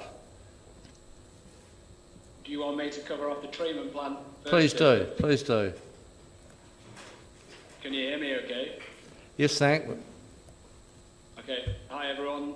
My name is John McAndrew. As was mentioned earlier, I'm the Three Waters Plant Operations Manager, which means I look after the team who operate our 6 water treatment plants and 7 wastewater treatment plants, one of which is Warrington. I am a chartered chemical engineer and a fellow of the Institution of Chemical Engineers, and spent most of my career as a wastewater design engineer and recycled water design engineer before I joined Council. Our treatment process at Warrington is an oxidation pond. It provides a relatively basic level of treatment for wastewater which it receives. The process basically is that wastewater is received in the ponds. It stands there for around somewhere between 30 and 50 days, and a combination of microorganisms, bacteria and algae treat the water on our behalf. The plant, in terms of compliance and effluent quality, the plant has compliance parameters around flow. There's an average and a 90 percentile flow which we are permitted to discharge, and also nitrogen concentration, or total nitrogen concentration to be precise. We to my knowledge, very rarely, if ever, breach our flow concentration. However, we very regularly currently breach our nitrogen limit. In fact, our median concentration has been in exceedance of the limit for a number of years continuously. And the reasoning for that is that oxidation ponds typically are not designed or suitable or capable of removing nitrogen. So we are in a situation where our consent limits don't really line up very well with the treatment technology that we have available to us. And as such, largely the nitrogen concentration coming into the plant is similar, potentially slightly reduced to the total nitrogen concentration leaving the plant. So we don't have a lot of levers to pull to improve our nitrogen compliance. So if we were to introduce more nitrogen to the raw wastewater, we inevitably will see a higher load of nitrogen in the discharge from the plant. And if that nitrogen is, or if that additional raw wastewater is more concentrated than the rest of the raw wastewater, which would be typical for camping or caravan sites, then potentially the concentration of nitrogen in the discharge would also increase to some extent. In terms of the environmental impact associated with that, it's hard for us to comment without having any kind of detailed environmental studies. I'm aware there have been a number done over the last decade or so, and there are plans to, the consent for the plant expires in early 2024, and there is a study or a project in place from the Three Waters team, my colleagues over in our planning department, to review options for the plant, appropriate technologies and so on by the end of next year, with a view to addressing the consent and I guess the future strategy for the plant. So that's probably a high-level overview of what we have and what it can achieve and what our future plans are for the plant. Does that make sense? More or less. Thank you. You have questions, colleagues? Mike. Yeah, thanks, John. Yeah, you've made it clear that the increased concentrations is not a good thing, but you've just told us that these plans, the current resource consent expires in 24, did you say? That's correct, yeah. So how I mean, it's almost inconceivable that we would just roll that over, is it, if it's breaching nitrogen levels? I mean, this would only be my opinion, but I would imagine, yep, I would imagine so. I would very much tend to agree with you. Are there any plans afoot within the department that you know of, or maybe it's Jacob's area, but are there plans afoot to, do we have any plans ongoing for a bigger, better plant? Or send it to town, or? Yeah, so a project which I briefly mentioned before that's just been initiated by our Three Waters planning team. It's called the Northern Schemes Wastewater Strategy or Wastewater Project, which is looking at both Warrington and Waikawaiti, what options may be available, what technologies may be available, what are the environmental impacts associated with those treatment plants, and what sort of future treatment technologies may we require, and in what location. And I believe they've recently started the early stages of engagement with our kaha as part of that process. Thank you. So in short, there are some initial discussions happening about the whole area. Clearly, as part of the 2GP discussions and other appeals, there have been major discussions about the other side of Blueskin Bay and the challenges that we face in terms of water quality there. And in the meantime, you have a plant that is really not up to current expectations environmentally, but is also at pretty much capacity. Is that an accurate statement? The question about capacity is an interesting one. So obviously there is a hydraulic capacity of the plant, like the volumetric throughput which it could pass, and we are below our volumetric capacity. currently, so we could hydraulically we could pass more volume. Typically, oxidation ponds are designed fundamentally to remove solids and carbonaceous or organic material, not nitrogen. So the plant potentially has additional capacity to remove more what we call biochemical oxygen demand, or BOD, which is a measure of organic material. So in theory, we could probably take more load and reduce the BOD further. However, the plant has very limited capacity to remove nitrogen, almost no capacity to remove nitrogen, from either the current load or any future load. So the fact that our current consent has a nitrogen limit means we are unable to comply with it currently, and would not be able to it would be even harder to comply with it with additional nitrogen load. Okay, and that issue around nitrogen is a reflection of the technology employed at that plant. Is that correct? Yeah. Or the lack of. If we were to look at a plant to substantially remove nitrogen at Warrington, the technology required would be substantially different, likely of the order of millions of dollars and a number of years to kind of design and construct. That's not to say we wouldn't do that. However, we'd obviously need to do that in a planned way, which is why we've initiated a review of options as part of the kind of forthcoming project. The other alternative to improve our nitrogen compliance would realistically only be to dilute the influence and have a lower concentration coming in, which would result in lower concentration going out of the discharge of the plant. Okay, thank you. Councillor Geary. Thank you, Mr McAndrew. That prompted a query from me, what you've just said, around what would happen if at some future time this property was sold and there was residential development in there, because what I understand you telling us is there isn't the capacity to load it more. What would happen in that particular case? Assuming that any kind of projects or plans to improve the plant hadn't been activated. It's a hypothetical, but... It was relatively muffled listening to that. However, I think the question was, if you were to add additional properties to the network, regardless of a caravan park, what would be the impact on nitrogen? Yes. Is that the question? And the answer would be, or my answer would be, the nitrogen that comes into the plant generally would pass through and come out the other side of the plant. So an increase from any property would result in a higher load of nitrogen in the discharge. However, if the additional property was typical domestic waste, the ratio of total nitrogen to flow would be similar to the current flow, and therefore the concentration on the discharge of the plant would be unlikely to change substantially.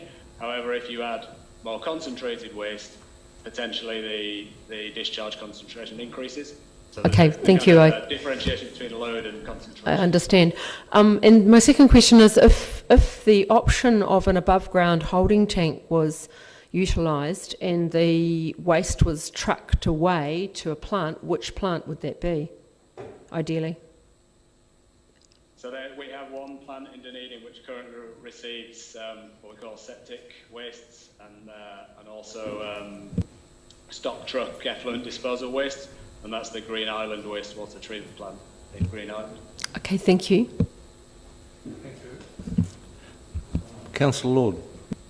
Yeah, just one other question, John, and it's possibly not a question I might get censored by the chair, but in view of the fact that it would cost a lot of money to put in an above ground or even below ground, and there would be archaeological concerns doing that, in view of the fact that we're probably going to have to do something quite significant within a couple of years anyway, would the lesser of two evils be to, if we were of a mind to grant this, to allow the Motor Caravan Association a consent and just keep using the Warrington, the current spill, the drop, or would we be, what I'm trying to work out is, would it be worth putting them to the trouble of building an above ground tank if it's only really going to be another couple of years at most? Where's the greater sin? I'm not going to censor your question, but I'm going to censor the last bit. There was not a moral debate here, Councillor. You can make your own decisions about sin, but I'll allow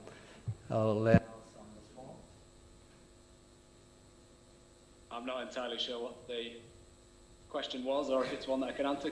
It's not unusual at council meetings. I'll try again. So if we were, as a part of a condition, if we were to grant this and we insisted on the Warrington, on the Motor Caravan Association putting in a tank and to get it carted to town at great cost of building and running, would that be, should that be necessary in view that within 2 years you're going to be doing something anyway, 3 years you're going to have to do something with the plant anyway, that I assume would have the capacity required? So I think the only answer I could probably give would be, it would mean that for a number of years, until that upgrade was completed or plant was modified or relocated or whatever a future solution may be, there would be a higher concentration and potentially a higher load of nitrogen discharged into the environment. But it's very hard for me to comment on whether that's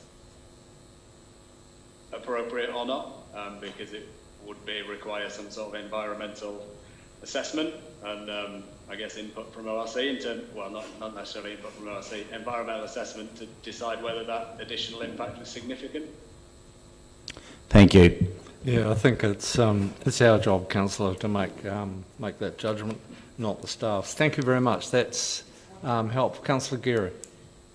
I just want to be really clear and understand, you're talking about that those discussions are going to happen within a couple of years, but in fact any planning would take some time, would it not? So we're not just talking a couple of years till something happens, we're talking about a couple of years till some planning went on to consider the options, which is quite a different matter.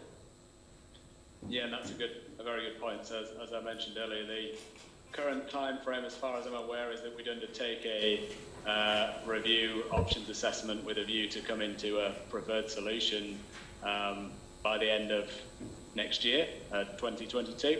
However, depending what that solution was and where that solution was, the additional planning and design and procurement work required could potentially take a number of years. Thank you. Thank you. That's us. Or you fellas? Oh, sorry. I thought it was a tandem act. Jacob, you want to make some comment on these issues that we're traversing? No, I'm good. I'm happy to answer any questions, but I got nothing. Right. Do we have any questions? No?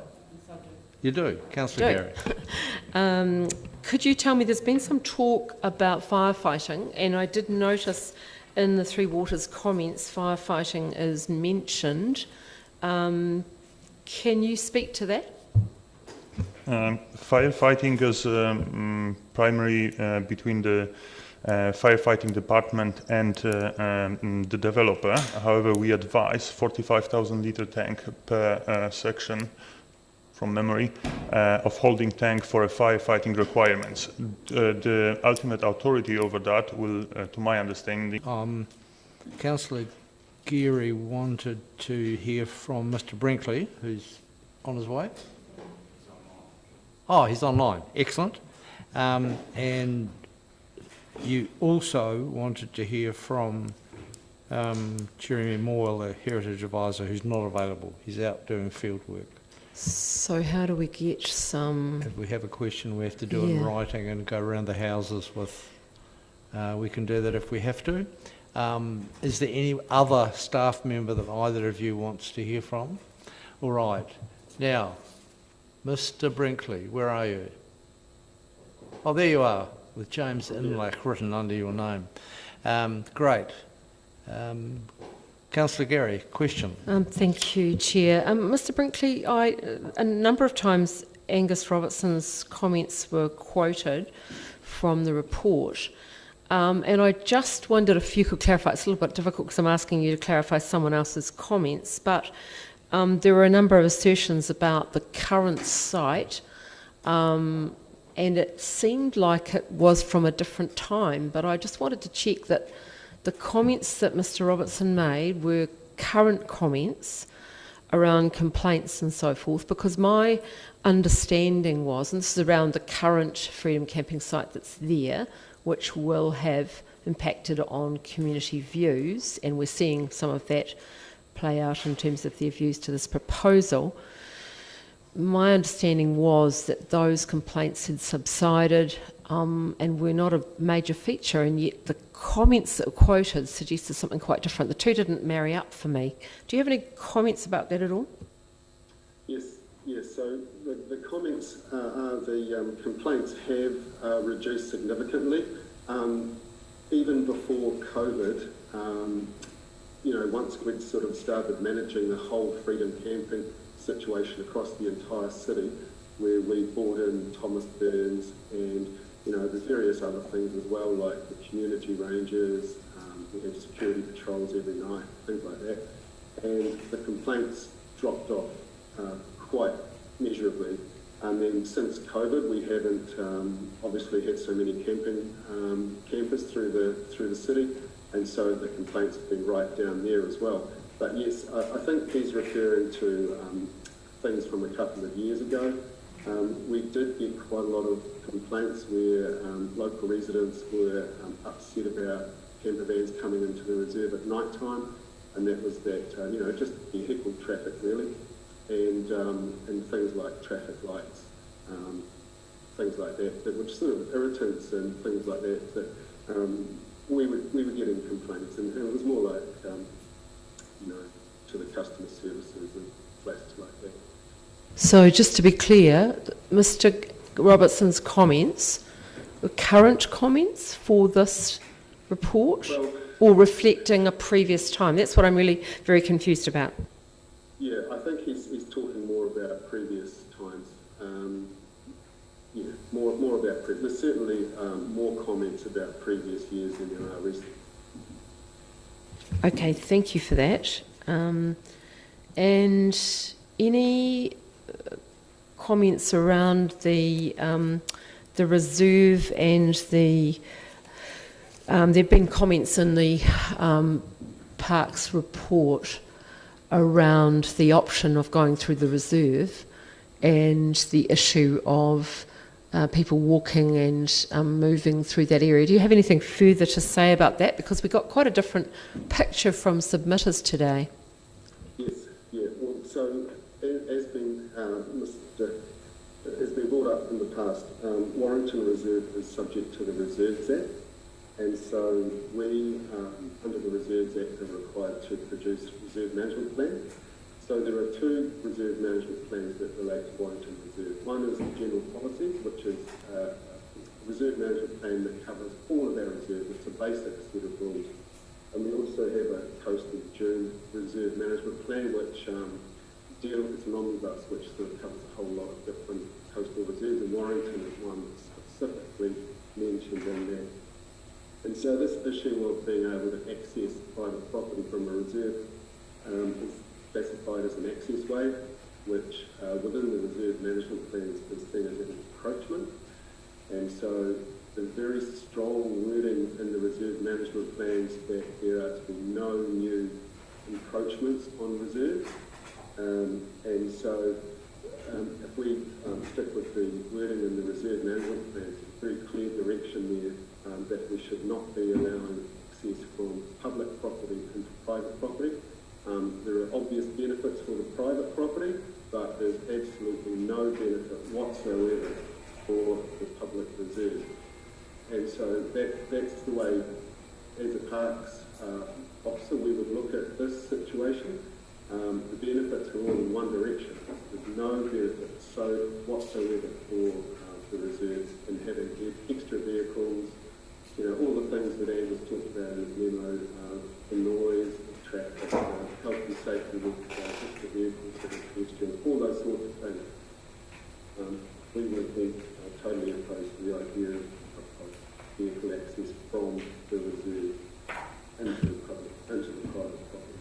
Thank you for that, Carrot. And a final question from me, which was around, and you may not be able to answer this, but I'll ask it anyway.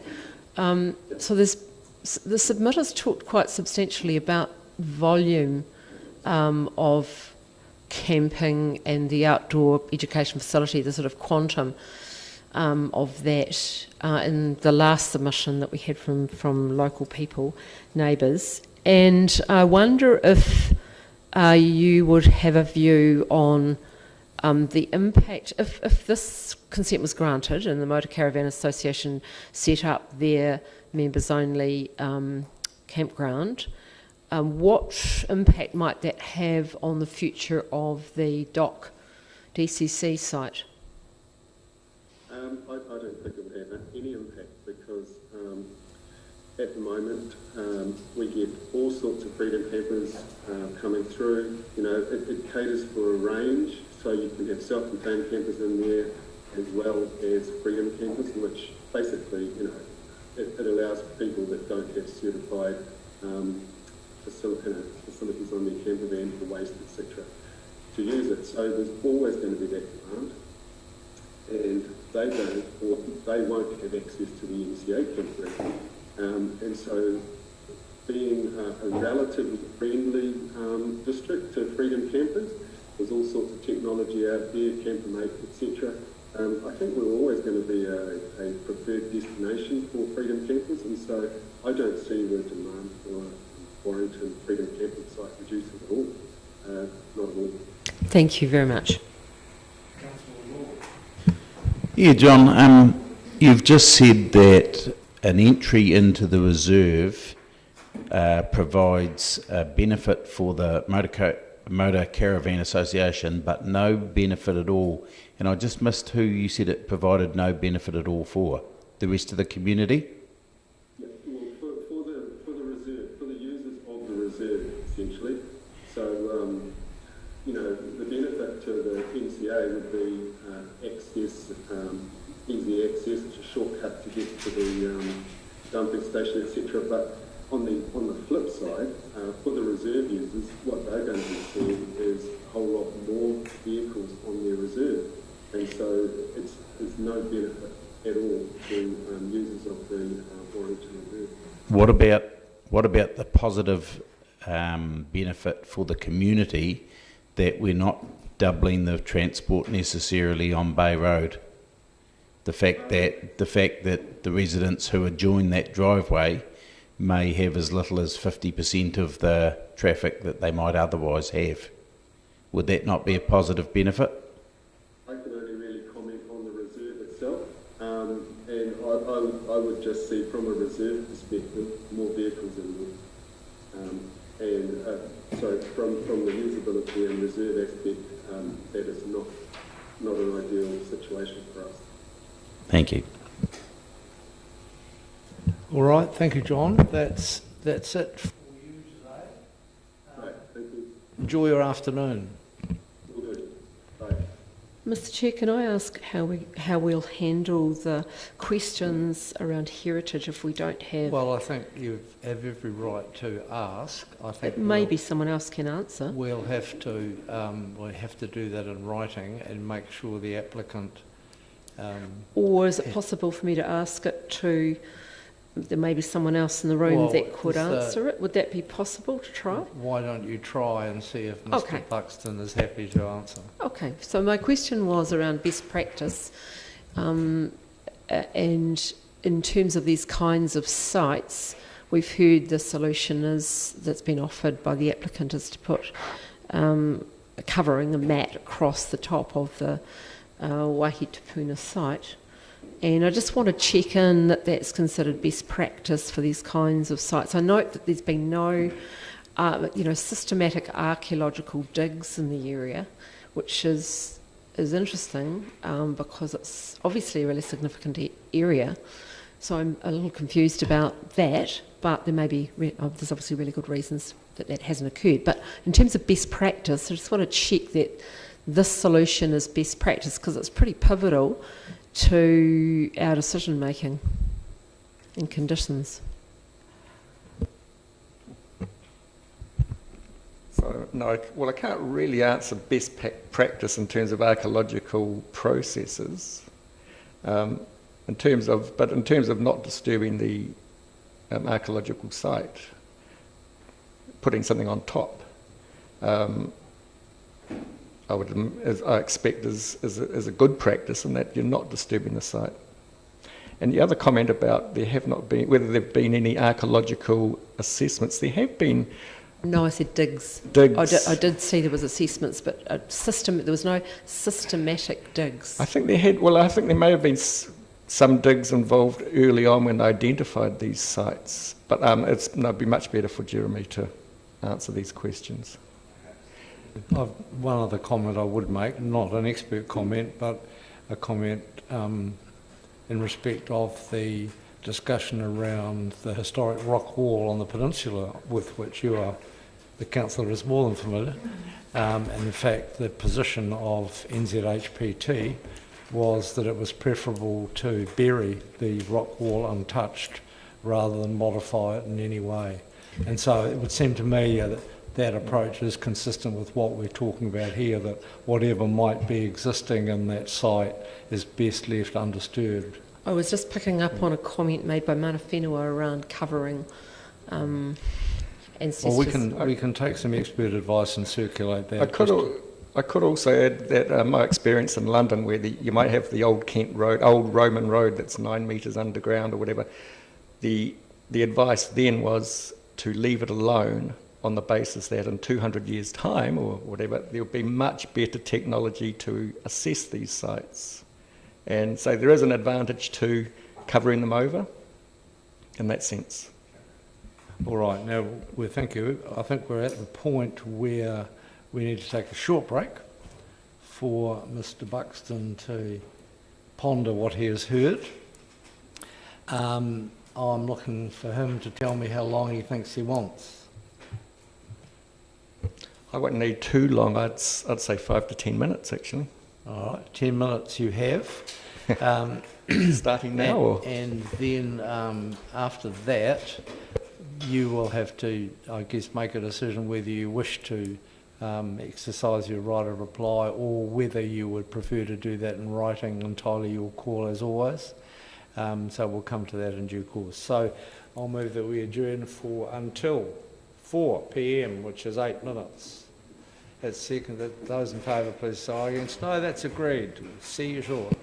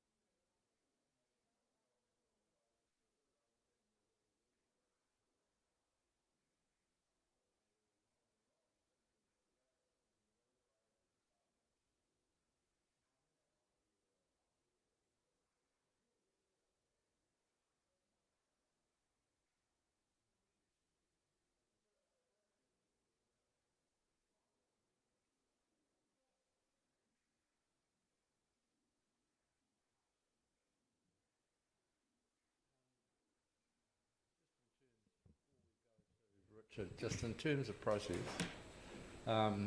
we've actually checked the Okaha submission to see if there's any, in the absence of the Heritage Advisor's availability, to check that there's no issue with what we thought the concern was.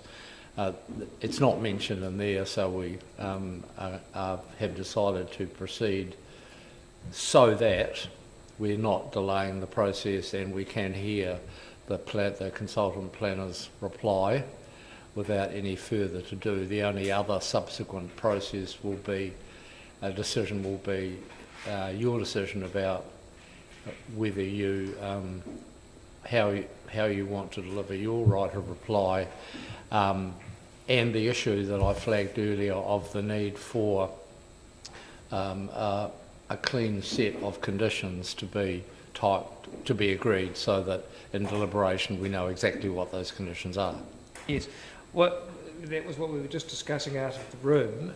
The view that we have is that subject to nothing too much coming out of left field from Robert, I have every confidence that it won't, but anyway, that I would close orally this afternoon, but briefly, and suggest that the two planners be deputised to get their heads together on conditions and filed either an agreed set next week or a set which explains the issues on which they are still apart. Okay, that's good. I'm happy with that. All right. Robert, the floor is yours.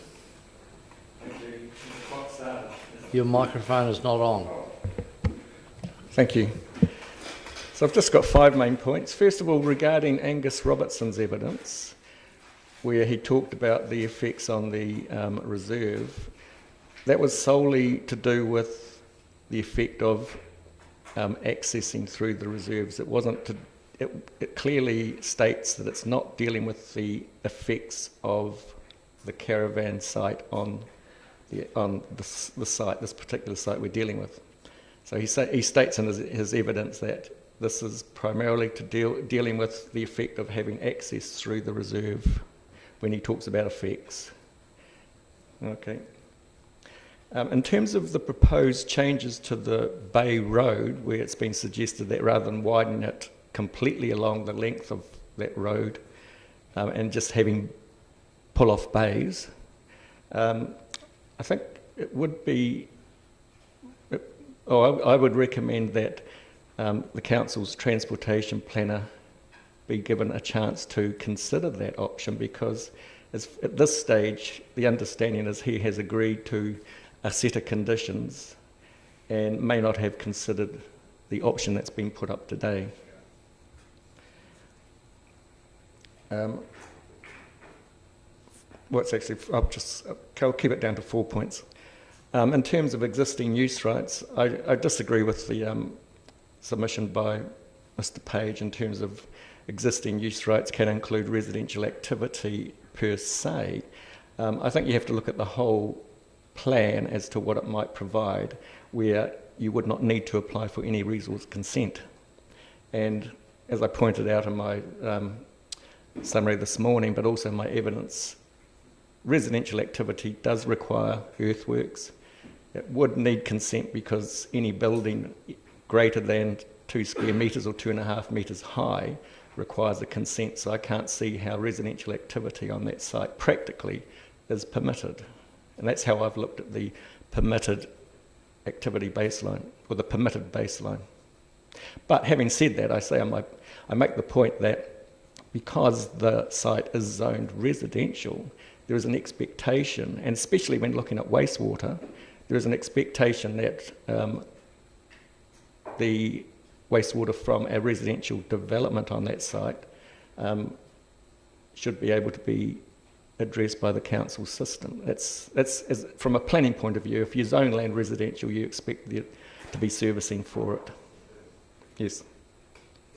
Now, finally, in terms of the submissions, and particularly Louise Marsh's comments where she talked about the population of Warrington and compared it with the population increases with the freedom camping and the campervan proposal.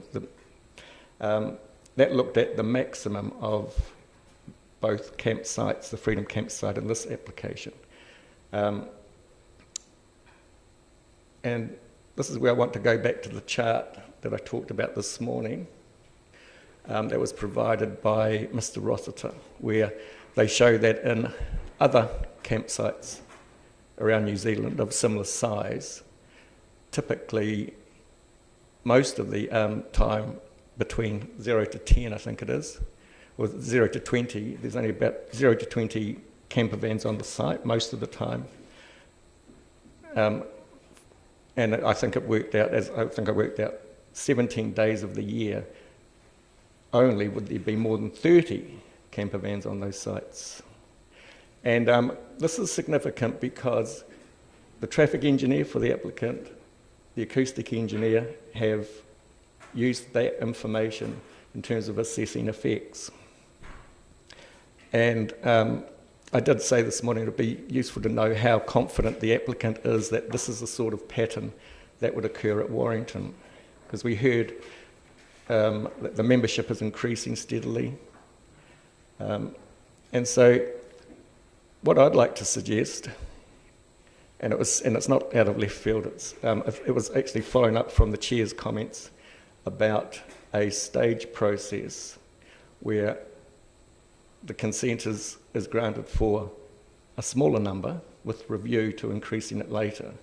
If you look at the statistics proposed there, or shown there, if a earlier stage is proposed, then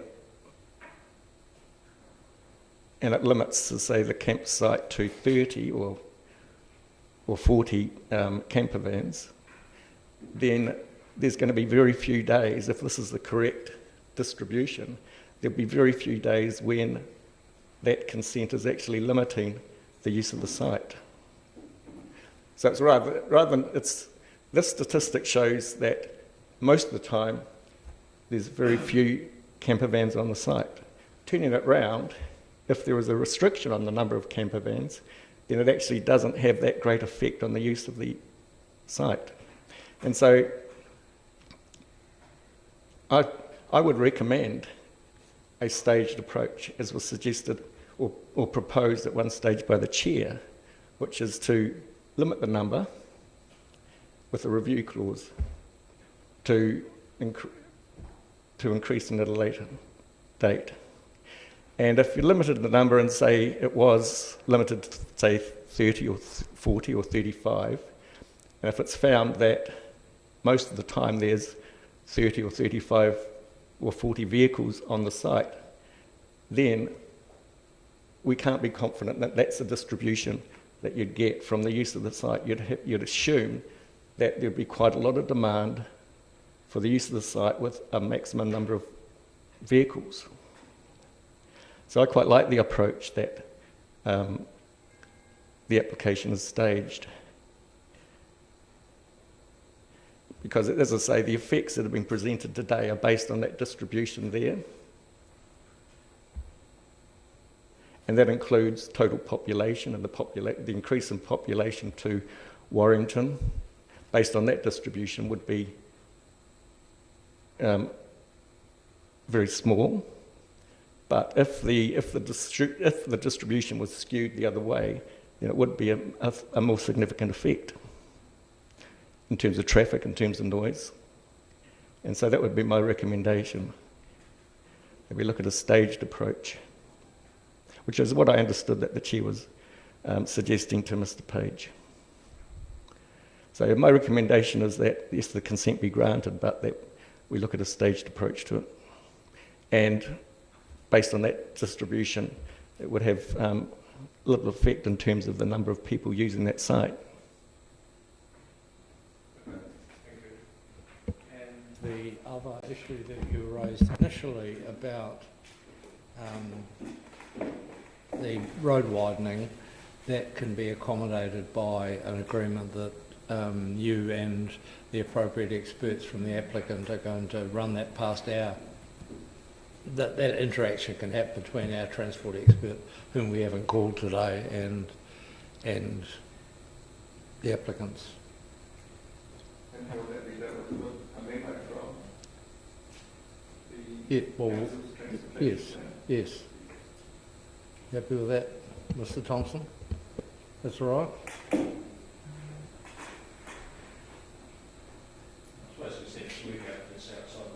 Well, I mean, I don't want to go back, I can't go back now and call other people, but we didn't have any transport issues, but that seems to me to be perfectly sensible for that proposal and the agreement that existed on a different proposal to be audited against what you are now suggesting. Yeah. Seems sensible to say nothing. Well, can I suggest that you simply direct the two traffic experts to confer and report the outcome of that to you? Okay, we'll direct both our planner to confer with Ms. Bombay about the finalised agreed conditions and any which require further litigation, and similarly ask our transport engineer to confer with the applicant's transport engineer around this issue of the different proposal for Bay Road. All right? Yeah, I think it would be work on the basis that we're talking about work which is within road reserve and therefore would require transportation's approval in any case. Right. Okay, that's good. All right. So that takes us back to you. Oh, I'm sorry. We're all happy about that. We agree on that.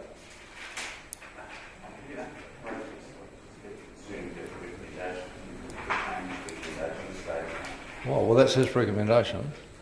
We can't. He's reviewed his decision. He's made a recommendation. That's it. It's not for negotiation.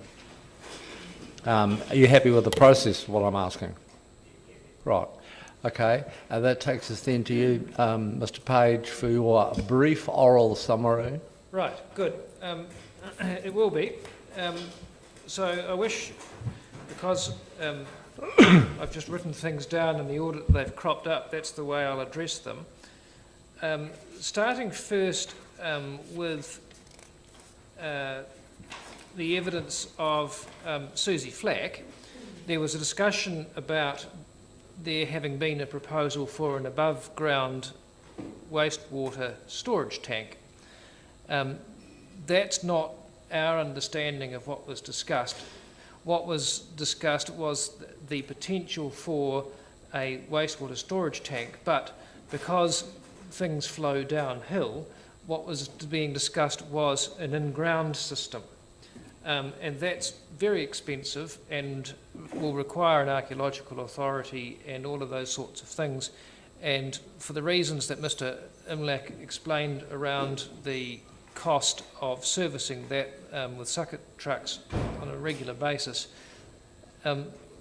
given that the wastewater situation in Warrington at the moment is in a state of flux, NZMCA, if I can put that mildly, NZMCA is not keen on being required to install such a system when in the relatively near future a rather better option might appear over the horizon. So we are asking you not to impose a condition requiring on-site storage. We are asking you not to impose conditions regarding whether the site has or does not have a dump station on site, in addition to the one that's already in the domain.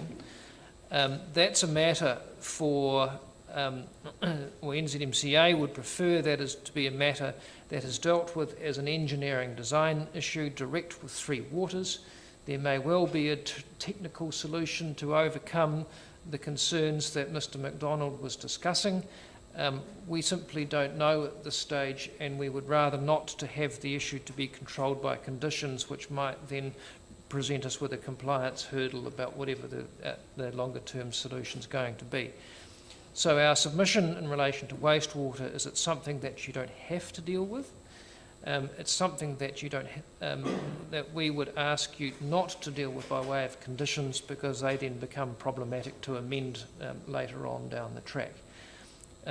Bear in mind that NZMCA has a camping ground licence application on foot with your public health department at the moment, and the question of how effluent is disposed of will be dealt with through that process, and they are waiting on the outcome of this process to know what, if any, constraints are going to be imposed upon that decision making. So there are other fora that are more flexible than a consent process hearing to deal with the issue, and we would invite you to leave that there.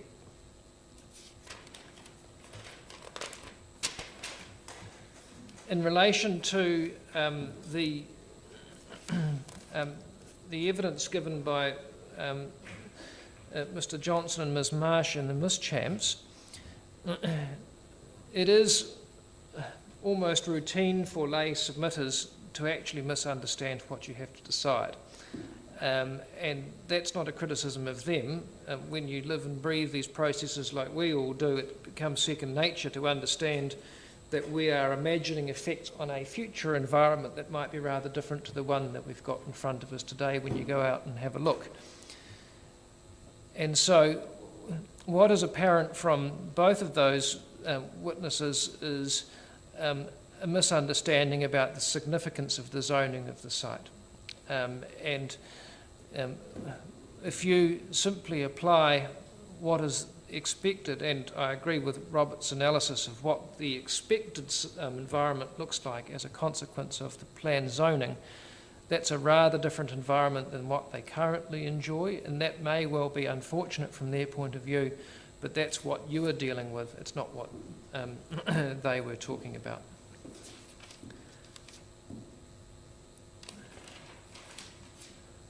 In relation to biosecurity issues, I looked carefully at where Mr. Ewers was directing his pointer to the board, and my understanding is that he identified the significant indigenous vegetation area of salt marsh as being within the road reserve portion on that margin. It's not within the current site. So if there is fencing to occur to protect that salt marsh, it's not NZMCA's job to do it.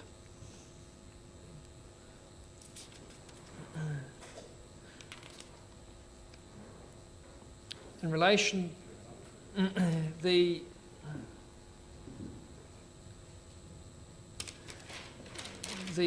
explanation of the council's problem that Mr. McAndrew gave,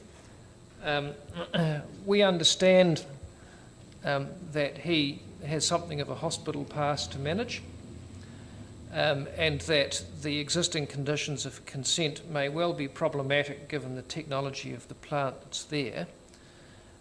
It seemed to us that he's saying there is volumetric capacity to receive waste from NZMCA, but that he was concerned about the N concentration.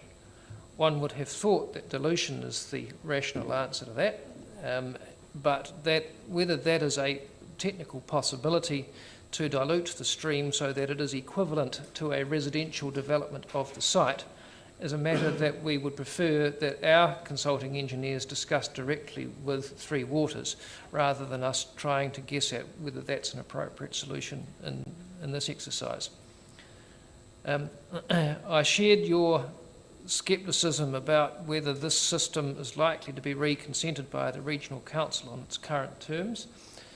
I think snowballs have a better chance in hell. If one looks at the proposed Otago Regional Policy Statement that was notified a couple of months ago, we face the greatest of uphill battles to have plants reconsented on their current terms. We've got discharges directly to not only the coastal marine area but to a Taipure area.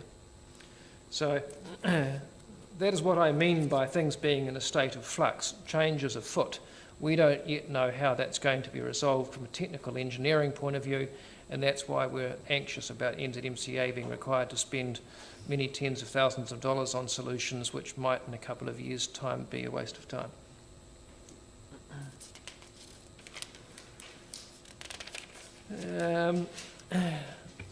Jacob, I'm sorry I didn't grab his last name, mentioned that there is a firefighting requirement for a 45,000 litre static tank. In In relation to a residential development, that might be right. That's a building code compliance requirement. We are not expecting to require building consents for the development here, and so not expecting to require static firefighting supplies on site. In relation to Mr. Brinkley's evidence about the Coastal Dunes Reserve Management Plan, we don't entirely think that it's all one way about public versus private benefits of access through the reserve, but we recognise through this process we can't force either your hand or the Parks and Reserves Department's hand about that. All we ask is that through the conditions, the opportunity to have further discussions down the track with Parks and Reserves is not precluded. It may well be, for instance, that the community decides that actually it might be quite a good idea not to have vehicles running around the block, and and instead perhaps some alternative route be used. I don't know, but that's a matter for the future. All I'm saying is that the proposal here is to use the driveway for both directions traffic, because that's all the NZMCA can control, but that may well change in the future.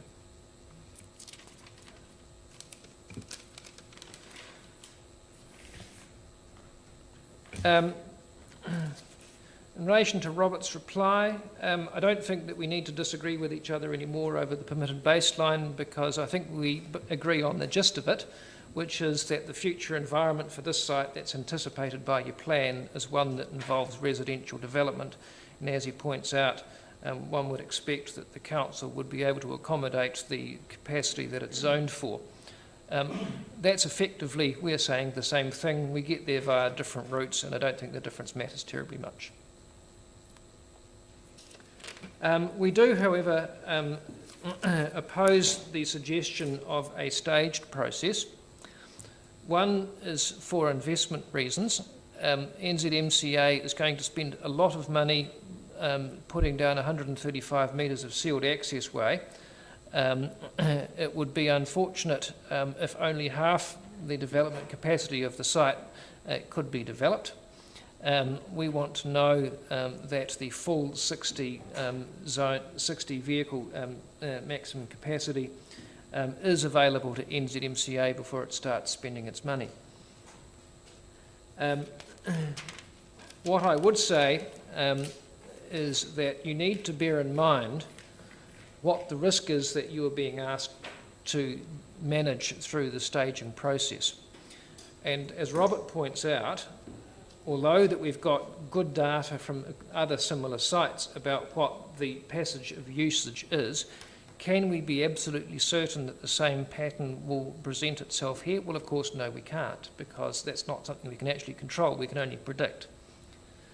But when you bear in mind that the residential portion of zone of the site is zoned for about 20 houses, and that you could, as of right, have a 50-person recreational activity without resource consent on the balanced rural portion of the site, what is the big deal about whether NZMCA is correct about the frequency with which this site is full?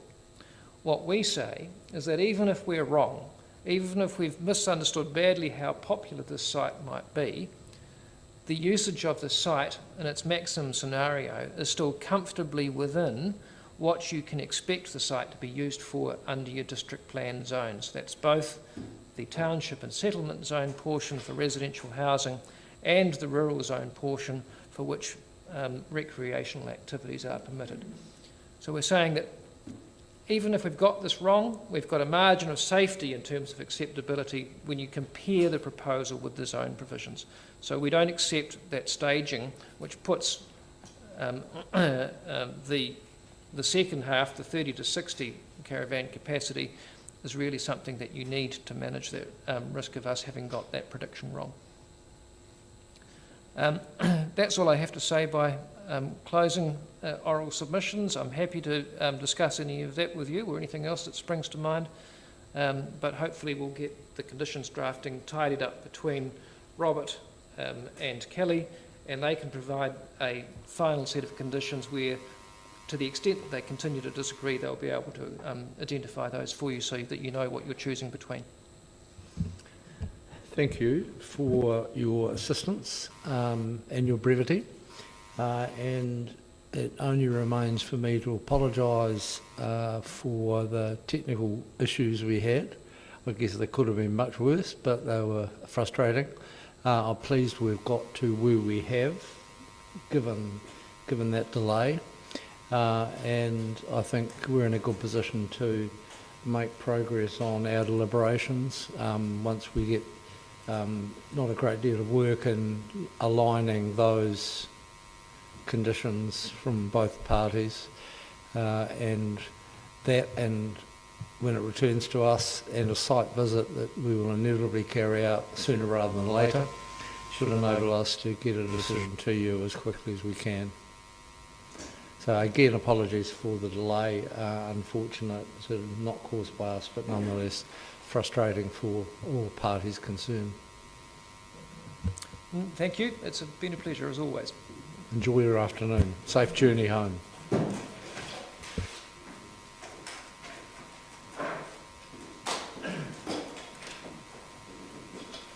Oh, I better adjourn.